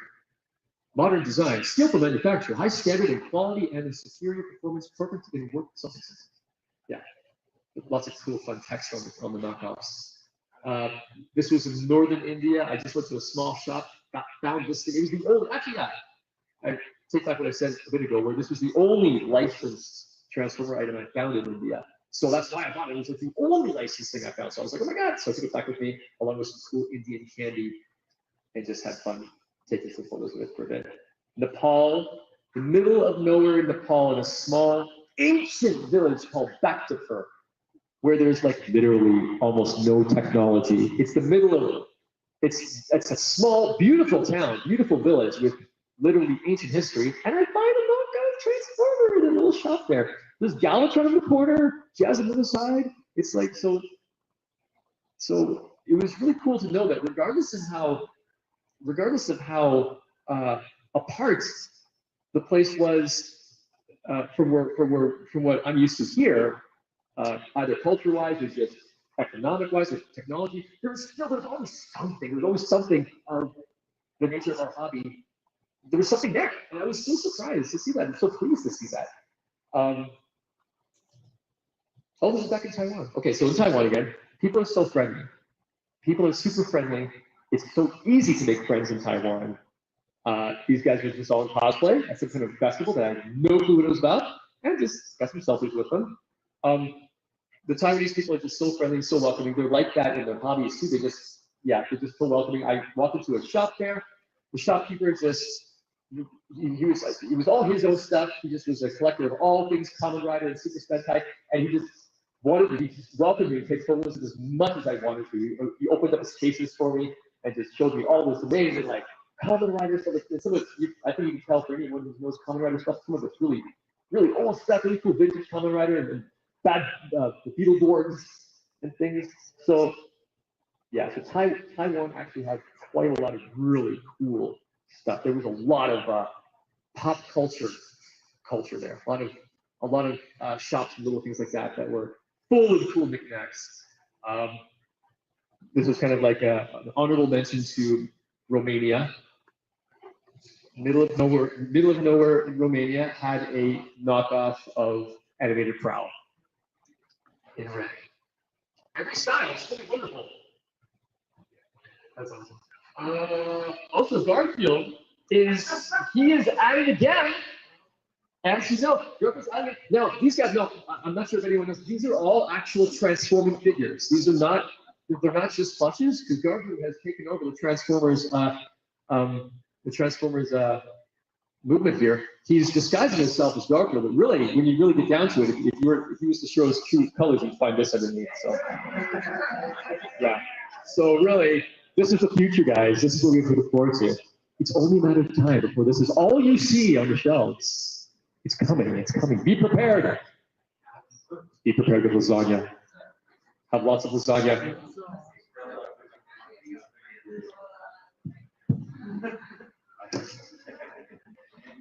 Pause. Pause for dramatic effect.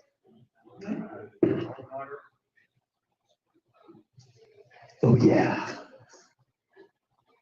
So, onward. And its brand was called Obvious Plant. Oh yeah, wait, yeah. That's it. Yeah, Obvious Plant. Yeah, Obvious Plant does these cool things. Obvious Plant is actually the maker of this, and they just do the most hilarious stuff. Look them up. They have a cool Instagram account that has lots of cool stuff. Obvious Plant. Now that's to me actually exploring the toys in Japan specifically, which is really the meat and potatoes of the best stuff I found recently. In any capacity, I wanted to kind of save this for the meaty portion. In Japan and Tokyo, Akihabara and all over the place, there's lots of cool stuff. This is the actual official Kamen Rider store in Tokyo. They have belts. They had all kinds of cool Kamen Rider merchandise. It was crazy. Kamen Rider store. I was like, oh my god! I was freaking out because everything there was like nice and polished, and sparkly and new, and just full of like. It was just really, really cool to see all of this cool stuff in one place. It's so well organized and just like, I just love the textures and the colors and the setups and the light, even the lighting, everything's done so well. It's just like, it's like walking into a movie. It's amazing. And then right beside, like literally beside there was the Pokemon store. Pokemon store, freaking out, Pokemon everywhere, ultra cuteness, like just insane. I was like, ah! Like, I love Pokemon too. Just the cuteness of it. I don't collect it, but I'm just so freaking cute. Pokemon store. It's all Pokemon back there. This is one store. Yes, I see you.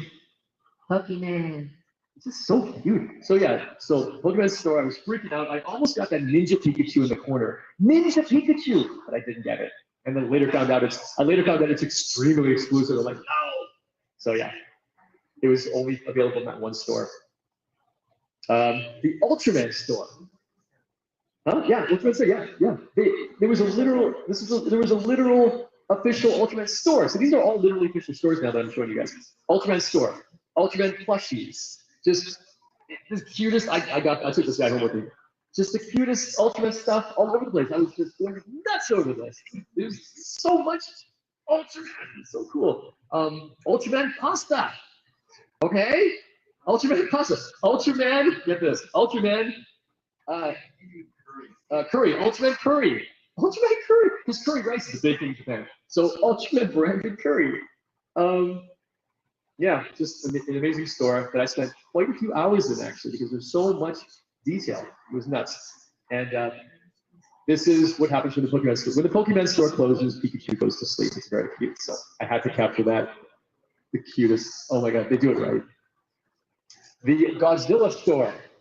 Yes, the official. This is all official. The official Godzilla store. Those are masks. Holy crap! Those are Halloween masks. Like that's so cool. You can. It's insane. So Godzilla of Sofubi. Is it Sofubi? Ninja? Yes, you're correct. So Yeah, I said it right. Godzilla Sofubi. Tons of that. I just was going nuts over this stuff. I met Godzilla in person. He had really bad breath. It was crazy. Godzilla is just, he's crazy. Yep. He changed my hair color. I didn't do this myself. It's Godzilla's fault. Also Godzilla curry. I made it a point that anytime I saw branded curry, I took photos of every branded curry I could find. So Ultraman curry, Godzilla curry. I think there was Pokemon curry, but I didn't take a photo of it. So I just love that there was Godzilla curry. Another part of Japan that's amazing is the Gashapon. I'm not sure if it's Gachapon or Gashapon, but yeah, Gashapon. It was insane. There's literally entire stores with multiple floors of only this stuff, of only Gashapon machines. And so I took the liberty of capturing some specific Gashapon machines that really caught my eye. Now, keep in mind, you can find any kind of trinket you can imagine in these things. I caught a few. This is a toy cutting board with a toy knife cutting through a toy line. And when you cut the knife, when you put the knife through the line, it makes a sound. That's it. That's its purpose. Doesn't everyone need one of these, right? There is cats with shrimp, cats wearing shrimp. I wanted to get every single. There were so many cat-related Gashapon there. I wanted to get every single one for NinjaTron. Every single cat Gashapon I wanted to get so badly. There was donut shops, little mini donut shops, just ultra cuteness. There was cute stuff. There was cool stuff. There was like Transformer stuff. There was only one. It's the only Transformers Gashapon machine I saw in all of Japan. A lot of the time, when you go to all these Gashapon places, sometimes you can see the same machine over and over again. They sometimes repeat themselves. I only saw this one time in all Japan. It just gave little rings showing the different emblems. I did get some, but the rings were pure metal, like hard metal, they were heavy. This one was a machine full of like supposedly legit love letters written by real people and then put in these machines. I think they were like just like love letters or just letters written by humans. And I don't know, I guess there's a market for that. People want to put in some money and get some letters back. Now, I don't know, I wonder what are the nature of these letters. I wonder, but I think they were supposed to be just kind of like, just, you know, random letters of friendship or whatever, things like that. Fish heads, okay, motorized fish heads. Yeah, something like that. More cats and fish. Cats and fish were a very common theme. Swords, like little miniature samurai swords, like insane. Airline meals, plastic airline meals, just basically any kind of random mundane object you can think of in your brain, they have it in Gashapon form. Why? Because it's Gacha. Because you need it. Laundry for your cute little kittens, a zookeeper and lions kit, because you know if you want to, you know you need a zookeepers and lions set. You guys collections. Moving on to the thrift stores of Japan. The thrift stores were, I can tell you for certain, I started in the touristic areas of Akihabara and places like that in Tokyo to find my Transformers and robot stuff. And they had lots, there was lots, don't get me wrong, it was amazing. But the best stuff was in the thrift stores. You know, the Ryan McElmore thing? Yeah, so I'm gonna pop some tags, only got things in my pocket. This is really awesome. I got some Transformers lyrics in there. Yo, I found an Optimus for you. This Optimus Prime is 99 cents. But yeah, they had the best stuff at the Hobby Off stores, which is the name for the thrift stores. It's basically the equivalent of Value Village. But in just one thrift store, these photos are now all the thrift stores. But one thrift store has more toys, and not just like junky toys like thrift stores.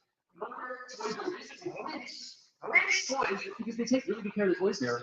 So even by the time they get to thrift shops, they're in such good condition, they're equivalent to what we consider near mint here.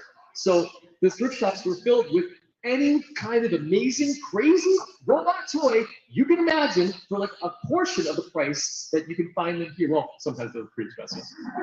Yeah.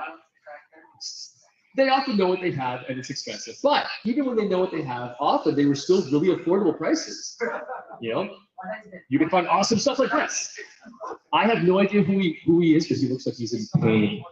He looks like he's in deep pain. So, but there was so much cool stuff, like amazing cool, like I got this one, a giant Gamera. They had Gamera, they had Godzilla, they had Transformers, they had Gundam, Kamen Rider, everything at these thrift shops. Yeah, like literally everything you can imagine was at these thrift shops. So I made it a point to spend as much time at these shops as I could. I was like, okay, I'm done with Central Tokyo. I'm going out into the margins and exploring. So I found the most basic things. These next photos were actually from a store in Central Tokyo called Mandarake, which is a very popular collectible store. They had so many Brave series stuff, so many amazing giant robots in very big boxes that took up lots of space, that could be quite expensive, but gosh, they were beautiful. I was drooling all over these. And the people who man these stores are actually quite generous, like quite nice people, as in like generous with their time. If you want to look at something, they're happy to show it to you. You can take things out of the boxes and examine them. It's not like here, where like, they're not afraid to let potential buyers touch their stuff, touch their junk. They let me touch their junk. So anyway, yeah. So I was a very happy collector hanging out here. Some of this stuff, again, they know what they have. Some of these are very expensive. The big one there in the back, that's like almost $800. So some things were very expensive, but very rare. This is like this is a Rock Lords thing, but what is that? Yeah, so crazy stuff. Amazing, beautiful statues, like figures that were crazy. This guy's this giant dragon guy, I don't know. Here's, we all know this guy. Mike Game? Yeah, Mike Game for about 800 Canadian dollars at one of the Mandarake shops. Amazing. Most of these characters, I did not know who they were, but they were so impressive looking. The box at the back there is larger than a Fort Max box, just to give you an idea of the scale of these things. Some of them, and I'm really into the big robots, so some of these guys were just, I was just freaking out the whole time, trust me. It was really, this exploration of Japan, and this was maybe about 2 months ago I experienced all this, so I was literally on overdrive the entire time. It was absolutely insane. Some Super Sentai stuff, that's like the original Japanese versions, complete in box with stickers and everything, just absolutely insane.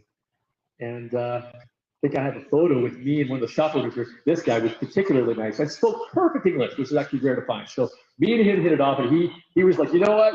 I'm cool. This is my job. I'll show you whatever you want. Just come in, whatever. So he was just kind enough to he showed me anything I wanted to.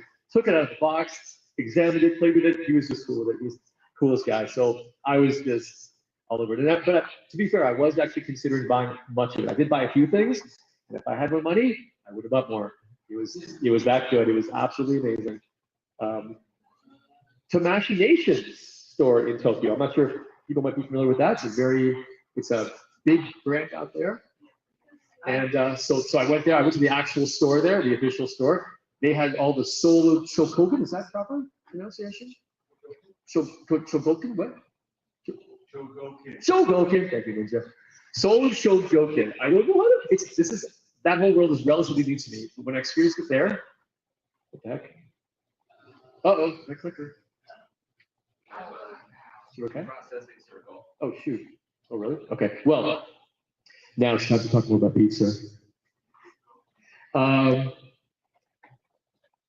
What's your favorite pizza topping? Pineapple. No, it's not. No, it's not.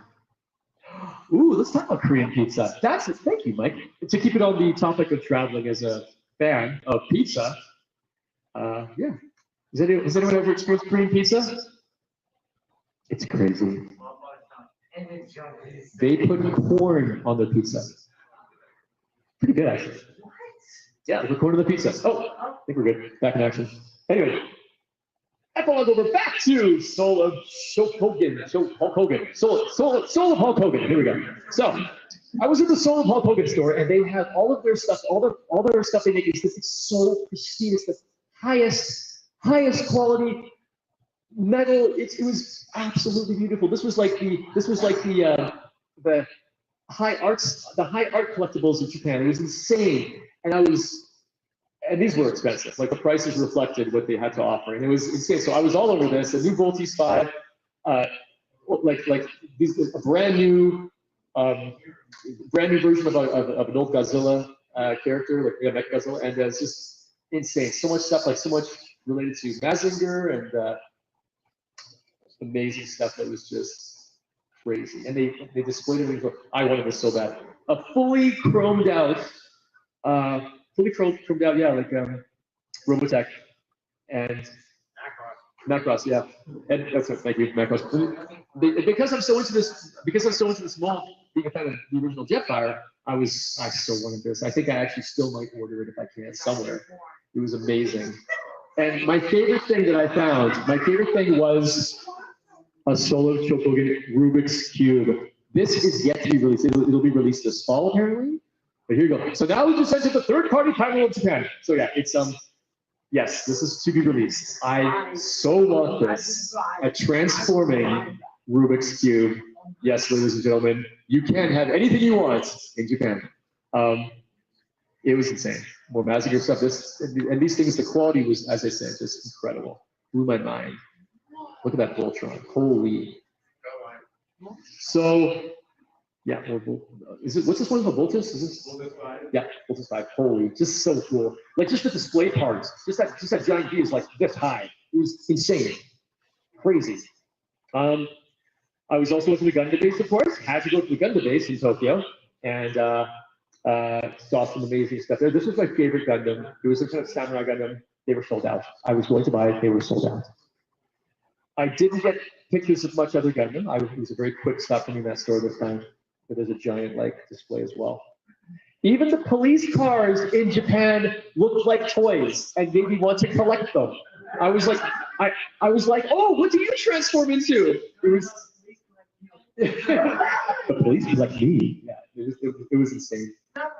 It was so cool. I was like, oh my god, everything. Like, is anything in Japan not cool? I was going nuts.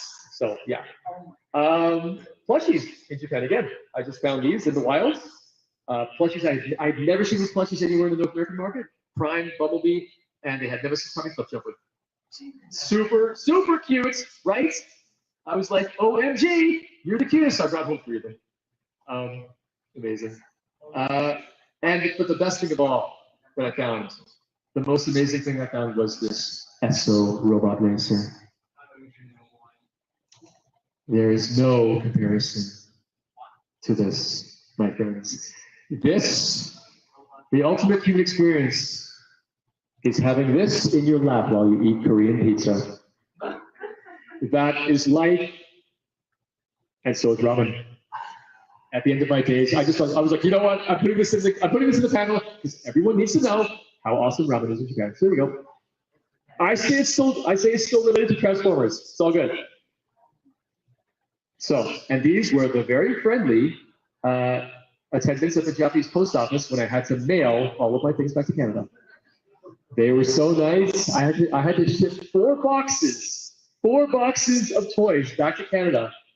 After I had reached my quota on the airplane, I had 2 luggages in the airplane and then 4 more boxes. They were so kind, spoke no English, but helped me to get my stuff back to Canada, for which I am forever grateful. So cool. So all in one, it was an amazing time. And like I said, all these experiences that I've had throughout the world in Transformers and related to all things related to it, this is just a small, I have so many photos, so many things to share, but I only had so much time to share it in. So basically, it all amounts to Tilallareone. And for all of this, during all this time that I've done these travels and had these wonderful experiences, I've always brought it back home here and had the pleasure of doing this with you guys, first and foremost, as my family, together here at TFCON, where all are one.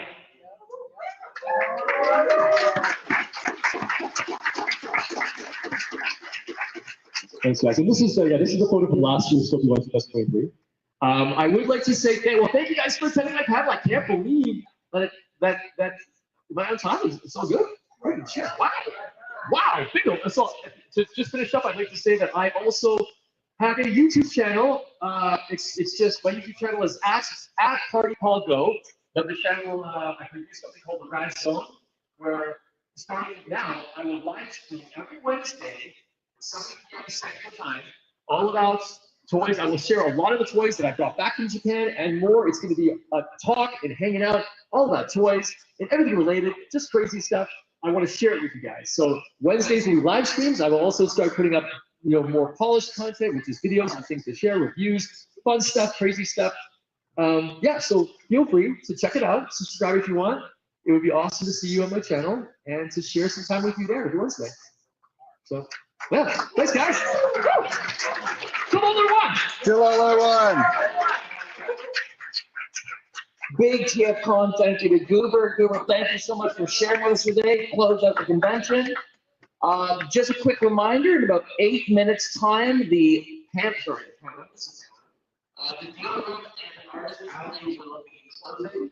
We'll talk about another 8 minutes for our next panel, which is Q&A with the convention organizer and founder of TFCON. So we would love any of your feedback or questions about the future shows. Just join us. The room. Yeah, I'll be back in there and de-rigging, I guess. I'll catch you after.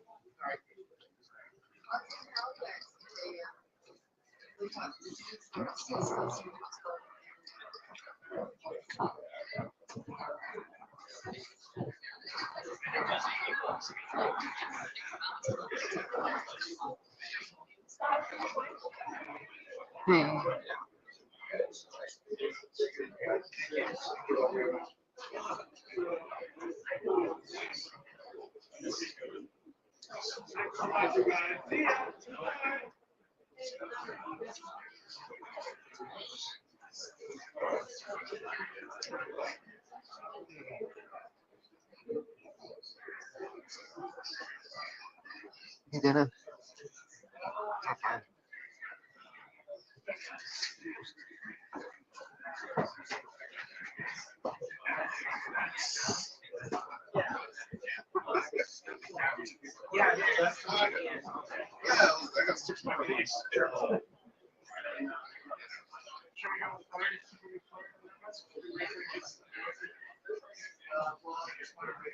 Hey.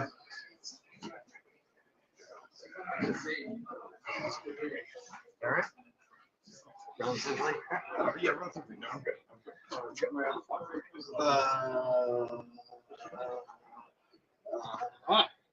There you go.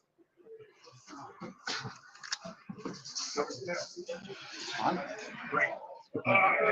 Travel log, mostly. Yeah.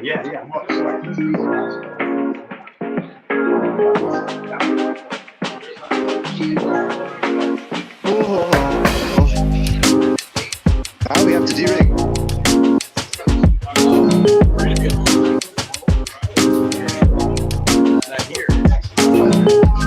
Okay, but number one, we have to de-rig, right?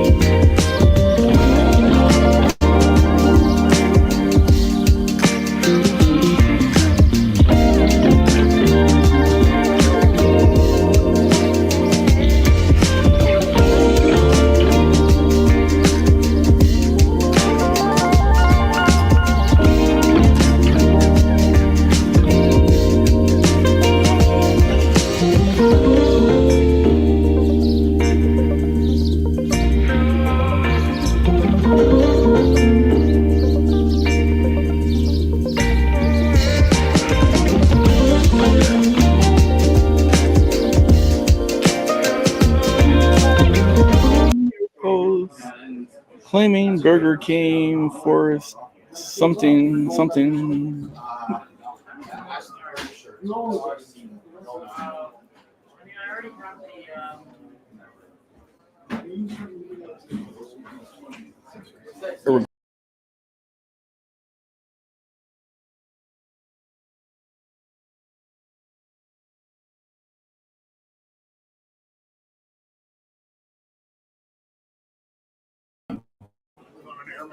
I was busy doing this.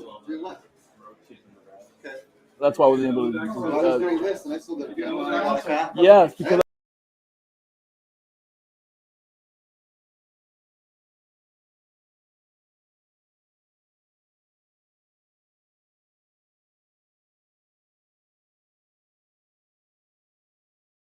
Well, now you know, and knowing's half the battle. Exactly.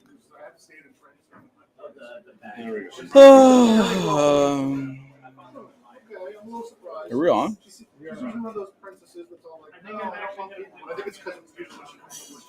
I love it. We got a guy here. I love it. We got a guy here, right behind you, Spin, walking around with an open flask. I love it. You're the one that just went, huh? I know. I'll probably be doing the same thing if I was drinking an open flask. Oh dear. TFCON, where nothing can go wrong. Mr. Magnus says good day. Good day, sir. Good day. Hey, sir. Cheers. Cheers to the open flask. Mr. Magnus, we're going to be on a panel at 4:30. Yes, we are, but we're only going to be here about 15 minutes. Correct. And then we got to make our way there. That's correct. Because we're going to be hold on, wait. I asked him, and he said we're still good. Okay. However, there's always could be a but or a last minute change. Okay. So I don't want to, set the expectations high. All right. Right. And then we disappoint our fans. That's correct. I don't want our fans to be disappointed. No, we don't. So it is 4:00. Do you know where your children are? So how are you? At TFCON. That is where they are. Getting the last minute deals. TFCON Toronto 2024. In Mississauga. That is correct. I feel we can't call it, TFCon without, just TFCON Toronto without mentioning Mississauga. Well, I mean, there's multiple. TFCon spans across multiple cities. So I agree. To identify I agree. Which one it is. Hold on, but I believe Mississauga is a big enough city that you can say Mississauga. Big enough city for us, not for Americans. What are you talking about? You're telling me Baltimore is bigger than Mississauga? Probably. One. How many people are living in Mississauga? We've got the internet. We can look it up. Let's look it up. Okay. Now, think about it. You go in the States. Hold on. Before we say think about it, how about we look it up and then we'll think about it? Okay. Before we even think about the population of New York. We're talking about Baltimore and Mississauga. Okay? Right. Baltimore. He's like my son. I swear to God. Baltimore is as famous as New York. Is not as famous as Mississauga. Excuse me, my friend. Okay. We're going to compare Mississauga and Baltimore. But you know what? No, I don't know what until we go on Google, the Google's there, and figure out what the population of Mississauga, I believe, is 1.5 million people. I think it's 1.2. Actually, yes. What is the population of Mississauga? 722,000. You sure? 722. No, she's guessing right now. She's guessing. I think it's 1.2. Okay, 1.2. Yes. Okay, now what's the population? Wait, hold on. One step at a time. You see? I thought we just had the answer. No. How many? 828. 828. Okay, so what's the population of Baltimore? Population of Baltimore. 569. Boom! That still doesn't mean anything. Mississauga, baby. That still doesn't mean These are M's, not W's. That still doesn't mean So anything. I believe Mississauga is big enough To have their own TFCon. say instead of TFCON Toronto, which I know Toronto why he does it, Okay, and yeah. I don't blame him. I don't blame Colin for doing that. Okay, if I was in his shoes, I'd be doing the same thing. But I believe Mississauga now is a big enough city. Okay, and when I say big enough, population, known wise, and all that kind of stuff, right? That you can literally say, TFCON Mississauga, right? Because it's weird for me to say TFCON Toronto when we're in Mississauga. Right, because we're from Toronto. We understand that. So they named TFCon after us because we're from Toronto. No, because I think at some point it probably was in Toronto. Should we find that out? We should find out. Okay, look it up. But Where did that's something. TFCon started? TFCon Toronto. Where did it start? Hold on. Decepticon. Are you in the middle of a deal right now? Okay, let's ask Anthony. Anthony, where did TFCon started? Did it start in Toronto or in Mississauga? Where? Sorry? But it was in Toronto, like the city of Toronto. That's where it started. Okay. It started in Hamilton. Nice. Oh, yeah. Hamilton, Ontario. Okay, so it started in Hamilton. Mm-hmm. So then why doesn't he still call it TFCon Hamilton? I can tell you why. Because if he's, as a business person, if he's selling this going down to, like TFCon, like Orlando, and he's like, hey, Orlando, I I've got a agree. TFCon. I told you that at the beginning. I understand why Colin said Toronto, Yes. which if I was in his shoes, I would have done the same thing. And that's why he's keeping it as I Toronto. get that, right? But now what I'm saying now, and I believe Mississauga is just as big now as a name, As a name. right? Population as a name, destination, the things that are in Mississauga. There's a lot of headquarters here now and so forth. You know what I mean? Oh, yeah. So this is just a conversation, right? Okay, so it's not like Colin's going to come here and answer that question, right? Not that I'm inviting on the show for him to answer that question, right? But it's just, inquiring minds will like to know, if that makes sense. I think it's just a business decision. Not disagreeing with that. I'm saying as of now, going forward into the future, not now and what happened in the past, or why he did that, because that's been already established why. Because again, if I was in his shoes, I would have done the same thing. Exactly. Right? So it kind of answers itself. At the beginning, why he did that. I'm saying now, going to the future. Yes, going into the future, right? It still kind of answers itself. Okay. There's Mr. Ninjatron. Oh, Mr. Ninjatron. Is he sneaking in here to come talk to us, or is he sneaking in there to grab something after Mr. Kitty? Well, I think we're slowly going to be working our way over. Yeah, we are. So Mr. Magnus, he says we're working on a battle station today. Found out we left the cable disconnected. So now I have all my USB ports again. Cool. No more daisy chain. So I had so look at the microphone there. And Mr. Magnus, yes, that is correct. There is no stream tonight because we'll all be tired out and heading back home after 3 days of being at TFCon. He also says Hamilton, Ontario, 2002. See? And where's Mr. Magnus from? Indiana. I'm sure he heard of Hamilton now. Now he's heard of Hamilton. I'm just saying. He's probably heard of Hamilton before. Sure he has. Been to Canada. Just saying. Just saying. It's business. That's established already. I'm gonna prefer the Professor D here. Stop repeating yourself. I get it. Right. So that was a pretty interesting panel. Was Guber? Very. Guber's cool.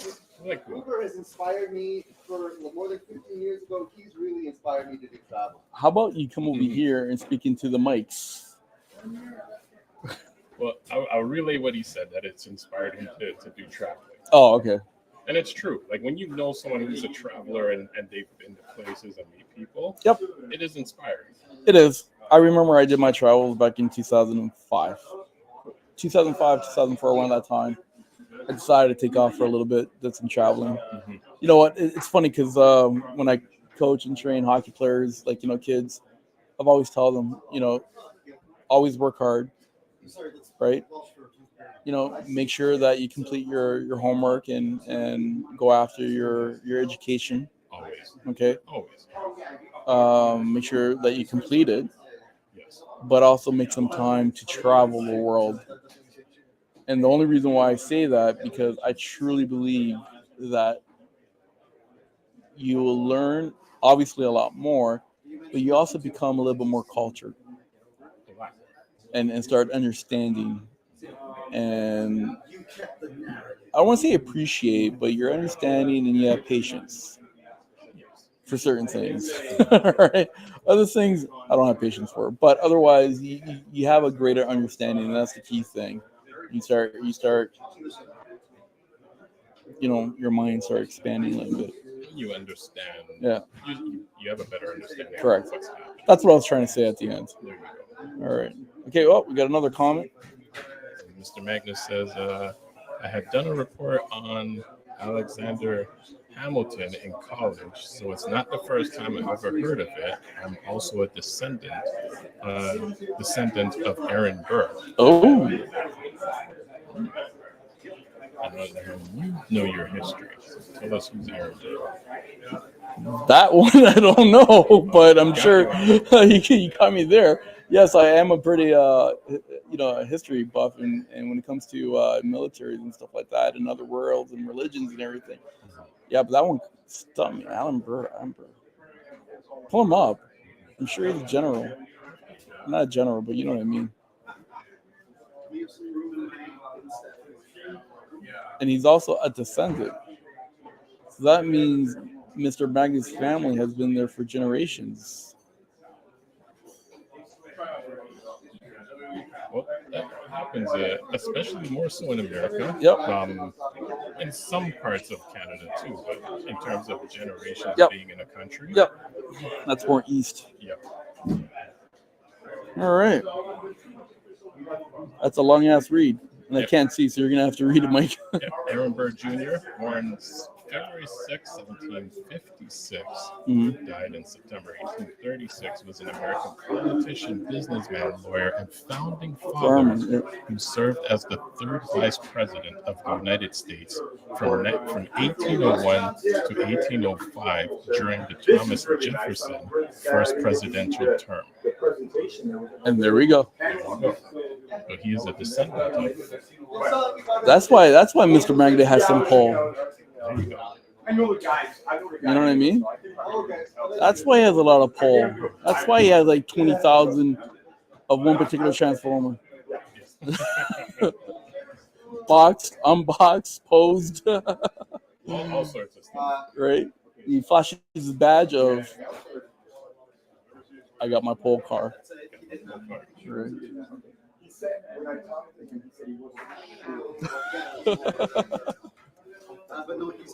I gotta crack up the jokes. Taking a nap before we venture into the panel. Yeah. So what we're doing right now, obviously we're filling in some time. I guess we're a bunch of fillers at the moment. Wow, that. Yeah. Well. Wow. Here we go. Wow.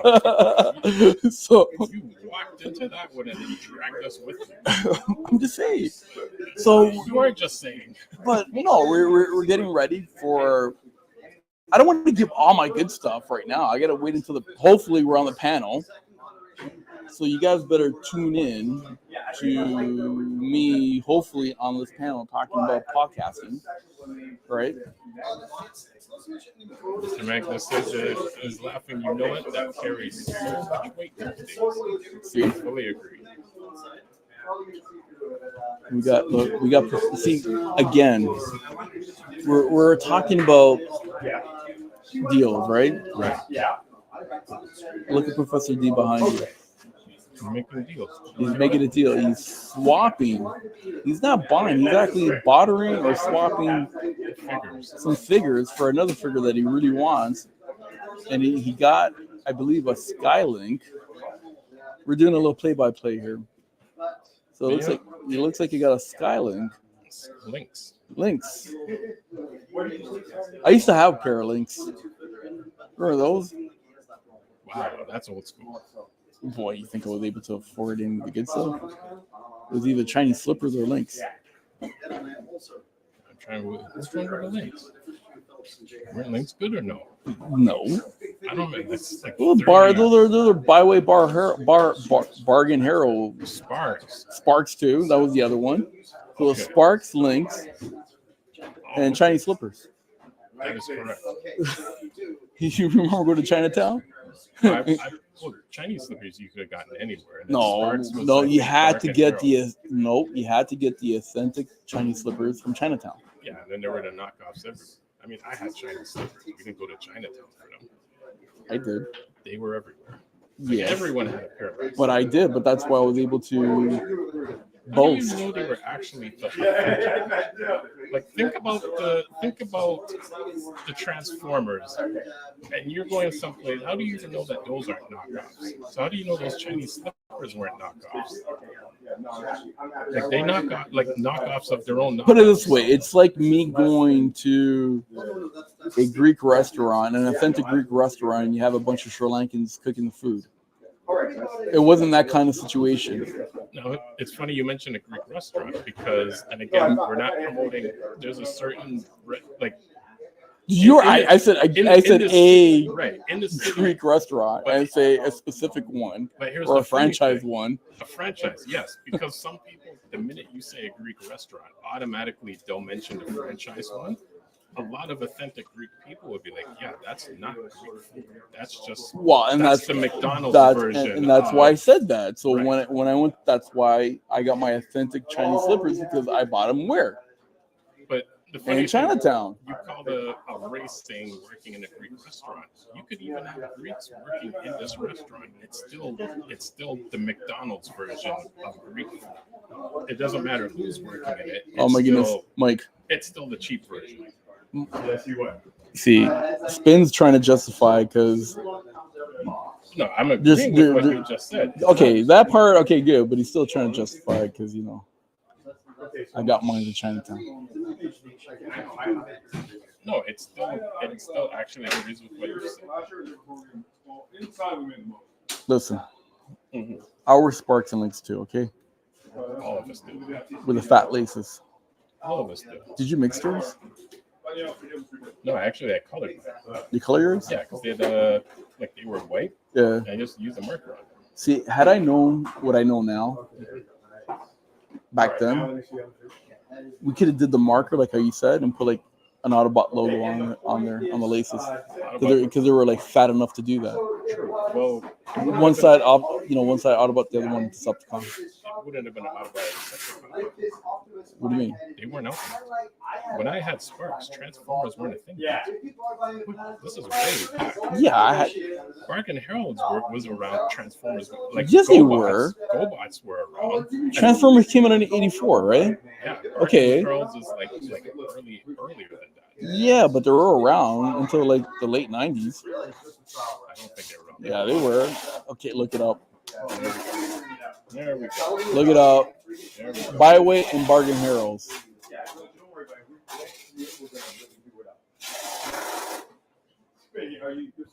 Not Harold Kumar. Bargain Heralds right there. Dude, why are you always sitting in my chair? God. Sit in your chair. Sit in my chair. Is my... Oh, you're not streaming. We are streaming. Are you streaming? Yeah, we are. Yeah, we are. We're live. We're live. All right, don't say that thing I told you. Just say. Actually, we should be getting ready to. Well, what? You're afraid? Just no. Hold on. Let's. No, something's We- happening at set 4:30. Yes, I And we're understand guests. that. We What can't time is show it? up late. What time is it? It's 4:17. 4:17. Okay, look, should we gotta be go. getting Yeah, ready. we're gonna start going. This over. is not important. Okay. It is important. No. What's important is you have to see what I bought. From Colin. Yeah, but we gotta go, D. You don't want to see what I got from the owner of TFCON? We actually told them. From the founder? We told them. You told who? Oh, you already We said told them, yeah, because we're talking play by play what you were doing. Background. Yeah. Michael, I find your attitude somewhat arrogant. Michael, do you understand that I should be the true bearer of the Matrix? I, Skylynx, Okay. am far more intelligent. Sure. Than, Skylynx. than all these other bipedal, hold on. Sky, can I- anthropomorphic robots. That's why they call him Captain Modest. Hold on. Let me ask you a question, Skylink. What? Ask me if I care. Your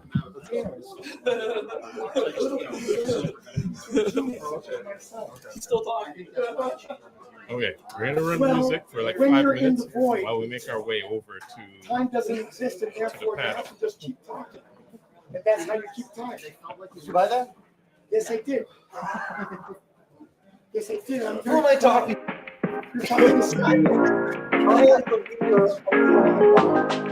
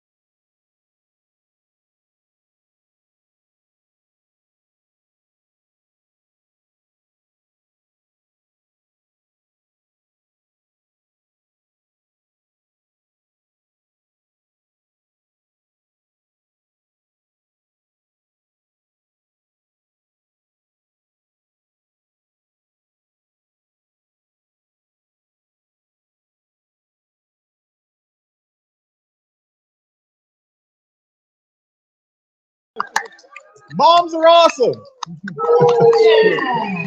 Woo! I love that one. I just say that I did that on Friday.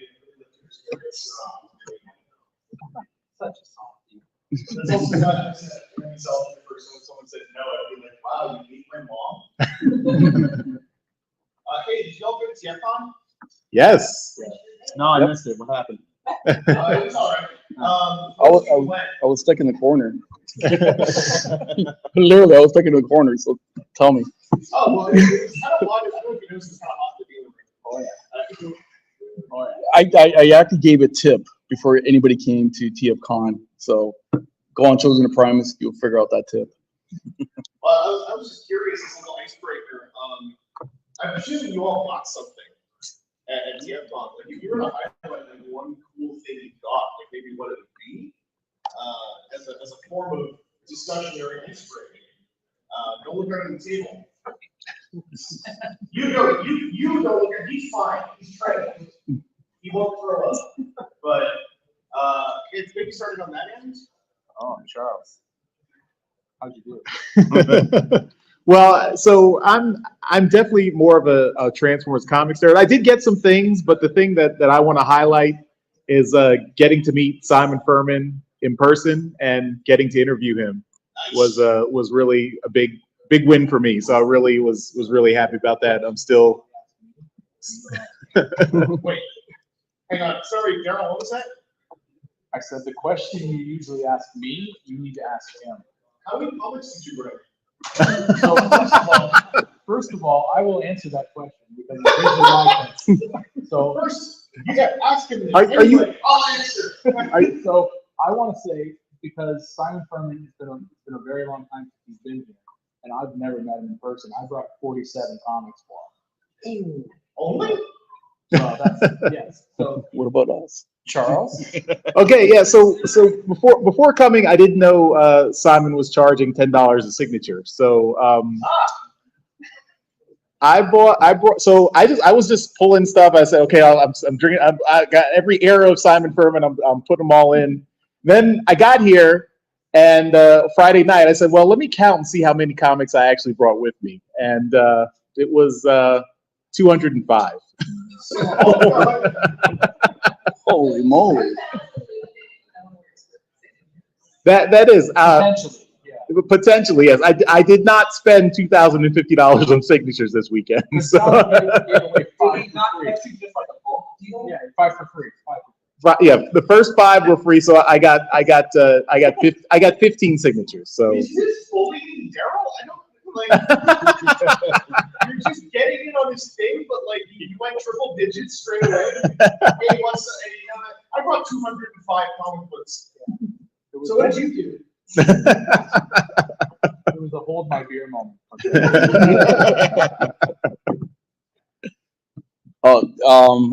Well, I actually have a Simon Furman story.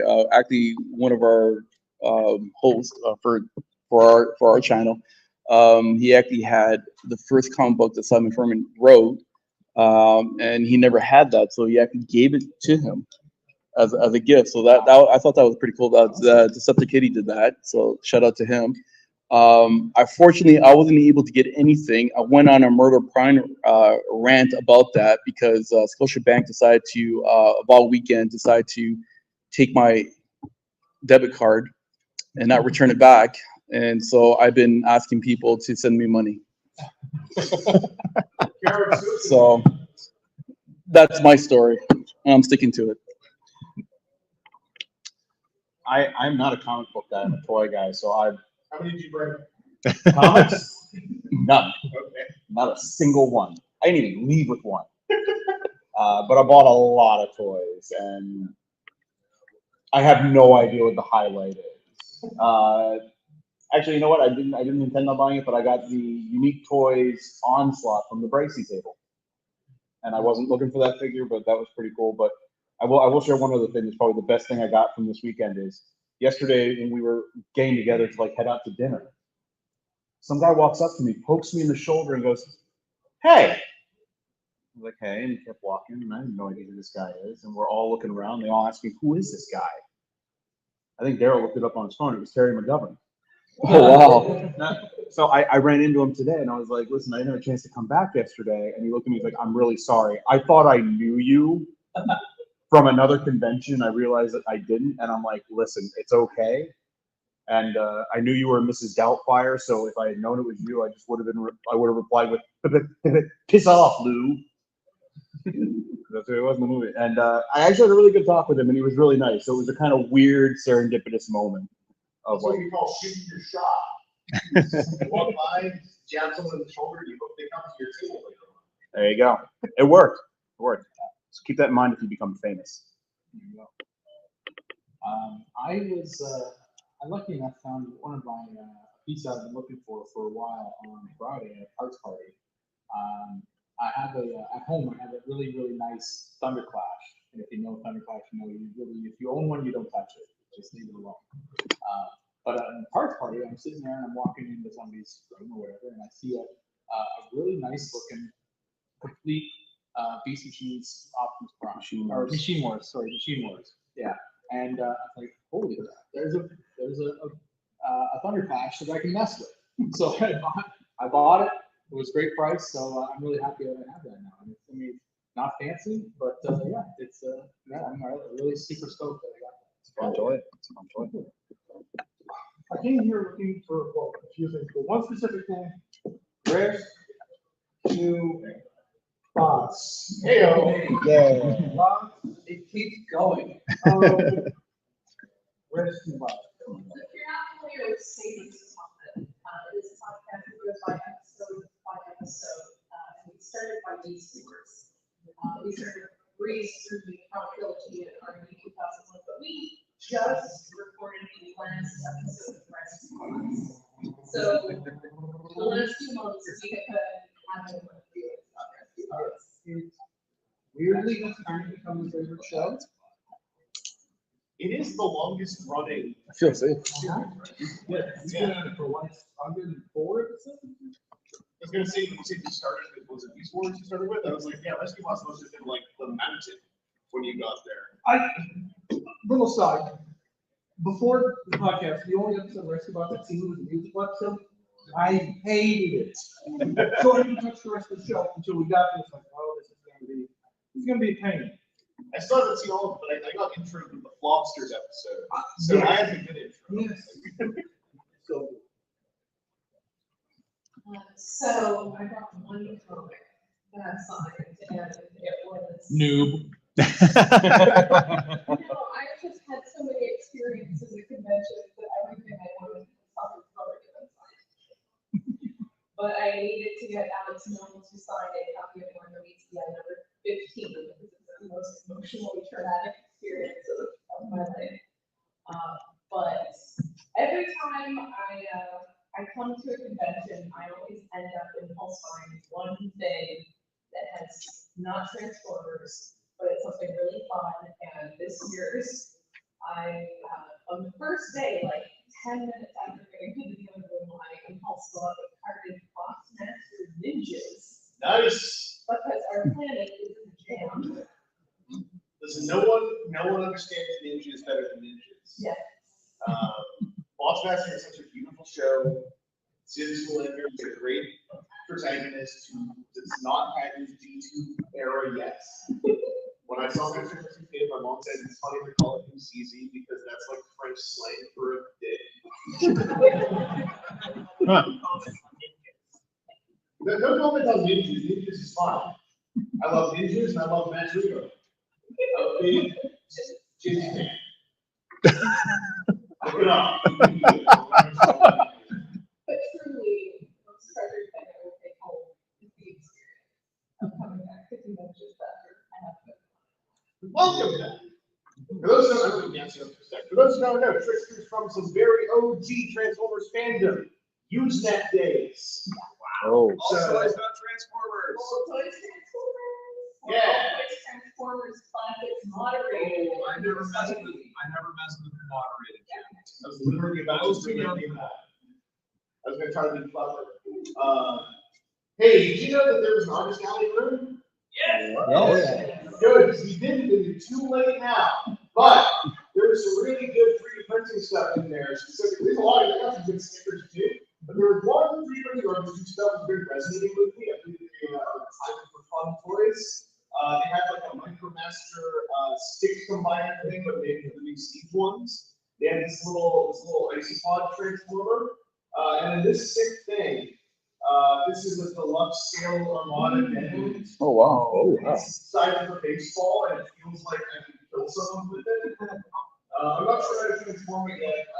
Army's just working on some videos to put up with instructions, so I don't want to mess around too much. But it can do the little movie thing, and it's heavy. I don't deal with that. Is there an in-scale Armada Unicron coming? Well, not yet. I was thinking it would be fun to just put that with my Hazlight Unicron. You know, to make my Hazlight Unicron. But yeah, there's some very cool stuff there. And in general, it was so. I saw the signal lenses that were in there briefly. There's a lot of cool stuff that we're selling. But yeah, the robot squid. Yes. Yeah, monkeys. Big orange squid. You guys have the ball joints on that. Yeah. Yeah, and the trumpet. And the toilet. The toilet was so good. Yeah. And why? So we all like ours now. Yeah. Okay. Oh, that's pretty cool. Never made that. So no surprise to my collecting lately, I ended up finding that from reboot item, the Tiger's Tri-Raptor, which fills in a different small gap in my Diamond reboot collection. It's just more of the insane, hey, it all plays forward and backwards of this modern You have to do that. I mean, yeah, I was what do you notice? I don't see specifically told my outfit not to start another thing. Oh, never. It's okay. It's the same around. And she's already. I had one. So, they've been around. yeah. Oh, really? It's supposed to come. Okay.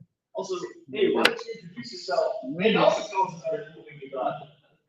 See, I was balancing on so I thought I knew what the punk was because everyone started talking about comics when I walked in, and then it just evolved into I don't know what it was. So the punk was what cool thing you got. Yep. So I'm Josh. I'm from More Than Meets the Year. We talk about Transformersprime. And one of the coolest things I got was something I didn't know I needed until I saw it. And I think you guys just mentioned it. It's one of those 3D printed things in Artist Town. It's from whoever was that had the giant squid. I think you said Bumblebee. Yeah. It's the racing trophy from the whole Velocitron from Transformersgeneration. And I just saw it there and must have this. It's really worth mentioning since you brought it up. But Bumblebee was at the show to have physical stuff, for sale and physical. Bumblebee primarily sells digital files for home printing. So if you go look up FUNDIE in your printer, then you can get in on some of this. Anyone here on the printer? Those are your new friends that don't need to raise their hands. They're your pals in the 3D printer. So this TFCon was also the Toronto TFCon to coincide with the 40th anniversary of the Transformers. And as someone who is roughly Transformers years old, I don't like that. So I would like to have things, fix a little bit. But I was wondering if you had like a very, I don't know, anniversary kind of moment, like something. If it wasn't 40th anniversary, something that was very like, this is of time. I've been coming to TFCon a lot, to go to conventions a lot, I've been doing fandom a lot. Did something culminate for you this weekend?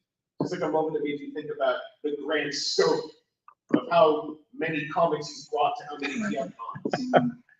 Well, I did get a picture with both Bob Budiansky and Simon Furman, and I held up like one of their Bob Budiansky said Transformers 17 is his favorite issue, so I held up that comic, and then I held up the comic that introduced the Wreckers for Simon Furman. So, and I'll definitely post that on social media. But yeah, showing that the origin of Transformers, and now 40 years later, and I'm 40 plus whatever years later, and it's You can just say it's not. Time's just a number. Yeah, well, my kids keep reminding me that I'm old, so You just gotta shake them. I'm here.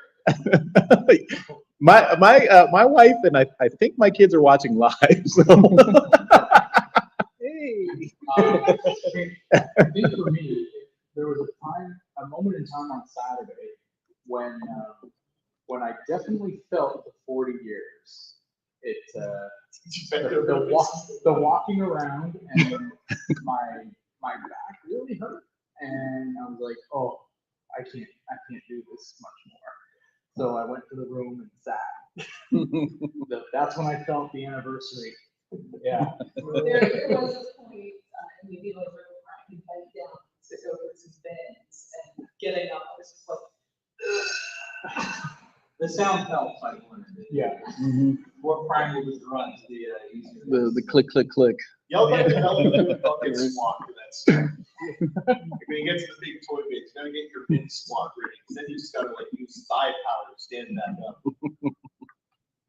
Anyone out here got a good bin squat?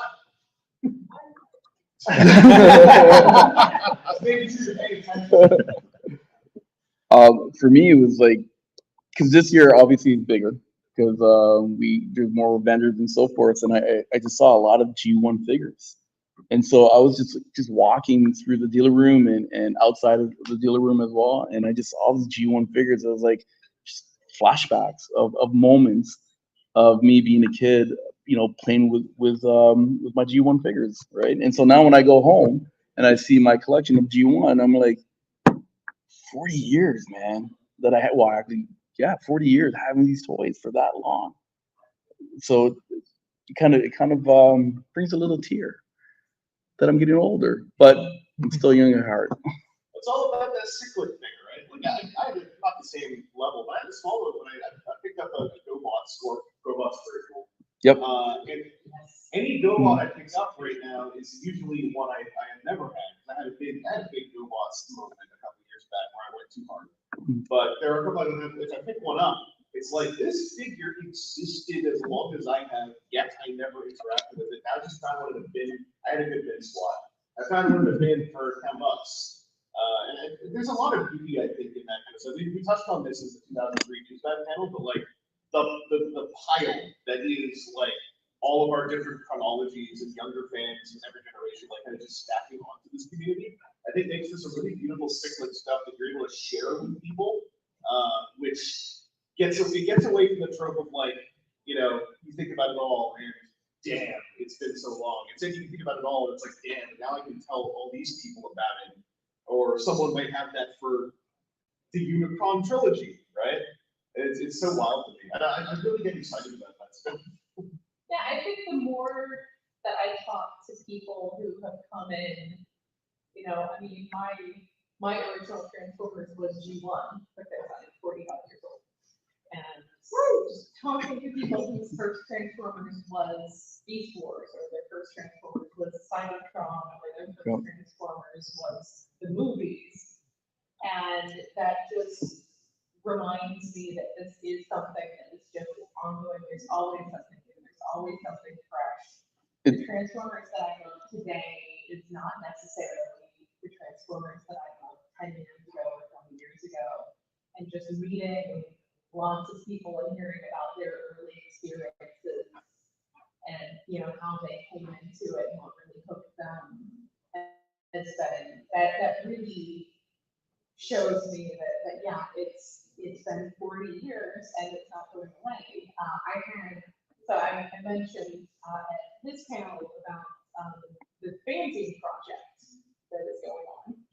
And one of the little anecdotes I wrote up for that was that when I was a teenager back in the 90s, I thought I'd really like to get an Autobots symbol tattoo. Well, who's going to know what that is in 20 years? Actually, yeah, everybody.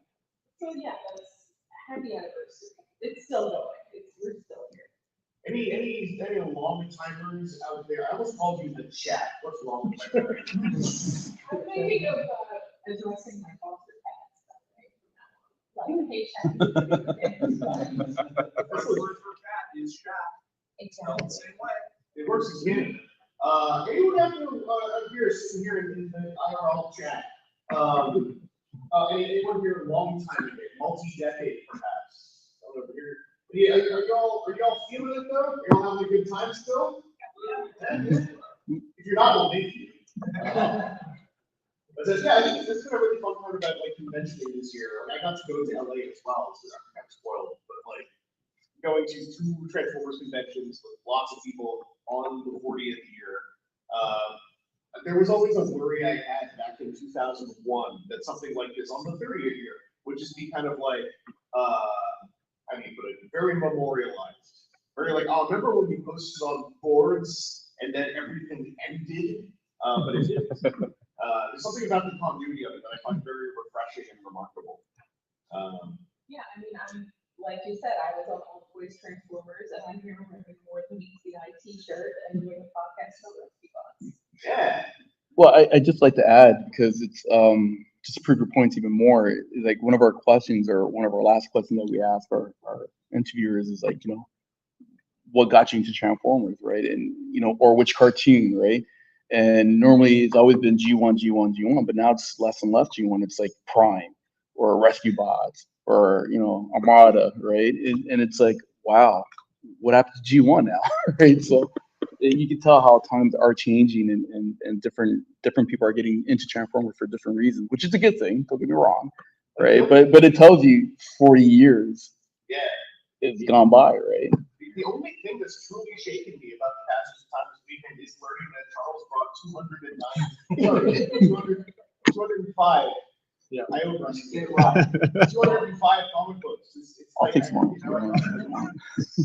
I mean, the sad thing is that's a fraction of what the Simon Furman books I own. It was that was me pairing. That was and these are the important ones I need to get signed. Yes, out of the collection, those 200 books were the important ones. Daryl, you have to ride this out. You have the whole rest of 2024. Yeah, I got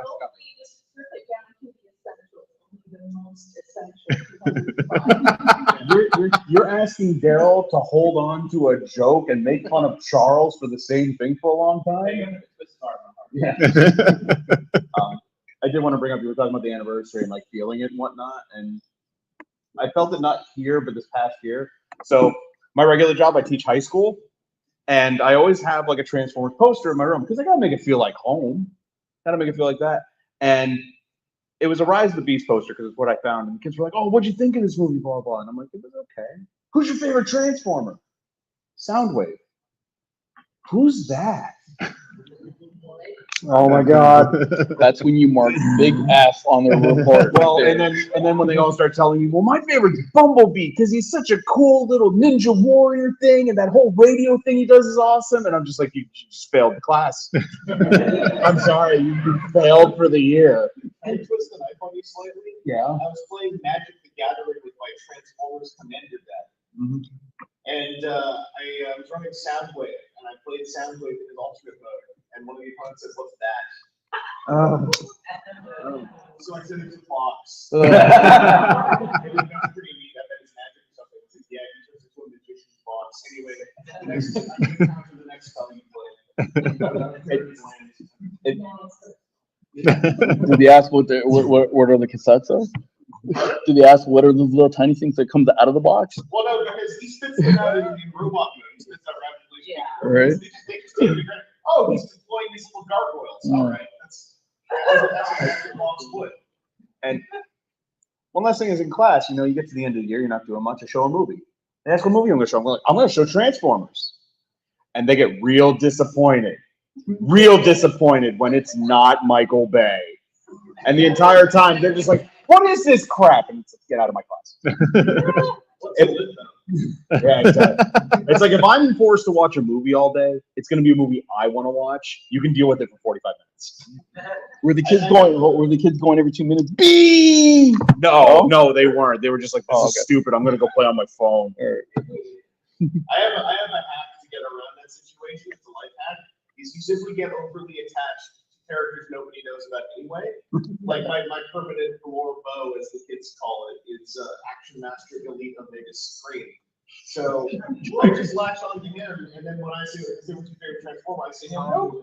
Everybody just goes like, I don't know when you started, but it's 4:55. before now. So it made about 20 minutes before the next screen. So That's a good record. Yeah, did you know that is Maximals really came out of the European G1? And if we've already been going for like 27 minutes, that might be a good time to do maybe the first call in case there's any Q&A. Anyone wants to just shout something at us or ask a question. There is a mic available. We can keep talking too, but I just want to make sure you know it's there. Yeah. It's the one that's floating right by the camera. So if you do ever get the inspiration, just throw a line up. We'll see you doing it.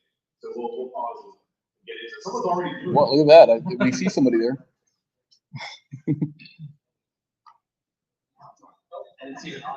Oh, I thought he was running to ask a question.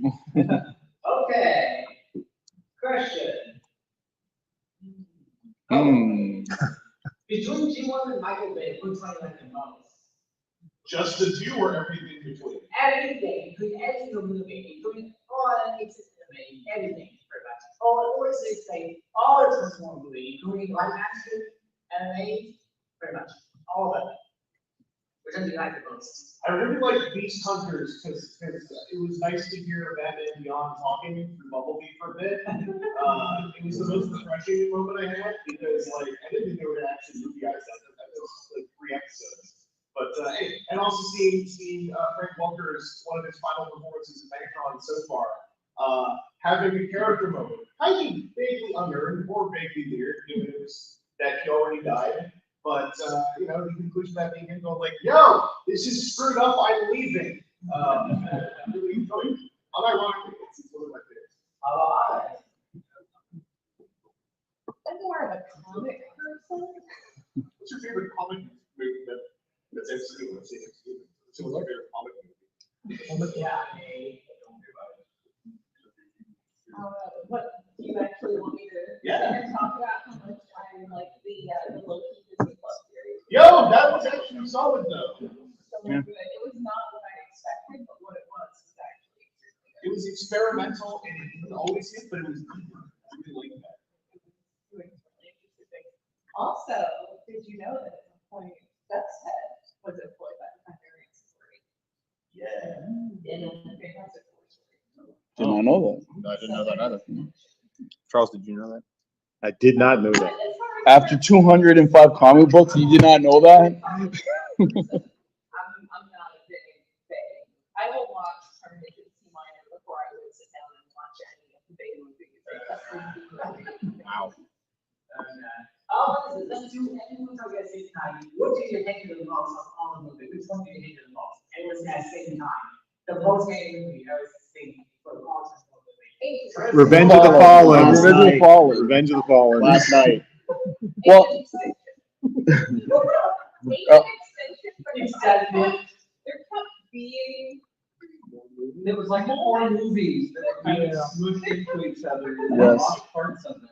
I'm a writing person, so I'm like very aware of things like the story arc and the act structure, and there kept being moments where I was like, so this is almost over, right? Wait, the Dinobots haven't even shown up yet. And they killed Fraser. Optimus Prime killed Fraser. There is a point where Mark is going to the bank and they make sure to zoom in on his debit card duration. When he is rando man. There's something about That bank was financing the movie. Yeah, let's screw my grandma. Let's screw all my grandma love. Even the rich one. And it's like, I gotta speak out in defense of killing Fraser. Yeah. Wasn't it kind of funny though how he did a ragdoll cartwheel when he got shot with a missile? Yeah. No, I'm not saying that the death wasn't entertaining, but as a huge Fraser fan at the time, it broke my heart to see Optimus Prime, my childhood hero, murder Fraser. Well, Fraser should have done better. I don't know. You know what? If I had to see Spawn Hero, but they had to get off by a robot, I'd want him to carry Spawn when he did it. Just like. well, to answer your question, since there was a leeway there about, Optimus Prime murdering somebody, for me, obviously 86 movie, right? But if we're going to have to pick a Michael Bay, it would be Dark Side of the Moon, because that's when they first introduced Murder Prime, let's kill them all, right? And so, and not just only that, Leonard Nimoy was in it as well too, which he did a fantastic job. So out of all the Bay ones, I go with Dark Side of the Moon. There was a lead into Murder Prime and Revenge of the Fallen with the "Give me your face," like that's where the bloodlust started, and it peaked. To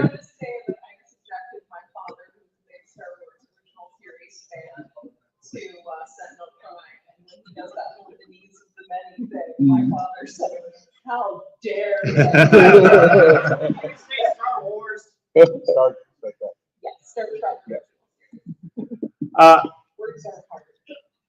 I'm gonna as Trickster, along with Trickster, I'm also a big fan of the comics. So for me, the comics are the place where I think Transformer storytelling shines. Like all the iterations of the comics really take their time to delve into the lore. That's where all the big ideas from Transformers come from. And so, like, I had like those issues 1 through 80 of the Marvel US run. Well, he only wrote 54 through 80, so the UK run was 332 issues. You read all of them? Wow. Also Dreamwave and IDW and Transformers Regeneration 1 and Transformers 84. So you basically brought everything. A lot. I selected stuff from every era, so you know. But yeah. Yeah. The cartoon would not have kept me in the fandom. Yeah. But those comics hit right at the right age for me. Yep. Exactly what I needed. Yeah, I mean, and in the 90s when I love Beast Wars, but in the 90s when there were no Transformers comics really, from like 93 to 99 or so, I was reading those issues over and over and over again. Lurking on Alta Toys at Transformers, reading fanfics for people who would continue the Transformers comics because there was no official stuff. So I was deep into the fanfics because that was the only place you can get more from that comic universe. And yeah, so that's everything for me, and you know that continues to this day, much to the chagrin of my family. Oh yeah, I have. Oh yeah. Yeah, I forgot to bring that. I should have had Simon sign that. I forgot to bring that one. Yeah, because he even mentioned that he was like really happy to see that existed. Yeah, yeah. That's why it impressively has a nose too. Jet mode, but absolutely not. He has the jet mode of an afterthought designed by a comic artist with no toy engineering background, and they were like, "We are going to translate this exactly." It did not make any sense to make it like a real jet. And he transforms with gusto too. That's why I stick up for Cybertronian modes in general, because they always have such gusto, even though they're going for something that most people go like, "Wow, a shape," but it's like, no, but don't you see? Like, this is a space shape. Usually it's supposed to be pronounced space shit. We gotta go with the tanks. And the submarine. Oh, I love submarines. Oh, yes. Going back to G1, all the upside down submarines in G1.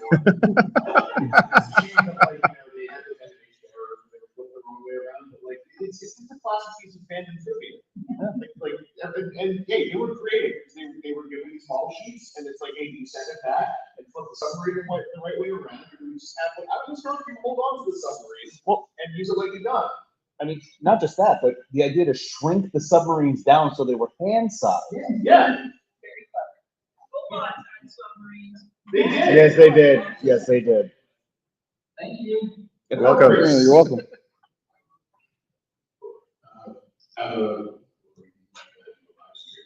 Usually what we ask is everyone to discuss. If out of your entire collection, something were to happen in your house, please, what's the one figure that you would let happen in the house? I would be cracking the Medicaid Shatter that I always get to, because that's the special someone that I met at this convention. So I feel like there's a real soul connection there, and that would be like leaving a cut behind, except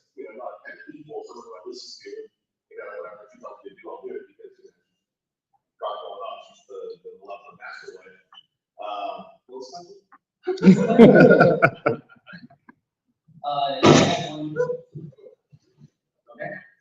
I had one thing first, if I had one thing to rescue, it probably would be that original carbon primary one, because that's like the chocolate toy. If not, it would be common son, which was right there next to him, I go in here and play mentality.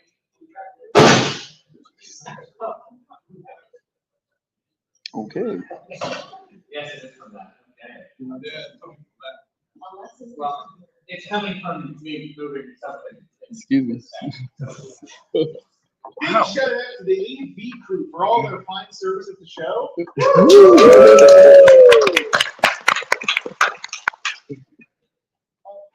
He knows what I'm going to use.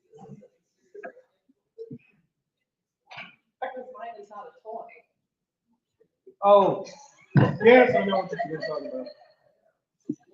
So back at BotCon 97, the first one where we had real guests, Simon Furman brought a stack of original art from things that he had worked on. And as I was going through that stack, I found that he had brought the original art to the single-page Death Set strip Pioneer Text, which I now own. And I would, of course, first make sure that all the cats under my care made it out safely, and then I'm going back for the original art from Pioneer Text. Still priorities. Still priorities. Cats are important. Lives are more important than literally irreplaceable historical comic artifacts. And I have nothing to follow that with. Really, what the I guess Bug Bites? Bug Bites cool. The BotCon one, because that was like the first large chunk of money I spent on a tour.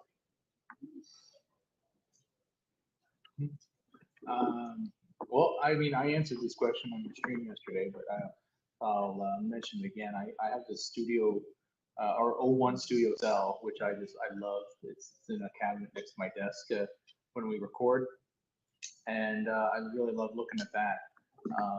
But I mean, that is third party, and I mean, I do own a lot of really expensive G1s, but generally it'll be that one, just because I really like just the look of it. Really. Oh, I mean, I haven't really gotten that one. I like the Unicron. I'm not super into the Primus, but yeah. You also can only pick one. That's right. I mean, the other one was good, and you said the party transformers. I mean, we've got two hands, one planet in each, right? That's right. Got It's a pretty big planet. It is a big planet, it's true. For me, it would probably be my RID 2001 Omega Prime, just because I had the Optimus Prime as a kid.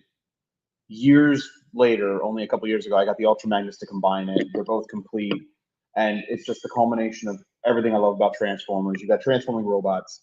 You got an armoring up Optimus Prime. You've got a combining function. You have lights. You have sound. You have spring-loaded missiles. It's the perfect toy, and I love it. And it means a lot to me to have in my collection. Well, for me, it's my G1 Omega Supreme. And the reason why I say that, it's almost basically what you just said, right? And not just only that, that was my first big toy or figure that I was able to buy. And when I say I mean me, not my parents, because my parents didn't really buy things for me like that. So I had to collect a lot of Coke bottles. And I mean a lot of Coke bottles. Yes, anybody younger than very young generations back in the days, we used to collect Coke bottles, and we used to get 5 cents or a nickel or a dime as that too, newspapers. So, but I collected a lot of bottles for that Omega Supreme. So if I gotta say something, that's gonna be that. It's probably no surprise that since I've been going on about comics, it's going to be a comic. So just Transformers number 75 of the original Marvel US run. That was the issue where they had their big Unicron epic moment.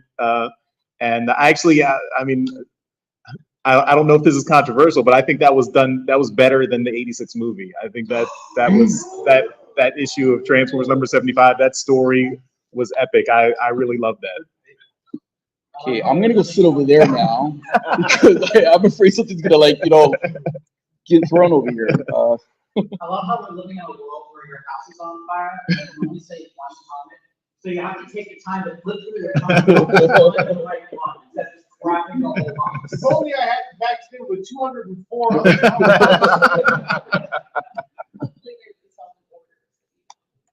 Yeah. For me, there are so many figures in my collection that I would deem as irreplaceable or expensive enough to warrant that, like, go grab the one thing that I couldn't pick from any of them. No, I set out for something practically worthless. That when my girlfriend and I went to see Rise of the Beast, she surprised me by buying the Optimus Prime truck popcorn buckets. And it was very early in our relationship. It was so sweet. It made me so happy because it was something about, oh, that thing's cool. Not $50 cool, but cool. And then there she was with it full of popcorn. And I later got it signed by Peter Cullen at a TFCON. And it's like, well, I guess that would be the thing I'd say, because that's so much sentimental value behind it. Yeah. Can you still eat popcorn with it? I could. But you're not really washing it, right? This thing just on top of it. You can't wash it. You could wash it. Yeah. You can line it with wax paper, but then you got like a wax paper lined giant $50 popcorn bucket that's also signed by another voice actor. Then buy another one. That's what I said. Buy another one. One for show, one for popcorn. Yeah. That's all I'm expected to. You've made no indication that you needed to eat popcorn out of it, but that's the whole content is frustrating. Why don't you get a second one for popcorn use? Stop trying to juggle all these responsibilities. Put a plastic bag over there. Hi guys. I was just wondering for all these conventions, who's different favorite Transformers. David K is mine because he always greets me with "Hey Chris," and he makes me feel cool for like 2 seconds. And I'm like, oh, David K. I get all bashful. Don't make me choose between Simon Furman and Aaron Archer. It's not fair. Yeah, on the design and engineering side, I've had a lot of really good conversations with Archer Monster. Just about how processes work. I'm an aerospace engineer, and it's amazing how many weird, like, tangents and parallel things are between something as precise as that and something as open as toy design. Archer also always says, "Hey Chris," and makes me feel all cool for 2 seconds. Makes me feel all bashful. Well, Aaron and I share a cool name, so. I know 2 Aarons. You're better for it, or worse for it. I found that over the past few years, I've really enjoyed just hanging out with Frank Todaro at the bar. And the one thing that really sticks out to me is when Kermit the Frog shows up, Frank Todaro turns into a 5-year-old. And it's one of the most adorable things to see. He just makes Kermit sit on his shoulder, and they're inseparable from then on. Frank also always says, "Hey Chris," and makes you feel cool for 2 seconds.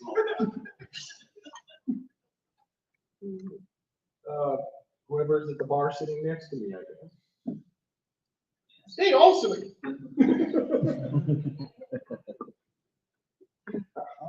I mean, I've had some fun ones. It's hard to argue with meeting, Mr. Cullen or Mr. Welker. They're top tier, right? I mean, outside of Transformers, I've met some pretty awesome celebrities as well, but I would go with them as well. They're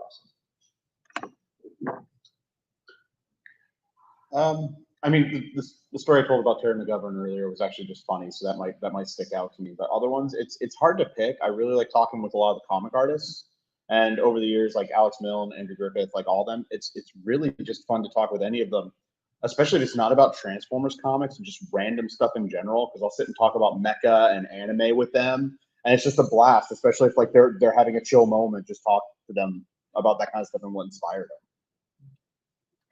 them. I haven't had the fortunate moments with any of our guests.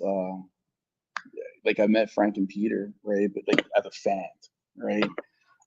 Getting things signed or whatever. But I haven't had that opportunity as of yet, which I'm hoping maybe next year that I get to sit next to them to a bar and have a nice cold drink with them and talk about some really cool stories. So that's my goal for next year. Yeah, so I mean, of course, this year Simon Furman was a big thing. I hadn't met him before, but if I go back, like I started coming to conventions 10 years ago in 2014. I went to BotCon the first time, and before BotCon, and I'm at this point we just started transmissions. We haven't even been doing it for a year, so I was just getting into the community, trying to meet people. We started trying to interview artists and writers and things, and I reached out to James Roberts and John Barber before BotCon, and asked them if I could interview them while I was there, and wound up like going out to dinner with them and just hanging out with them. And since then, I've gotten to hang out with lots of Transformers comic artists, like Scott mentioned, Alex Milne, Andrew Griffith, and Livio Ramondelli are here. Casey Collar, and all these guys, just being able to hang out with them, have dinner, drinks, whatever, and just interact with them as people, and have them say, "Oh, we listened to your show and we love what you're doing," and having them say that to me, where I thought these guys are awesome, talented artists. I'm not on their level at all, so it's really awesome to just be able to interact with all those people here, and of course all the friends and fellow fans I've met at the convention. I mean, they're not celebrities, but that's what I look forward to every time I get to go to a TFCon is hanging out with people I've met and the friendships I've made here. It's weird because when I meet those guys too, they always say, I've listened to your show and I really don't like what you do. They say that to you? They say that to me. Yeah. I mean, as someone who's heard feedback from other people, yeah, that's accurate. Stop hating on G.I. Joe. Did you bring them 205 comics? No. The true convention was the friends we met along the way. Well, kind of going back to your question, in a sense, I'm at that moment of time of making connections and starting to interview people. Like I was literally stuck in that whole corner the whole entire time, right? And it's just doing interview over interview, and that's the whole purpose of this. For me, that's the whole purpose of this convention, is to meet, network, and create new friends, right? Which I got invited to the podcast because this gentleman right over here, so I have to thank him again. How many times I've said thank you, and so that's why I'm up here, right? And that's part of the journey of coming to these convention, and I guess that's part of the journey of doing podcasts as well too. It's just meeting new people and networking, and hopefully I can get to their stage where, hey Pete, hey Frank, let's go for a beer, at the bar, right? So we're not that bad. No, that's like another 10 years down the road, right? Okay. So now you know how many comics you bring. 305 comics. I also, for me, every show that comes to our side of the field, and every time I've gone to the show since 2013, I always get invited to the people that got in. So just to get the reaction to that. Cool. Since Artisan is very well for the second year, I want to get back to you guys. If you're interested, I have prints for free for you guys on the catalog. Sure. No. Wow. Yeah. Oh my God. Thank you. Awesome. Thank you. Very kind. No, I mean, Yeah, I was gonna say I don't. Yeah, I'm good. Thank you. Thank you so much. I mean, if I can make it feel really cool for 2 seconds, but also a little bashful. Yeah, no, I'm good. I have a very fine pair of pieces that are mine. Because they like a monster. I love it. That's very kind. It's really cool of you to do. I have one original piece of myself that I had done by one of the character designers for King of the Hill, and I asked him to draw me as one of the characters because I love that show. And when he was done with it, I looked at it and I showed my friends. I'm like, do I always look like I'm this sad? And they're like, yeah, kind of. Okay. I guess that's like in a way, that's like putting the harshest mirror on yourself, right? Is a form of caricature. Yeah. You go to an artist, no, just draw me the way you would if I were a cartoon character. And they look at you and go, all right, time to draw out your extremes and render you to a trope. Could be rough. I mean, like there's what was it, Derek Wyatt did an April Fool's picture of me once. It's very cute. My mom loves it. She put it onto mugs. Just for herself. Just for herself. But yeah, more people should get art commissioned of themselves, unegotistically as a diagnostic. I don't know, man. Draw the inner me, whatever you see. Don't do it to a character artist like on a street side to do it unless you really trust them. You gotta know what you're getting into. So I think we're probably we should wind it down now. It's getting late. Lock the door. So we should probably end with everyone plugging their podcast. So if anyone out there wants to listen, and they can know where to find it. So as I said, I'm more than meets the ear. We talk about Transformerscybertron. There's a lot of weird theater references and musical outbreaks because we're theater kids. It's quite a lot of fun. We've been on a little bit of a hiatus, so we're coming back soon. We're just waiting on someone to be not sick anymore. We're recording instead of Sickness will get some. Did we do this without exploding everything? Okay. All right. Yeah, Chris and I are on the TFCON podcast channel at TFCON2005.com. Theoretically, it's still the podcasters, but there's a Zoom user out there that keeps getting it done. The lead's not working. We're sorry. It's a WTF. Also, it's relevant. Go to YouTube and find the playlist of our streams going through the 2003 era news. It's basically like a podcast, but with lots of visuals. So it's like a YouTube stream. Yeah, you should go to 1 p.m. today and check out Deep the Thicket with Vanity News 2003. It's a briefcase. Time travel briefcase and go back to At 88 miles per hour. Yes, we did. Yes, 88 miles per hour was in that podcast. So our website is icon_underground.net. We do TFCON. Like I said, we are getting close to episode 400. We're actually probably past episode 400 because there was a point where we got weird, like 0.5. Weird numbers, subjects. Official episodes were not at 400, but we've done side episodes. In between seasons, we do episodes of other random 80s and 90s cartoons just to take a break and make fun of them. Some of them are pretty good. Don't remember. Was that a Patreon or was that I we think that was- did an episode of Boxing? No, that might have been a Patreon. It might have been monthly we do Patreon episodes of something fun. Well, we should remember to throw that one up on free. We Yes, don't. that's a good idea. We recently did a Patreon on the Masters of the Universe movie, which was a lot of fun.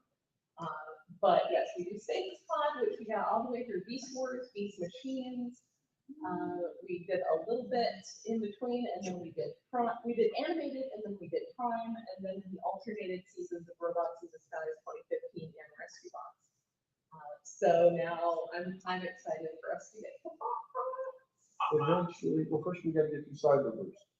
Is Bots still on Netflix? It's on there. Okay. It is also on my hard drive for unreliable reasons. Yes, because we have. But only as a legitimate backup. As a We legitimate. had that previously, like when we started watching RID, it wasn't available. Yeah, we've definitely had to find questionable sources for some of this stuff, but it's all now on YouTube. Thank you, Masters. But we also have started back up with the approximately bi-weekly Icon Underground Radio News podcasts, which are a lot of fun because the reason we had to sort of take a break was because I work second shift, so we often end up recording them at literally like 1 in the morning. So it's definitely got two friends chatting about joining us at 1 in the morning energy. Yeah. So that was a lot of fun. I from Underground Radio. And a fun older one in our back catalog that I was talking about the last TFCon I was at in 2019 in Reston. We did a series based an episode by episode of Superhuman Samurai Cybertron for SSXX.Gridman, where we had guest stars on every episode. We had Trent Proof and Greg Seplak to talk about the Shattered Glass tie-ins. We had some Toku people, you know. Yeah. Yeah, it was every episode we had different guests. So we brought there was someone who we had on like the first episode and then like the 9th episode. That was Trent. That was Trent. Who hadn't seen any of the show at all and did not watch the episodes in between. It was. And it's definitely a gift from the community of coming in with the piece. So that's also someone to look up because that is still out there available, but it has. We also did some other Friends episodes, mostly Patreon. Moto Friends, yeah, we do a lot of fun stuff, but mostly Transformers. Yeah, it's just that if we did almost 400 episodes, if we did Transformers all the time, I thought we would get bored. So between seasons, some so. Yeah, usually something that's like, or between these words. Yeah, originally it was like. Because it was like Meanwhile in Japan. Yeah. We did the Beast Wars second movie because Meanwhile in Japan. But we got a little more on the rails because like what even was coming out at the same time as our Yeah. Rusty Box. It's like, oh, let's do that some of that. We were able to let yeah, so Transmissions podcast. I mean, Charles will kick in on this a bit too. Transmissionspodcast.com. You're on the dot there. Thank you. We're a bi-weekly show. Our Wednesday show is about toys, and that's where I shine. And then our Friday show is about comics and media, and it's where I get made fun of and look bad. But not anymore. I'm really gonna harp on about the 205 books. We are currently reviewing the Skybound series, the Energon universe, as I've been forced to read all of the G.I. Joe books to the state, which I'm very upset about. It's tied into Transformers. I mean, the Bear. exciting Energon Bears TM by Skybound Entertainment. That exact one. Yeah, so we've been reviewing that. We also commissioned a custom cover We for did. issue 1 Yes. with art by E.J. Sue, who Yes. did all the art on the original IDW Infiltration series. Yeah, and I think Charles has a couple of those covers here right now on him. If anyone's interested, we're selling for $20 Canadian. So if anyone's got $20 spare and wants to let us know.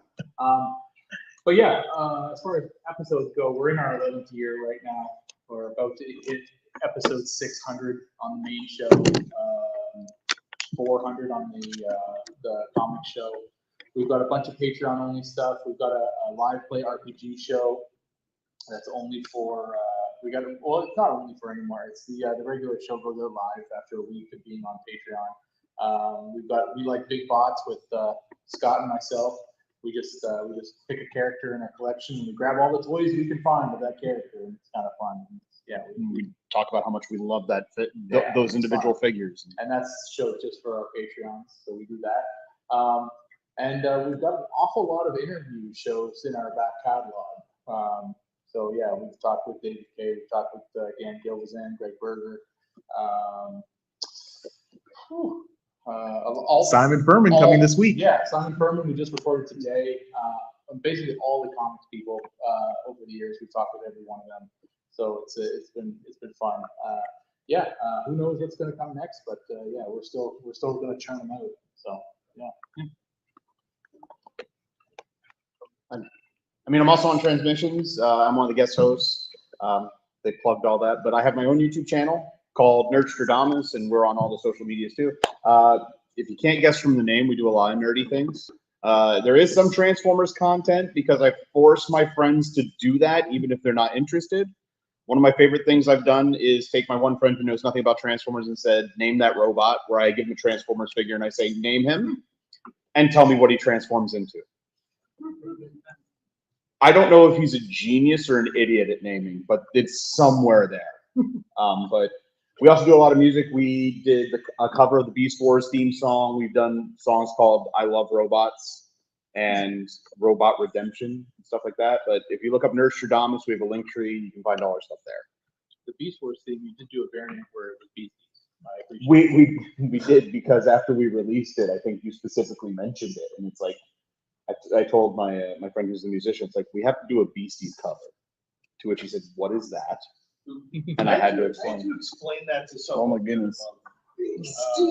My friend Dinthnaw was on for Elden Ring stream, and this came up.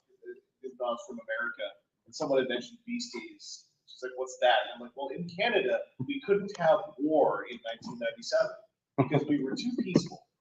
So we re-recorded an entire theme song. It's called Beasties." And her response was like, "That's a really funny bit you're doing, but you're not going to make me look stupid." Yeah. Yes. Oh, okay, my turn, I guess. We're the new kids on the block. We're called Children of Primus. We do a weekly show on YouTube, and obviously we're on all the social platforms as well too, from 8 until 10. We talk about obviously Transformers. We do news and reviews, and we talk about everything and anything Transformer, and it's also related. So it could be political, it could be life stories, it could be, and we talk to a whole bunch of guests as well too. And not just only that, what we try to do is that if you want to join our show and talk about what we're talking about, or you want to add something, you can always join our show and be involved and talk about Transformers. So we're all children of Primus. That's how we look at it. Oh, .com. Yes. Right. It could be .ca, but it's .com. We wouldn't never have that. .edu. It's not working. So yeah, we are. Right. Already mentioned Transmissions podcast. I'll just say again, the Empire of Rust, Transformers Live Play RPG podcast. That's an awesome show that is on our network. So if you go to transmissionspodcast.com, you can find it there. It's we have 3 seasons of an original RPG story set in a variant of the IDW universe, and none of us are the main characters on it, so it's a completely different cast of people. If you don't like any of our voices here, so I think that's really great. Also, yeah, I was just gonna say, if you're a fan of IDW and you want more of it now that it's gone, like, listen to it. There's about 120 episodes of it now. And if you've got a long drive back home from this, like say about 6 hours, great time to binge it. I will be. And we run a Discord server, so we have a community for all our listeners. So if you go to transmissionspodcast.com/Discord, you can join up there and interact with us and interact with lots of fellow Transformers fans there. Sorry, was that .com you said? Just want to make sure, that's all. Yeah. Okay, .com. Transmissionspodcast.com/Discord. Oh, we have the forward slash. Is there the forward slash? /Discord, okay, yes. Okay. The .gg or .biz. Yeah, do you have .gov yet? Guys, the word "dot" is starting to mean nothing. What's that .dot? Hey, can I also just say, if I understood correctly, we do have some folks here who have not done one of these kind of podcast roundtable panels before, right? It's true. So I wanted to say, like, hey, welcome to fun times and fun collaborative experiences up here, and y'all did really well. If it is your first time for real doing one of these like this. It is my second time and my first time in 5 years. I mean, that's practically your first time, right? They say yourselves generally by the time 5 years have passed, you should have yourself into a completely different genetic person. So technically, it's your first one, right? Yeah. Also, that was in the DC area, because it wasn't Toronto. Proper. Toronto locals. Yeah. Yeah. All right, that's 2 people. 3 people. Yeah. We run these places. Yeah, from the DC area. I'm from Virginia. And hey, thanks to all of you for calling on out to a post-show panel. That is always a bit of an ask. I know that it's a bit of an ask, but also what else are you gonna do? But no, we always appreciate seeing folks coming out to just hang out, get a little bit of a debrief vibe. And hey, this time it's been what, double, triple streamed? Yes. You Yes. want to check up on something? If you can't check up on it, then talk to all of them. And this will probably be episode 599 of Transmissions this week. So We're not 600. no, 600 is next week. Yeah. Do something about I know, this. sorry, it's a very special episode that I will not be on. What is that special? Is that episode 0? Oh. And also, once again, especially next year, but I'm biased.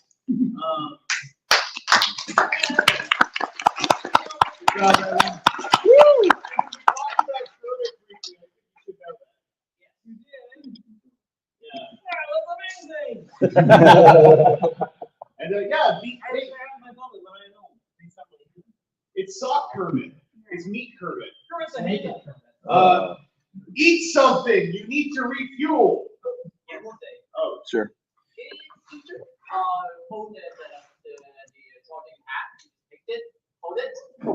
Oh, sure. Yeah. Everyone has to see them while we do this. 3, 2, 1. Say cheese. Cheese.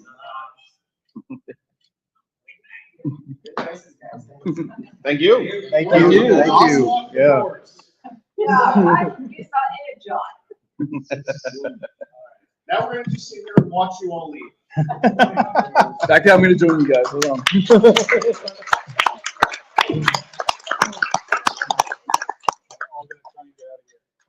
Yep. That was awesome. Mm-hmm. Thank you. Great meeting you. Thank you so much. Thank you for the invite. Do you have a Sharpie? Maybe can you sign this? Or? I don't know if I have a Sharpie on me. I did steal one from Josh Bertram by accident. It might be in the bag. Okay. No worries. So thank you. Thank you. No worries. 'Cause, yeah, You know what the funny thing was? Is I went this whole weekend saying